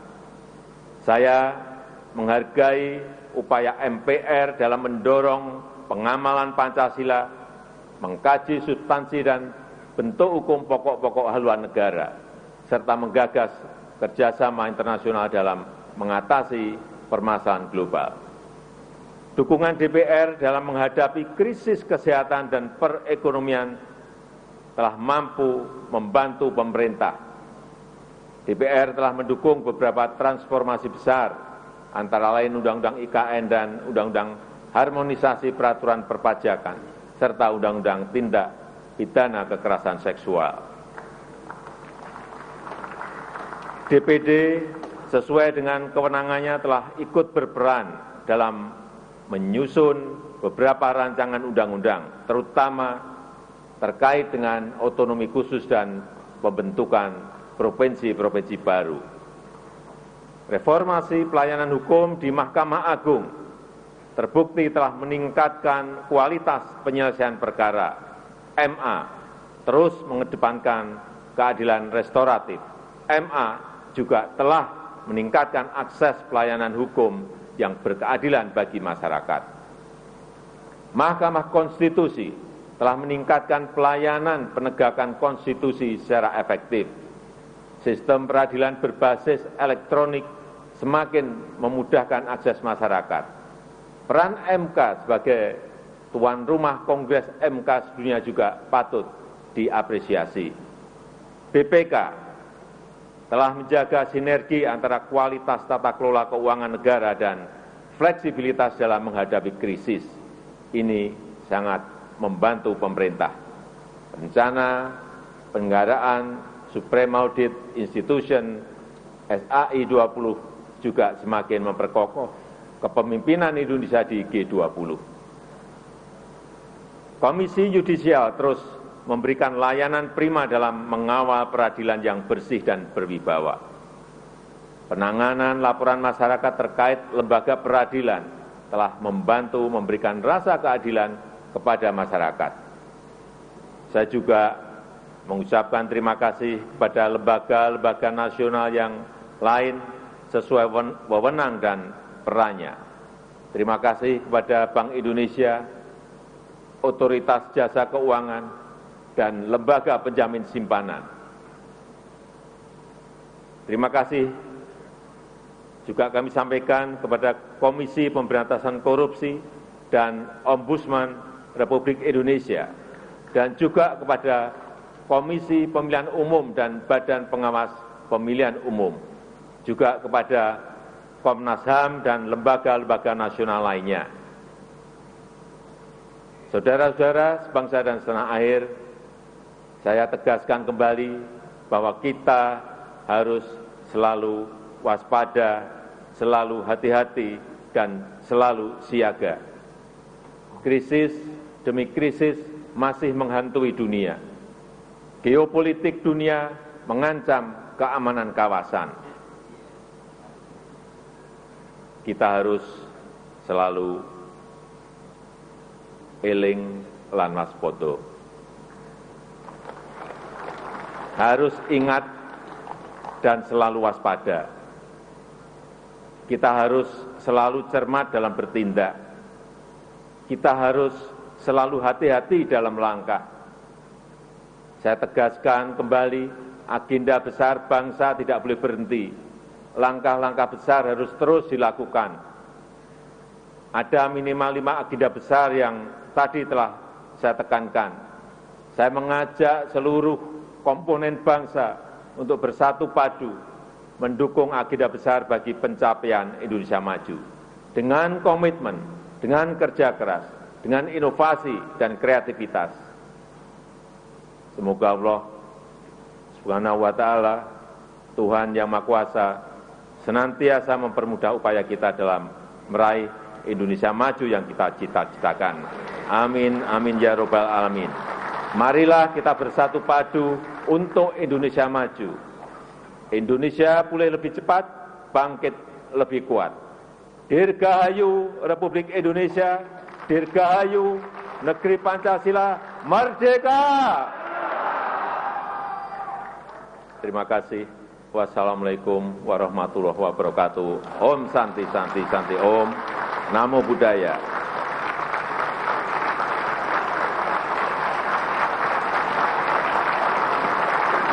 Dan sebagai tambahan, baju adat yang saya kenakan ini adalah baju Pak Sian, berasal dari Provinsi Bangka Belitung.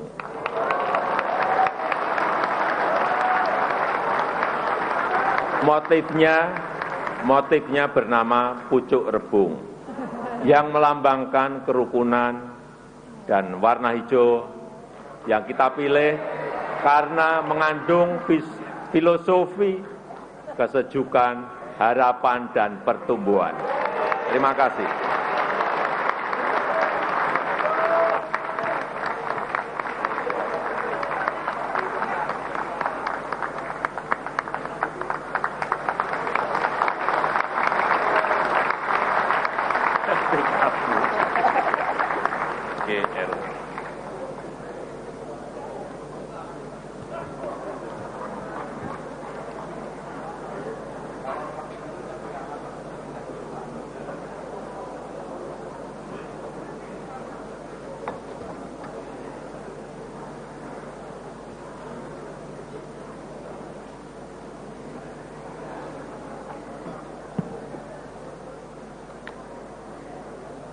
Saudara Presiden dan Saudara Wakil Presiden, hadirin peserta sidang yang terhormat dan seluruh rakyat Indonesia yang kami muliakan.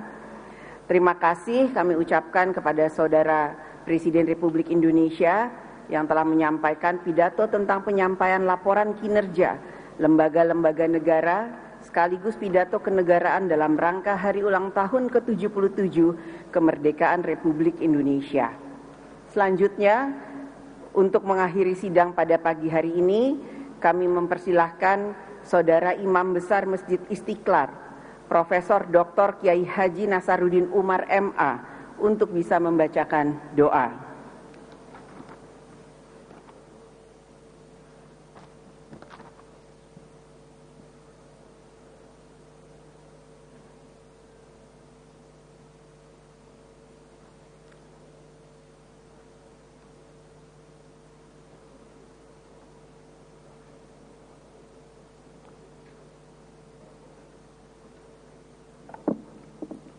Bismillahirrahmanirrahim.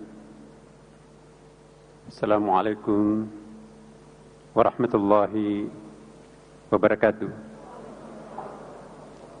Selamat pagi, salam sejahtera untuk kita semuanya. Salam, Om Swastiastu, Namo Buddhaya, salam kebajikan. Bismillahirrahmanirrahim. Alhamdulillahi Rabbil Alamin, hamdan syakirin, hamdan na'imin, hamdan yuwafi ni'amahu wa yukafi'u mazidah. Allahumma ya Rabbana lakal hamd, kama yanbaghi li jalali wajhikal karim wa azim sultanik. Allahumma salli wa sallim ala sayyidina wa habibina wa syafi'ina wa maulana Muhammadin sallallahu alaihi wasallam. Allahumma barik lana fi hadzal majlis biridhak wa barik lana ala man yaf'al wajib bi asasi dinik warfa' darajatana bi darajatil ulya bi janab. Allahumma hassil maqasidana wa qadi hajatana wa yassir umurana wa akmil nidamana birahmatika ya arhamar rahimin.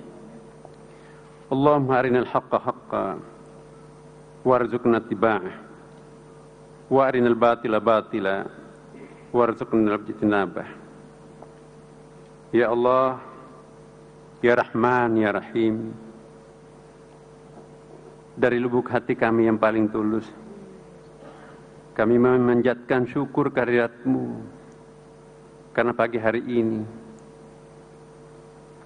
bisa menyelenggarakan sidang tahunan MPR RI dan sidang bersama DPR RI dan DPD RI tahun 2022. Sebuah tradisi kenegaraan di dalam memaknai proklamasi kemerdekaan kami. Ya Allah, ya Hamid, ya Syakur, kami juga bersyukur karena Engkau senantiasa mendengarkan doa dan menghargai jeripaya dan ikhtiar segenap anak bangsa kami. Alhamdulillah, COVID-19 sudah melemah, inflasi masih terjaga, ketahanan pangan masih terkendali, dan stabilitas keamanan nasional masih terpelihara, sebagaimana yang disebutkan Presiden kami barusan. Kami betul-betul memohon kiranya Engkau memelihara dan melindungi bangsa kami dari berbagai macam krisis global sebagai risiko geopolitik dunia yang semakin tidak menentu akhir-akhir ini. Ya Allah, ya Nasir, ya Wahhab, masih panjang jalan yang harus kami tempuh, masih besar tantangan yang kami harus hadapi, masih banyak tanggung jawab yang harus kami emban, dan masih beragam hambatan yang harus kami lalui. Berikanlah kekuatan dan ketegaran untuk mengemban amanah dan melewati berbagai tantangan tersebut. Kami yakin, seberat apapun cobaan dan tantangan itu, jika Engkau hadir mendampingi kami, maka semuanya menjadi ringan bagi kami. Insya Allah bangsa kami akan pulih lebih cepat dan bangkit lebih kuat. Ya Allah, ya Hayyu ya Qayyum, limpahkanlah taufik dan hidayah-Mu agar kami dapat mengemban warisan amanah dan cita-cita luhur para pendiri bangsa kami. Anugerahkanlah kekuatan persatuan dan jauhkanlah kami dari berbagai fitnah dan bencana yang dapat melemahkan sendi-sendi kekuatan bangsa kami. Perkuatlah ikatan tali kekeluargaan kami sebagai sesama anak bangsa, agar bisa mewariskan bangsa yang tangguh kepada generasi pelanjut kami di dalam wadah tetap Negara Kesatuan Republik Indonesia. Ya Allah, ya Alim, ya Khabir, bangsa kami diamanahi tugas mulia sebagai pemimpin G20. Tahun ini insya Allah akan melangsungkan berbagai pertemuan penting. Di tengah berbagai tantangan, kami mohon mudahkanlah semua urusannya dan anugerahkanlah pikiran-pikiran cerdas yang monumental yang bisa menjadi solusi terbaik berbagai persoalan dunia dan dunia kemanusiaan. Ya Allah, ya Afu, ya Ghafur, hamba-Mu sudah berikhtiar sedemikian rupa. Selanjutnya sepenuhnya kami menyerahkan diri dan segenap ikhtiar kami kepadamu. Ampunilah dosa dan segala kekeliruan kami, para orang tua kami, para pemimpin dan para pahlawan kusuma bangsa kami. Kabulkanlah doa dan harapan kami. Rabbana atina fid dunya hasanah wa fil akhirati hasanah wa qina adzabannar. Walhamdulillahi rabbil alamin. Wassalamualaikum warahmatullahi wabarakatuh.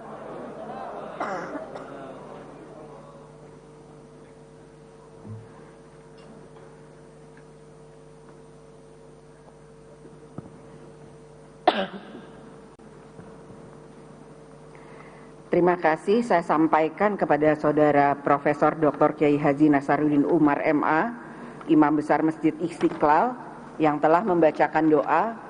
Kiranya Allah Subhanahu wa Ta'ala, Tuhan Yang Maha Esa, mengabulkan doa kita bersama. Amin. Saudara Presiden, Saudara Wakil Presiden, hadirin peserta sidang yang terhormat, seluruh rakyat Indonesia yang kami muliakan, Dengan demikian, selesailah seluruh rangkaian acara sidang tahunan MPR RI tahun 2022 dan sidang bersama DPR RI dan DPD RI tahun 2022. Kami mengucapkan terima kasih kepada hadirin peserta sidang atas semua perhatian yang telah diberikan sehingga sidang ini dapat berlangsung dengan tertib dan lancar. Izinkan kami menutup sidang ini dengan ucapan Dirgahayu Republik Indonesia. Sekali merdeka, tetap merdeka. Wabillahi taufiq wal hidayah. Wassalamualaikum warahmatullahi wabarakatuh. Om Santi, Santi, Santi Om.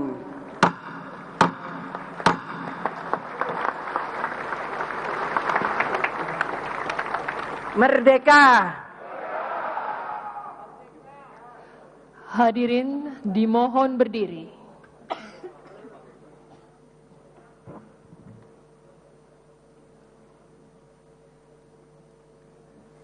Lagu Kebangsaan Indonesia Raya.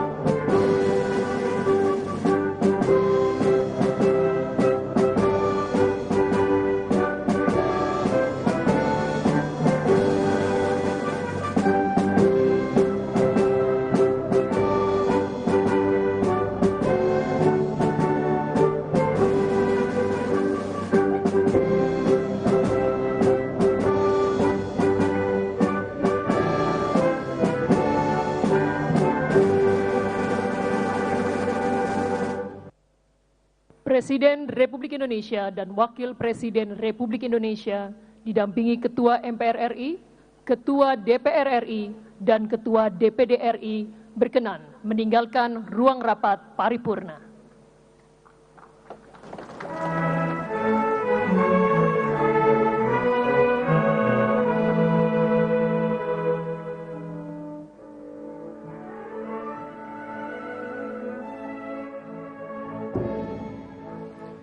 Ya, telah kita saksikan bersama tadi pidato kenegaraan dari Presiden Republik Indonesia yang sebelumnya juga diiringi oleh pidato dari Ketua DPR Puan Maharani. Banyak pesan yang disampaikan oleh Presiden, terutama soal kebersamaan yang hari ini juga Harian Kompas telah menulis lengkap tulisan-tulisan mengenai kebersamaan yang diajak oleh Presiden Joko Widodo dan juga Ketua DPR RI Puan Maharani. Saat ini juga saya masih bersama dengan Wakil Pemimpin Redaksi Harian Kompas, Mas Tri Agung. Mas Agung, ketemu lagi. Jadi yang menarik banyak pesan-pesan yang juga menggunakan idiom Jawa yang menarik tadi. Iya, Adi. Dari Presiden mengatakan ada eling lan waspodo.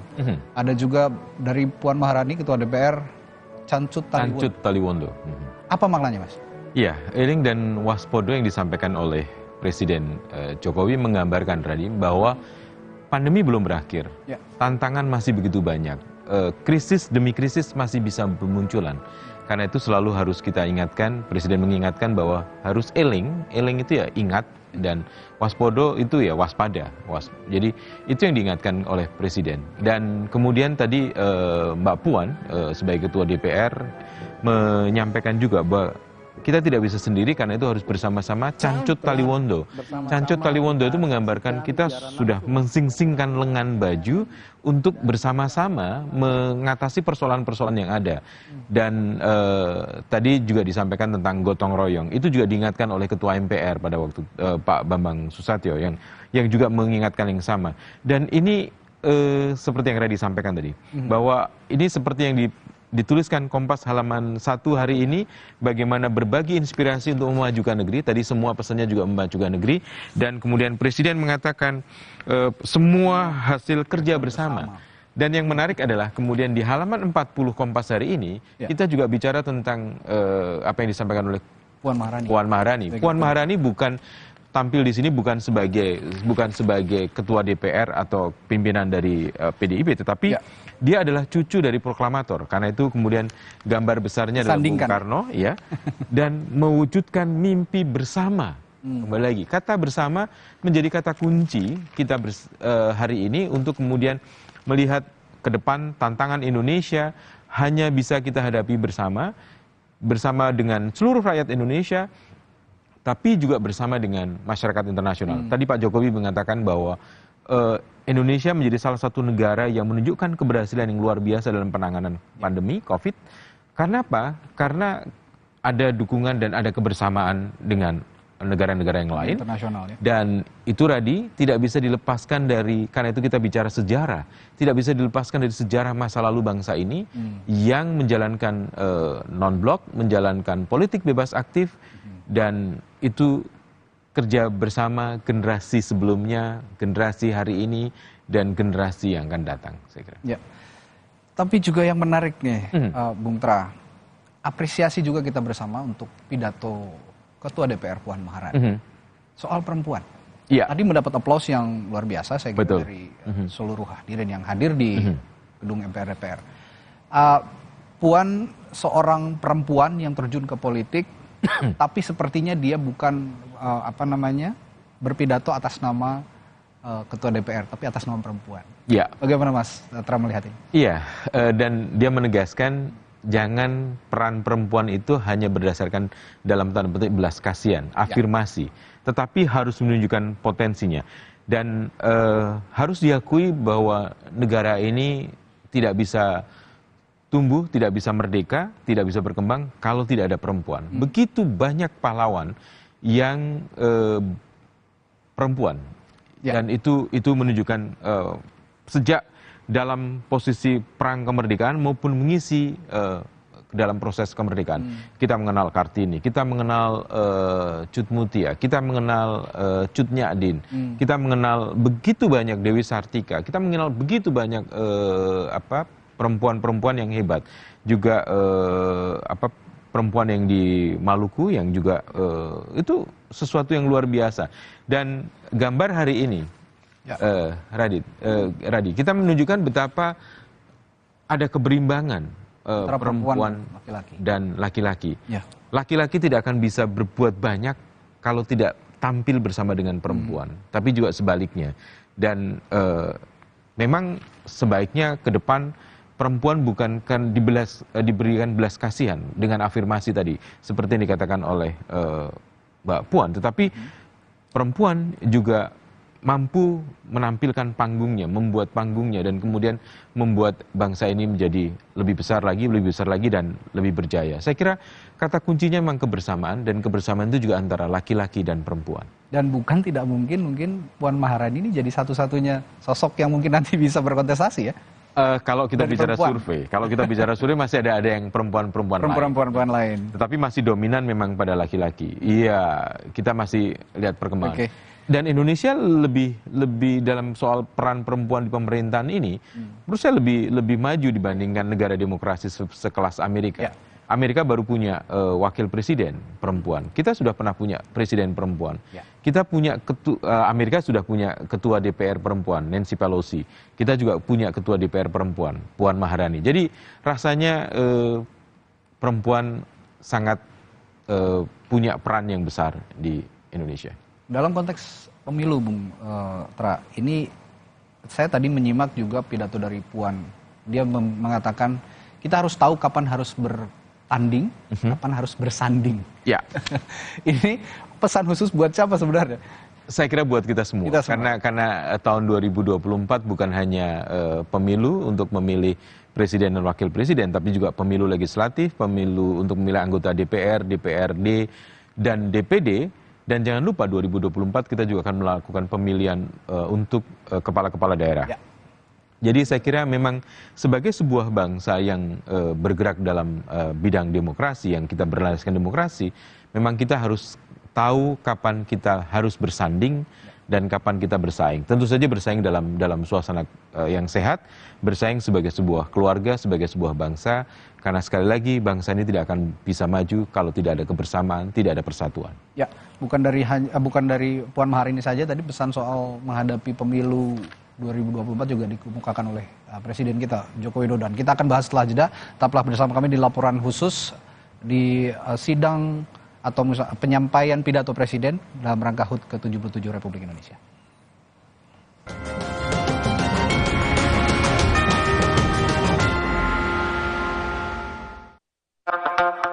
Are you ready? Let's go.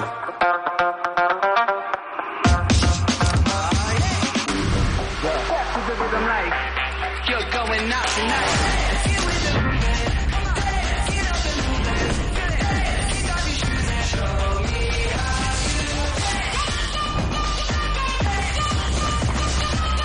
Samsung Galaxy Z Fold 4 and Z Flip 4 5G. Pre-order now.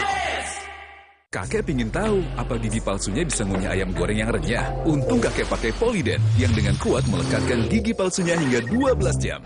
Kakek pun bebas makan apa saja. Tersedia di apotek terdekat. Le Mineral beda banget. Lebih smooth, lebih segar. Le Mineral memang berbeda, mengandung mineral esensial, dikemas menggunakan 3 proteksi berlapis. Bikin badan lebih enteng. Le Mineral. Kebas dan kesemutan akibat kurang vitamin neurotropik? Minum Hemaviton Neuroforte. Vitamin neurotropik B1, B6, B12 efektif obati kerusakan sel saraf akibat kurang vitamin neurotropik. Hemaviton Neuroforte. This is really amazing. Sensodyne Repair and Protect Deep Protection memiliki kandungan novamin, membentuk lapisan mineral untuk perlindungan mendalam gigi sensitif. Jadi, kita bisa mengkonsumsi semua makanan favorit kita tanpa khawatir rasa ngilu. Are you ready? Let's go.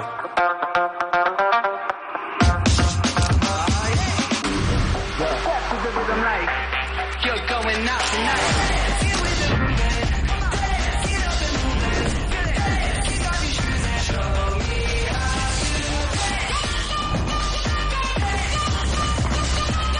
Samsung Galaxy Z Fold 4 and Z Flip 4 5G. Pre-order now.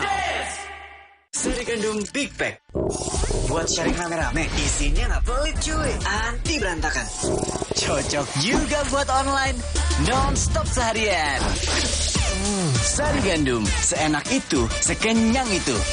Dibayar tunai. Paham? Silakan. Gak usah gugup. Aqua dulu.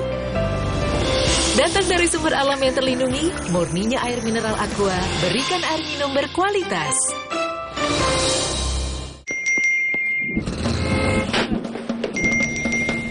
Emangnya ada waktu buat sakit kepala? Panadol Extra, cepat redakan sakit kepala dan nyeri yang mengganggu. Dapat diminum sebelum makan dan tidak menyebabkan kantuk.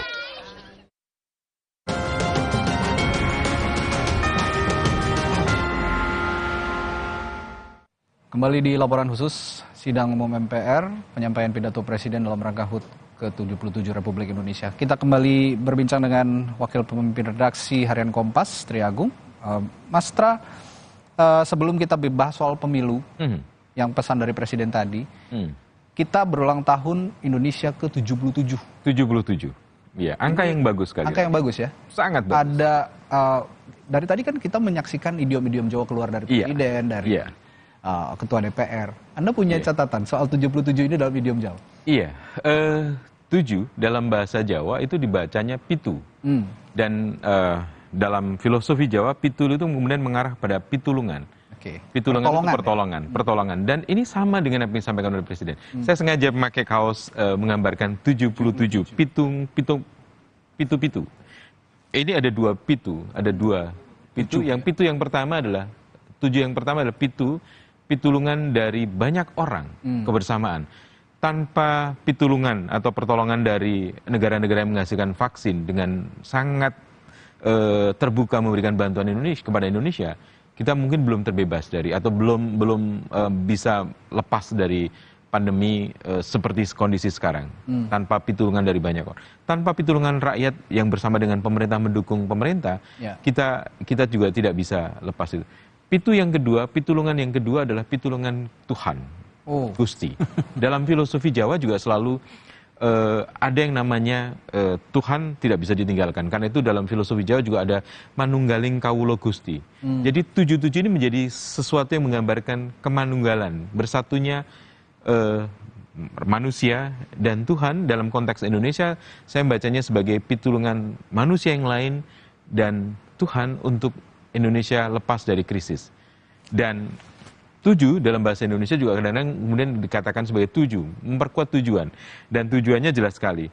Pulih lebih cepat, seperti yang dituliskan gini, bangkit lebih kuat. Jadi dengan pitulungan manusia yang lain, dengan pitulungan Allah, dengan tujuan yang kuat, kita bisa pulih lebih cepat, bangkit lebih kuat. Dan itu harapan kita bersama. Ya. Tentu saja. Sekuat-kuatnya pertolongan manusia, tetap pertolongan Tuhan. Ya? Tuhan harus tetap karena sila pertama kita jelas, ketuhanan yang Maha Esa. Ya, dalam sekali filosofinya. Saya sebagai orang awam juga sebetulnya melihat ini sesuatu yang sangat relate banget, sangat berhubungan dengan pidato presiden dan juga pidato dari Ketua DPR Puan Maharani. Tapi yang tidak kalah penting, tadi Presiden juga menyinggung soal pesta demokrasi 2024, di mana kita tahu 2019 dia ikut kontestasi. Lalu sebelumnya juga di 2014 dia juga ikut, sudah 2 periode lah. 2 periode, dan sudah sesuai dengan konstitusi sudah cukup. Sudah cukup, begitu. Nah, tadi di pesan terakhir sebelum penutup, Presiden mengatakan hindari polarisasi sosial, lalu hindari juga politisasi agama. Itu yang setidaknya terjadi dalam 2 periode ke belakang. Betul. Apakah kita mampu menghadapi ini semua? Bisa... karena ini memunculkan pemimpin baru setelah Pak Presiden Jokowi. Apakah kita mampu memunculkan atau mewujudkan pesan-pesan Presiden Joko Widodo saat ini? Kalau pertanyaan adalah apakah kita mampu? Harusnya mampu. Harus mampu ya? Harus mampu. Kenapa? Karena para pendiri bangsa ini, para founding fathers kita, sudah mengambil satu sesanti yang sangat kuat. Bhinneka Tunggal Ika. Itu menggambarkan bahwa kita boleh berbeda-beda. Berbeda juga dalam banyak hal, termasuk dalam berbeda dalam pandangan politik. Tetapi kita tetap harus satu. Dan itu yang harus terus diingatkan, Radi. Bagaimana kemudian kita, termasuk juga generasi baru, generasi muda, untuk selalu mengingatkan bahwa kita ini memang berbeda. Tetapi kita ini satu. Satu Indonesia. Satu untuk mewujudkan negara ini yang lebih tangguh, lebih kuat, lebih cepat bangkit. Apalagi tantangannya begitu banyak tadi disebutkan oleh dalam pidatonya Ketua MPR, Ketua DPR maupun Presiden. Begitu banyak tantangan. Dan tantangan itu tidak mungkin kita hadapi sendiri-sendiri. Pemerintah sendiri nggak mungkin. Rakyat sendiri juga tidak mungkin. Harus ada kebersamaan. Bahkan dengan kebersamaan dengan bangsa lain. Kita melihat bagaimana negara-negara lain yang kemudian muncul ketidakbersamaan di dalamnya. Mempersatukannya menjadi sulit. Dan kita melihat bahwa kemudian negara-negara ini dalam situasi yang sangat-sangat sulit, bahkan kemudian pecah. Dan tentu kita tidak berharap kondisi itu seperti terjadi di Indonesia. Karena sekali lagi kita punya modal dasar yang kuat Pancasila, kita punya modal dasar yang kuat Bhinneka Tunggal Ika, kita punya modal dasar yang kuat Undang-Undang Dasar 1945, dan tentu saja semua yang ada ini adalah membuat kita mestinya bisa melangkah ke depan seperti yang diingatkan oleh Presiden, bersama-sama untuk Indonesia yang lebih baik. Dan soal pemilu ini juga bersinggungan soal capaian ekonomi yang sudah Presiden klaim tadi. Betul. Pidatonya beberapa capaian keberhasilan ekonomi diklaim. Dan kalau di Kompas ditulis ini semua hasil kerja bersama. Betul. Dari capaian-capaian yang dipaparkan Presiden. Apakah itu memang hasil kerja bersama termasuk kita sebagai rakyat Indonesia? Iya, tentu karena mau seperti apapun hebatnya program yang dibuat oleh pemerintah, ketika kemudian terjadi penolakan di level rakyat, di lapangan, tidak akan pernah terjadi, Radi. Karena itu memang apapun yang disiapkan oleh pemerintah, apapun yang diprogramkan oleh pemerintah, harus mendapatkan dukungan dari rakyat supaya ini bisa mewujud. Apa yang diinginkan oleh rakyat, kalau tidak juga didengar oleh pemerintah yang menjalankan pemerintahan, penyelenggaraan negara, juga tidak akan terwujud. Sehingga tidak bisa lain, memang kata kuncinya adalah kebersamaan. Dan hari ini Kompas coba mengingatkan tentang kebersamaan itu, dan kebersamaan itu bahkan muncul bukan hanya dalam pelaksanaan, tetapi juga dalam ide. Karena itu ada inspirasi-inspirasi yang kita bisa belajar di daerah lain, inspirasi kemudian memajukan negeri, ini inspirasi pasti bersama, dan kemudian juga disampaikan juga oleh cucu proklamator, bagaimana kemudian mimpi bersama untuk kemudian bisa mewujudkan Indonesia yang adil, makmur, dan sejahtera seperti yang dipesankan dalam Pancasila, sila yang kelima. Keadilan sosial bagi seluruh rakyat Indonesia, dan itu mewujudkan kemakmuran bersama kita. Saya juga tertarik dengan tulisan yang ditulis di harian Kompas di kolom wawancara dengan Ketua DPR. Inspiratorial. Ya, soal Trisakti. Iya. Ini setelah masuk dunia politik, kita khusus bicara soal Puan Maharani karena saya melihat aplausnya luar biasa tadi dari semua hadirin yang hadir di sidang tadi. Ini kita akan bahas nanti, Mas Tras, setelah jeda, setelah iklan berikut ini, bagaimana sosok Puan Maharani masuk di dunia politik, seorang perempuan, cucu proklamator, dan akhirnya bisa menyaingi sosok-sosok yang lain yang ada di negeri ini, terutama untuk menghadapi kontestasi pemilu 2024. Kita akan bahas bersama nanti setelah jeda. Tetaplah bersama kami.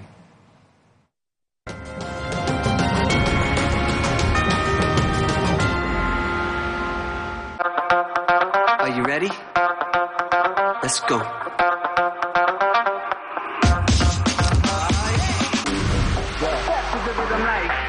You're going out tonight.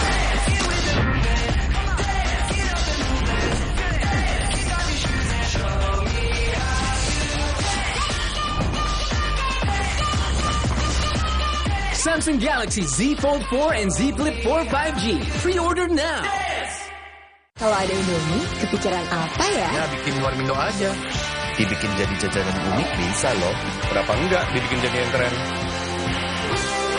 Bisa jadi sesuatu yang nyeni juga. Indomie, hidupkan inspirasimu. Kok nilainya ada yang merah? Kalian pasti bangga. Dia telah meluangkan waktu melatih mereka bermain bola. Kuat sesungguhnya bukan hanya dari nilai rapor, tapi dari dalam. Didukung oleh kebaikan susu dan gandum. Baru, biskuit bolu susu dengan krim coklat. Dibayar tunai. Paham? Silakan. Gak usah gugup, aku dulu. Datang dari sumber alam yang terlindungi, murninya air mineral Aqua, berikan air minum berkualitas. Kakek pingin tahu apa gigi palsunya bisa ngunyah ayam goreng yang renyah. Untung kakek pakai Poliden yang dengan kuat melekatkan gigi palsunya hingga 12 jam. Kakek pun bebas makan apa saja. Tersedia di apotek terdekat.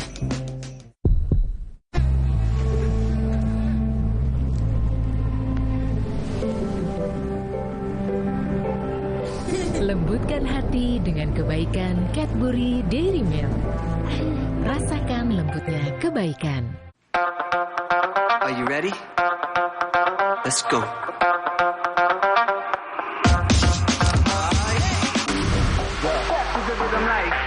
You're going out tonight.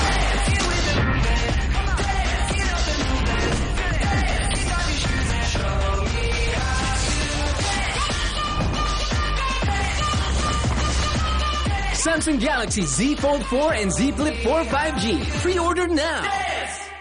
Sari Gandum Big Pack. Buat sharing rame-rame. Isinya nggak pelit cuy. Anti berantakan. Cocok juga buat online. Non-stop seharian. Sari Gandum. Seenak itu, sekenyang itu.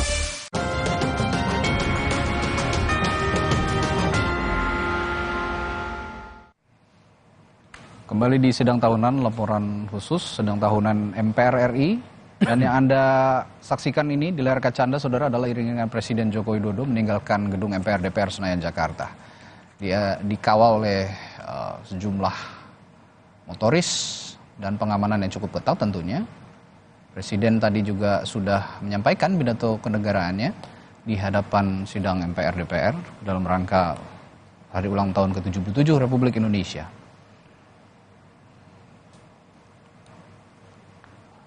Dan Presiden menyampaikan beberapa hal yang sangat penting dalam momen pidatonya kali ini, mulai dari capaian atau keberhasilan Indonesia menghadapi pandemi. Tadi dikatakan masuk 5 besar penanganan terbaik pandemi dunia. Presiden Joko Widodo mengatakan seperti itu. Dan juga capaian-capaian ekonomi di tahun-tahun yang berat di saat pandemi ini juga cukup harus diapresiasi sebetulnya oleh kita semua sebagai rakyat Indonesia. Dan saya kembali tadi, pertanyaan sempat tertunda. Balik lagi ke sosok Puan Maharani sebagai Ketua DPR yang tidak bisa juga kita kesampingkan begitu saja. Sebenarnya kiprah seorang Puan Maharani sebagai Ketua DPR dan juga politisi begitu. Ini seperti yang Bung terbilang tadi, dia cucu proklamator. Ya. Dia juga anak seorang Presiden Republik Indonesia, Megawati Soekarno Putri, dan saat ini berkiprah di politik. Kita harus runut juga ke belakang, upaya dia untuk berkiprah di politik dan menatap 2024 sebenarnya sudah tampak ya, sudah tampak beberapa waktu lalu. Tapi apakah ini akan berhasil atau tidak itu tergantung upaya yang terus dilakukan dan konsisten oleh Puan Maharani. Apakah ini akan bisa terwujud kira-kira upaya yang diusahakan oleh Puan Maharani? Karena ya, cucu seorang proklamator sepertinya ada beban khusus buat Puan Maharani. Ini pertanyaan untuk ini juga gambar yang kita saksikan kebetulan lagi Puan juga. Puan Maharani. Ya, ini pertanyaan kepada seorang cenayang. Jadi, apakah kemudian bisa mewujudkan ini? Dibandingkan dengan tokoh-tokoh politik yang lainnya, Puan Maharani mempunyai bekal yang lebih banyak sebenarnya.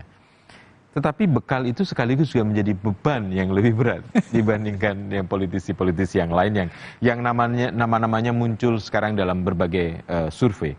Kenapa? Karena nama besar Bung Karno sebagai proklamator itu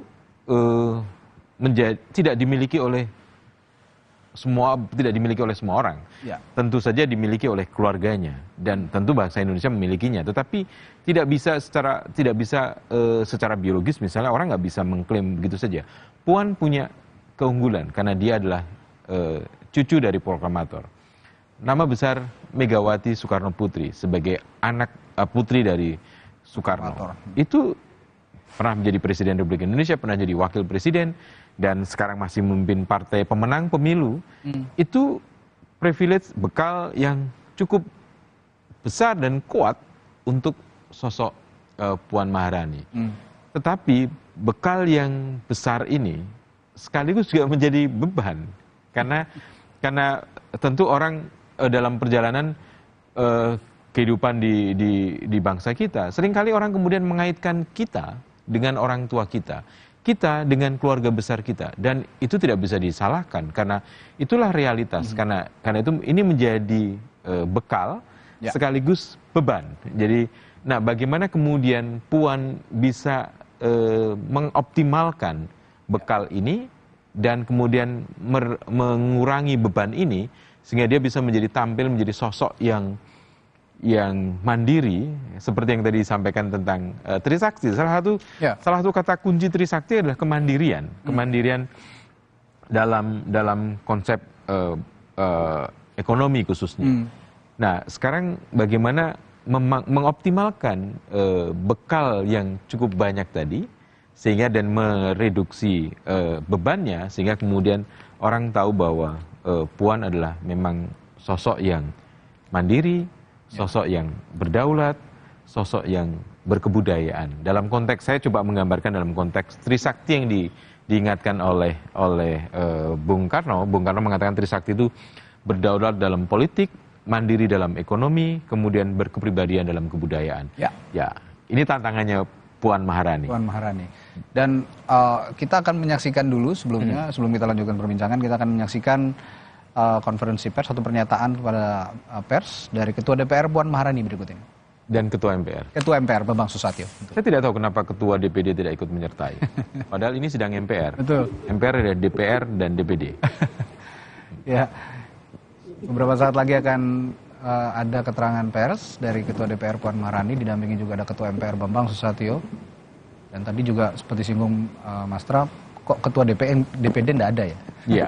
Seharusnya mungkin sebentar lagi menyusul untuk mendampingi. Iya.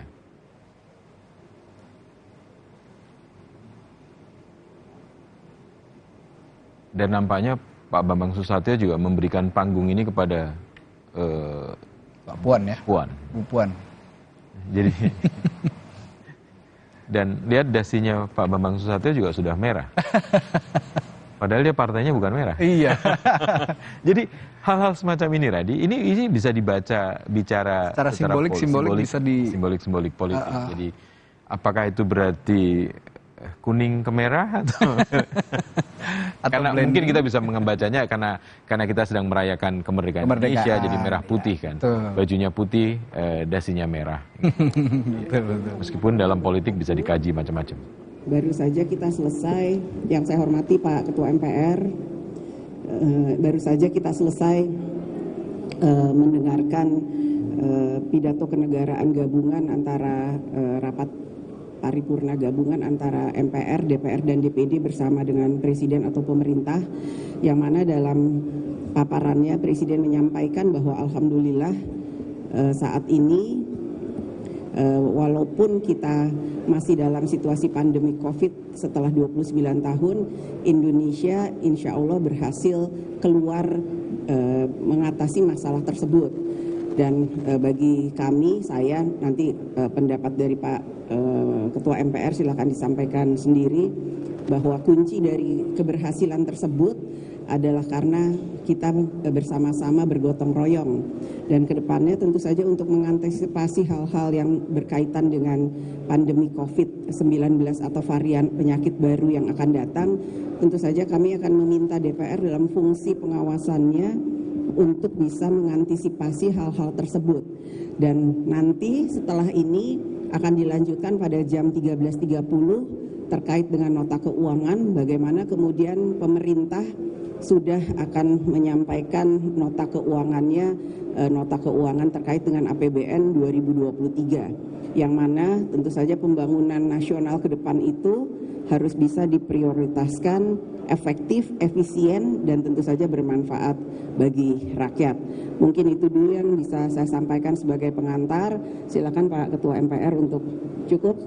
Ya, langsung ada pertanyaan, mungkin mau ditanya? Ya.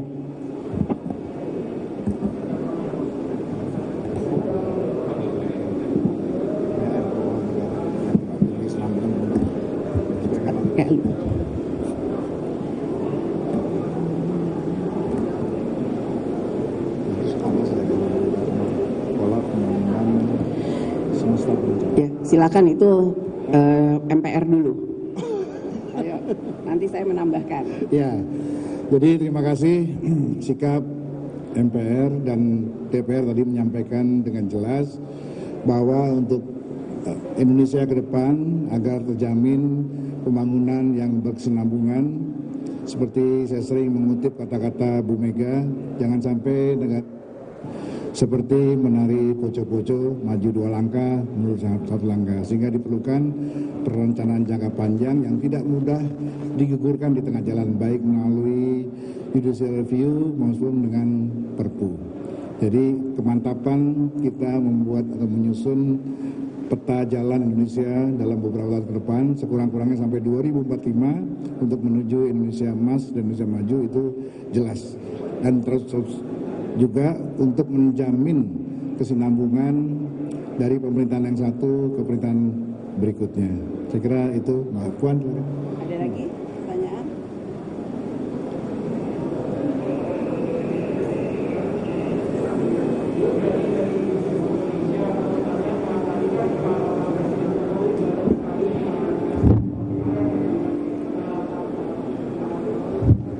Tahun ini kan pembangunan untuk infrastruktur dasar ini kan sudah dimulai ya Bu ya. Bagaimana nanti DPR maupun juga MPR nanti untuk melihat bagaimana pengawasan pembangunannya. Terima kasih. Terkait dengan IKN, DPR sudah mengesahkan undang-undang terkait dengan IKN. Karenanya memang untuk memaknai pelaksanaan dari pembangunan IKN itu sebagai salah satu tempat pemerataan ekonomi nasional, kami berharap bahwa seluruh elemen bangsa itu bisa memaknainya itu secara sama dulu dan secara konkret. Jadi saya sudah menyampaikan kepada pemerintah bahwa pemerintah harus lebih gencar untuk melaksanakan sosialisasi terkait dengan IKN. Apa yang akan dilakukan, bagaimana peta jalannya, apa prioritasnya, bagaimana pembangunannya, bagaimana kemudian swasta, kemudian seluruh elemen bangsa itu bisa ikut berpartisipasi dalam pembangunan IKN. Tadi dalam pidato yang disampaikan oleh Presiden menyampaikan bahwa IKN bukan hanya untuk ASN saja, tapi bagaimana kemudian para swasta, masyarakat umum ikut bisa berpartisipasi. Ini kan baru saja dimulai. Kalau menurut laporan dari pemerintah bulan Juli ini baru kita akan melakukan pelaksanaan infrastruktur yang kemudian mulai dilaksanakan di IKN. Tentu saja sebagai fungsi pengawasannya secara berkesinambungan DPR akan melakukan fungsi pengawasannya terkait dengan pembangunan IKN. Ada lagi?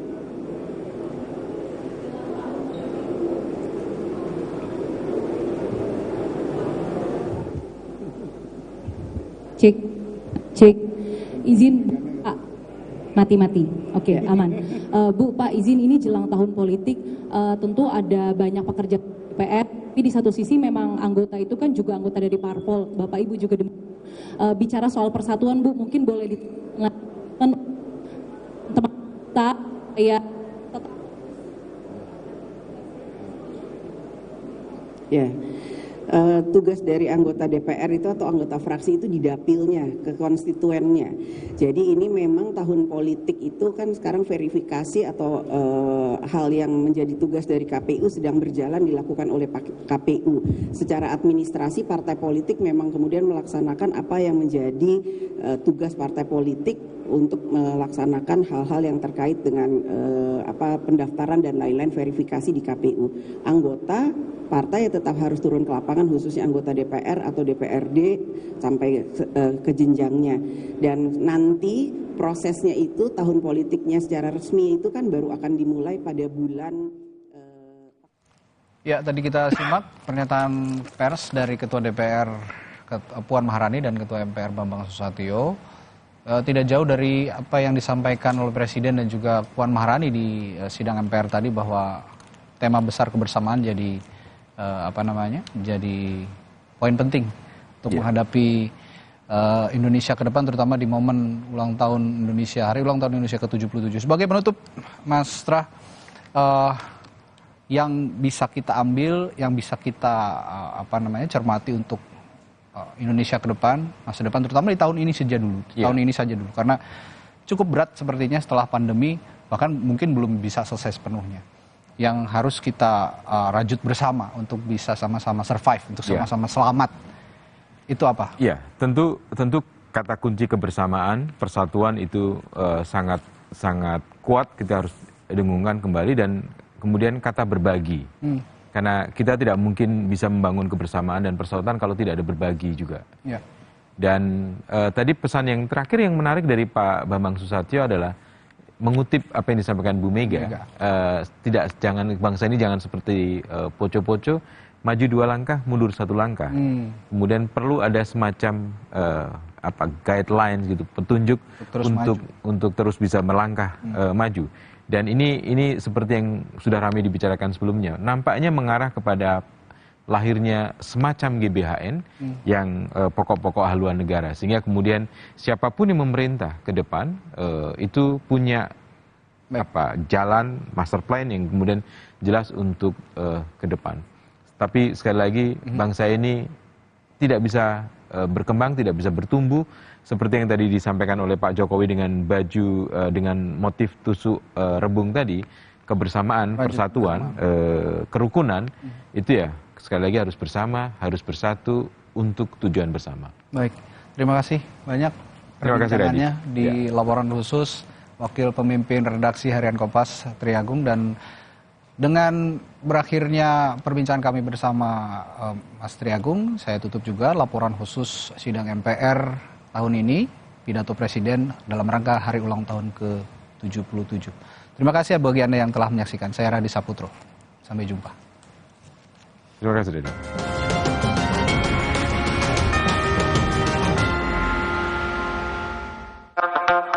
Are you ready?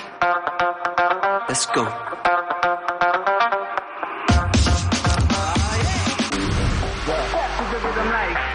You're going out tonight.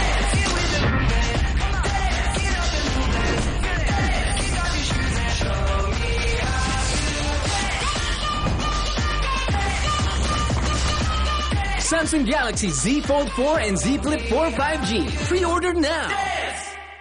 This is really amazing. Sensor dan Repair and Protect Deep Protection memiliki kandungan Novamin, membentuk lapisan mineral untuk perlindungan mendalam gigi sensitif. Jadi, kita bisa mengkonsumsi semua makanan favorit kita tanpa khawatir rasa ngilu.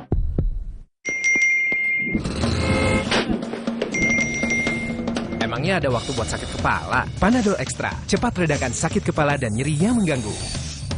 Dapat diminum sebelum makan dan tidak menyebabkan kantuk. Kalau ada Indomie, kepikiran apa ya? Ya bikin warmindo aja. Dibikin jadi jajanan unik bisa loh. Kenapa enggak dibikin jadi yang keren? Bisa jadi sesuatu yang nyeni juga. Indomie, hidupkan inspirasimu. Baru bangun, kerjaan udah numpuk. Aqua dulu. Datang dari sumber alam yang terlindungi, murninya air mineral Aqua, berikan air minum berkualitas. Kebas dan kesemutan akibat kurang vitamin neurotropik, minum Hemaviton Neuroforte. Vitamin neurotropik B1, B6, B12 efektif obati kerusakan sel saraf akibat kurang vitamin neurotropik. Hemaviton Neuroforte. Are you ready? Let's go.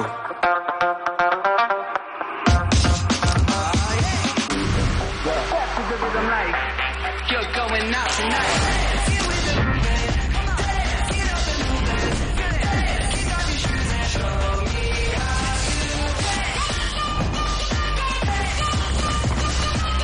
Samsung Galaxy Z Fold 4 and Z Flip 4 5G. Pre-order now.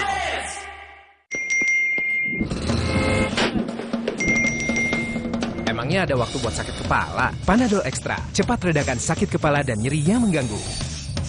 Dapat diminum sebelum makan dan tidak menyebabkan kantuk. Kakek pingin tahu apa gigi palsunya bisa ngunyah ayam goreng yang renyah. Untung kakek pakai Poliden yang dengan kuat melekatkan gigi palsunya hingga 12 jam. Kakek pun bebas makan apa saja. Tersedia di apotek terdekat. Yang baru di Agustus, masak mudah dan seru juga tips dan trik semua ada di sini. Kayak balsem. Aroma kebohongan. Ya beku, Nyu. Butter apa hatinya sih? Wih, cakep banget sih, Ma. Apa sih banyak cakep-cakep aja? Saksikan aku hanya di Cooking is Fun di Kompas TV. Cooking is Fun mulai 20 Agustus pukul 10 pagi di Kompas TV. Dalam pidato kenegaraan di sidang tahunan MPR, DPR, dan DPD, Presiden Joko Widodo mengingatkan jelang tahun politik 2024. Presiden meminta jangan ada lagi politik identitas, politisasi agama, dan polarisasi sosial masyarakat.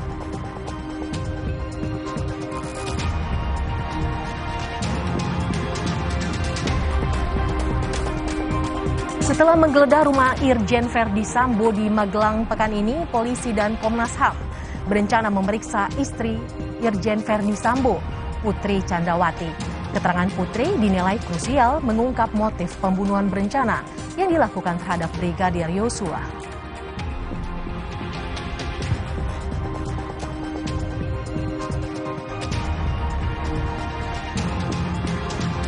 Sambut Hari Kemerdekaan ke-77 Republik Indonesia, puluhan bendera merah putih berbagai ukuran dikibarkan di terasering persawahan di Gianyar, Bali. Acara ini menarik perhatian wisatawan yang berkunjung.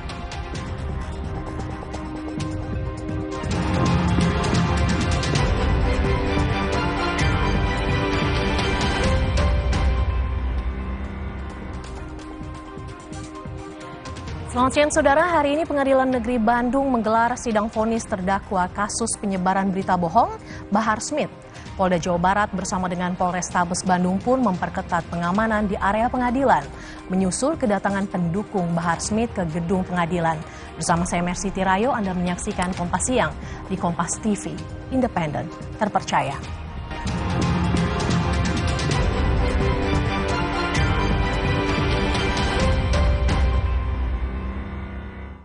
Saudara, suasana perumahan milik FS yang berada di Magelang, Jawa Tengah pada Selasa siang terpantau sepi. Tidak tampak adanya aktivitas yang mencolok pasca adanya penyidikan yang dilakukan oleh tim Sus Polri. Suasana kompleks perumahan Cempaka Residen di Desa Bayurojo, Kecamatan Mertoyudan, Magelang terlihat sepi. Tidak ada aktivitas yang mencolok seperti kemarin. Ketua RT setempat baru mengetahui setelah adanya penyidikan bahwa Ferdi Sambo memiliki rumah di perumahan tersebut. Dulunya rumah itu milik mantan Kapolri Idam Aziz. Dirinya juga tidak mengetahui apakah Ferdi Sambo dan keluarganya sering berkunjung ke rumah tersebut karena tidak pernah ada laporan. Saya tidak tahu Mas masalah itu. Saya kalau itu rumahnya Pak Sambo saya tidak tahu. Cuma tahu Lisa Sinambung tahu toh? Lisa Sinambung dari anunya itu, kalau itu rumahnya Pak Sambo itu saya nggak tahu. Setelah ada kejadian ini, itu setahu saya rumahnya Pak Idam Aziz. Oh, gitu. Tahun berapa Pak? Karena masalah tahun saya lupa. Tapi miliknya Pak Idam Aziz, setahu saya. Mantan Kapolri. Terus dibeli sama Pak Sambo? Wah, ngerti dibeli Pak, nggak tahu.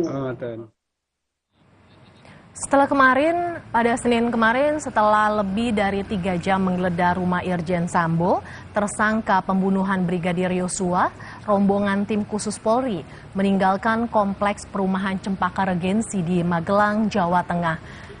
Setelah tim Polri keluar, penjaga keamanan kompleks perumahan melonggarkan pengamanan. Tadi di saat masuk di ruangan mereka mencari data apa yang dibutuhkan untuk penambahan data-data kelengkapan yang sudah masuk sana itu. Pak, terus apa ada yang dibawa Pak dari tim Pak? Dari rumah? Yo ada, tapi sudah dimasukkan koper. Apa Pak? Kayak apa Pak yang Bapak lihat Pak? Yang saya lihat, saya tidak melihat, tapi berita acaranya belum rampung. Lembaga Perlindungan Saksi dan Korban menolak permohonan perlindungan terhadap istri Irjen Ferdi Sambo. Sementara Barada Eliezer diputuskan mendapat perlindungan. Namun terkait kasus pelecehan seksual dan percobaan pembunuhan, LPSK menyebut tidak dapat melakukan intervensi karena sudah dihentikan oleh pihak kepolisian. Lembaga Perlindungan Saksi dan Korban LPSK menyatakan Barada Richard Eliezer memenuhi syarat sebagai justice kolaborator di kasus pembunuhan Brigadir Nofriansah Yosua. Justice kolaborator bukan merupakan pelaku tindak pidana utama yang bersedia bekerja sama dengan aparat penegak hukum untuk membongkar kasus. Justice kolaborator mendapatkan perlindungan keamanan dari LPSK, perlakuan khusus seperti pemisahan berkas perkara dan penahanan dengan pelaku lain, serta penghargaan saat putusan persidangan. Bentuk perlindungan yang diberikan LPSK untuk Eliezer berupa penebalan pengamanan di rutan, pemasangan CCTV portable, suplai logistik, cek steril udara, pemeriksaan rutin oleh dokter atau psikolog, serta pendampingan rohaniawan. Pengacara Eliezer, Roni Talapesi pun kembali menegaskan tidak ada niat kliennya membunuh Brigadir Yosua. Eliezer juga bukan merupakan bagian perencanaan pembunuhan Yosua. Datangkan ahli psikologi untuk klien kami. Sebenarnya apa untuk ahli psikologi? Nah, ini untuk materi penyidikan nanti ya, saya sampaikan nanti. Tapi sedikit saja kami sampaikan bahwa ada beberapa fakta yang terjadi bahwa tidak ada niat dari saudara kami, adik kami ini, RE, untuk melakukan tindak kejahatan atau melakukan tindak pembunuhan. Di sini sudah jelas bahwa dia bukan bagian dalam perencanaan. Namun, Terkait ditolaknya permohonan pertama Eliezer dan istri Irjen Verdi Sambo dalam kasus pelecehan seksual dan percobaan pembunuhan dalam program Sapa Indonesia Pagi, Ketua LPSK Hasto Atmojo Suroyo menyebut tidak dapat melakukan intervensi terhadap kedua kasus yang diajukan Eliezer dan Putri Chandrawati ini karena sudah dihentikan kepolisian. Berkaitan dengan laporan tindak pidana pelecehan seksual dan juga percobaan pembunuhan, itu kan ternyata sudah dihentikan oleh pihak polisian. Jadi LPSK tentu tidak bisa melakukan intervensi apapun terhadap permohonan kedua orang ini. Karena apa? Karena LPSK itu ranah mandatnya ada di dalam peradilan pidana. Jadi kalau tidak ada tindak pidana yang dianggap ada, itu tentu saja kita tidak bisa melakukan intervensi apapun. Karena kalau Eliezer ini ditolaknya karena yang bersangkutan sudah menjadi tersangka. Dan kemudian kami sampaikan kalau yang bersangkutan ingin menjadi atau bersedia menjadi justice collaborator, itu barangkali LPSK bisa memberikan. Nah, artinya setelah kami kemudian kemarin bertemu dengan yang bersangkutan, setelah menerima permohonan dari penasihat hukumnya, ya kami berkeyakinan bahwa yang bersangkutan memang bersedia menjadi justice collaborator dan memenuhi syarat, itu menurut kami. Sedangkan kalau Ibu Putri, kami sama sekali belum bisa mendapatkan keterangan apapun sebenarnya berkaitan dengan laporan dia ke polisi dan juga permohonan yang bersangkutan ke LPSK. Ya. LPSK menolak permohonan perlindungan yang diajukan Putri Chandrawati. Hasil asesmen membuktikan tidak ada ancaman atau trauma yang didapat istri Verdi Sambo sebagai korban percobaan pencabulan. LPSK justru menemukan ada kejanggalan pengajuan permohonan perlindungan dan menilai tidak ditemukan adanya resiko keberbahayaan yang dipersepsikan sebagai ancaman terhadap pemohon Putri Chandrawati. LPSK lalu merekomendasikan agar istri Irjen Verdi Sambo bisa pulih mental sehingga bisa memberikan keterangan. Tim Liputan, Kompas TV.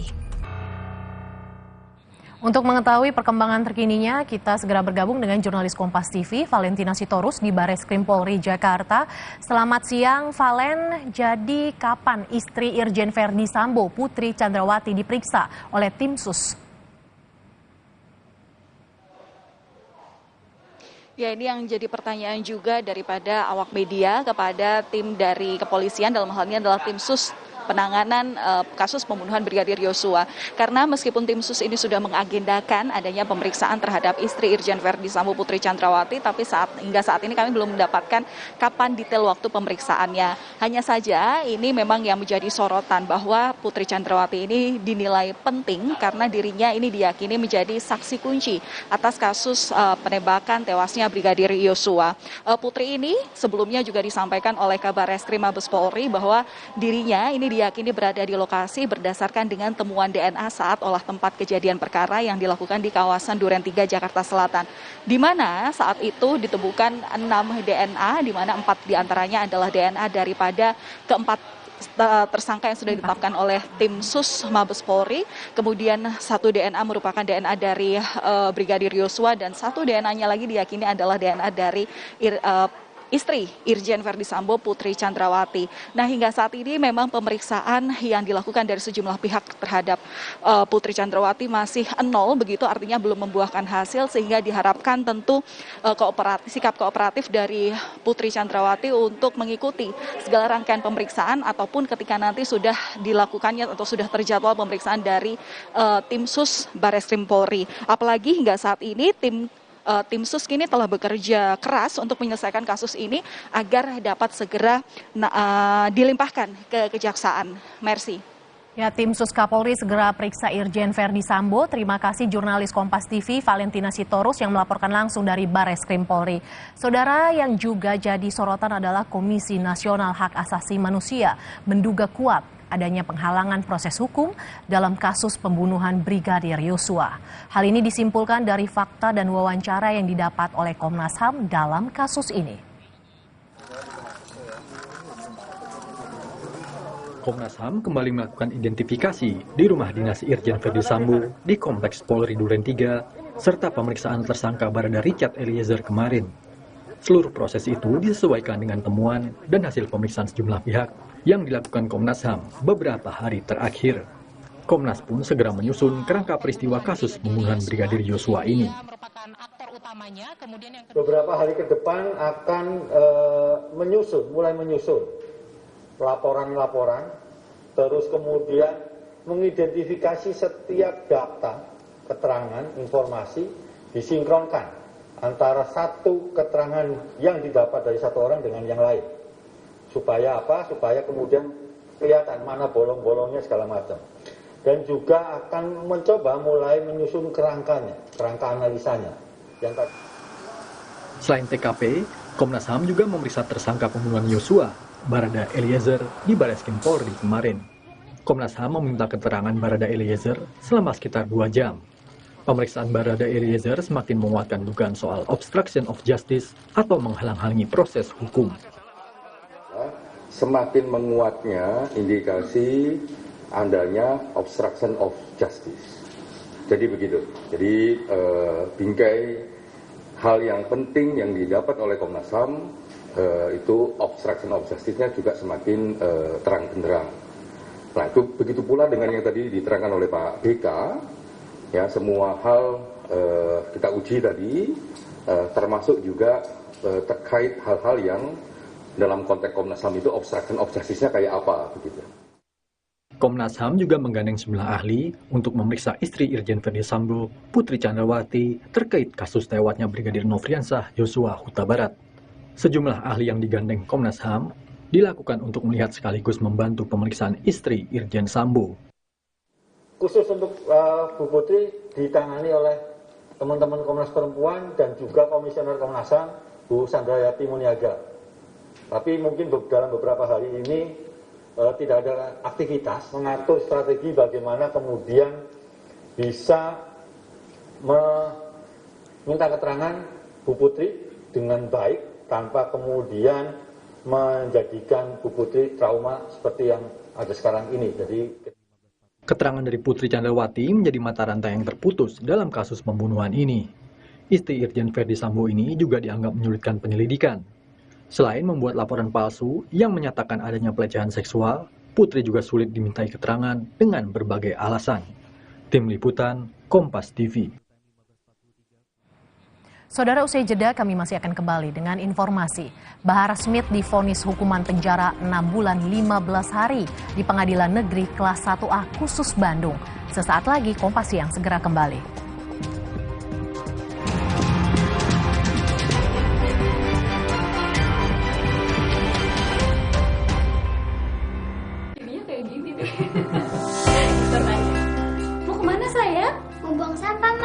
Stop! Sekarang, budaya membuang sampah pada tempatnya enggak cukup. Kita juga harus punya kebiasaan memilah sampah. Gini nih caranya. Siapkan kardus dan spidol, tulis di masing-masing kardus jenis sampah. Sampah organik, kertas, metal, PET, dan sampah plastik lainnya. Lalu pilah deh. Plastik seperti PET lebih mudah didaur ulang untuk kebersihan lingkungan. Nah, hal sederhana yang dimulai dari diri sendiri ini akan memberi dampak besar bagi pengelolaan sampah, khususnya sampah plastik PET, karena setelah didaur ulang akan menghasilkan dakron, bahan baku karpet, bahan konstruksi jalan tol, dan sebagainya. Gimana? Nggak ribet kan? Enggak dong.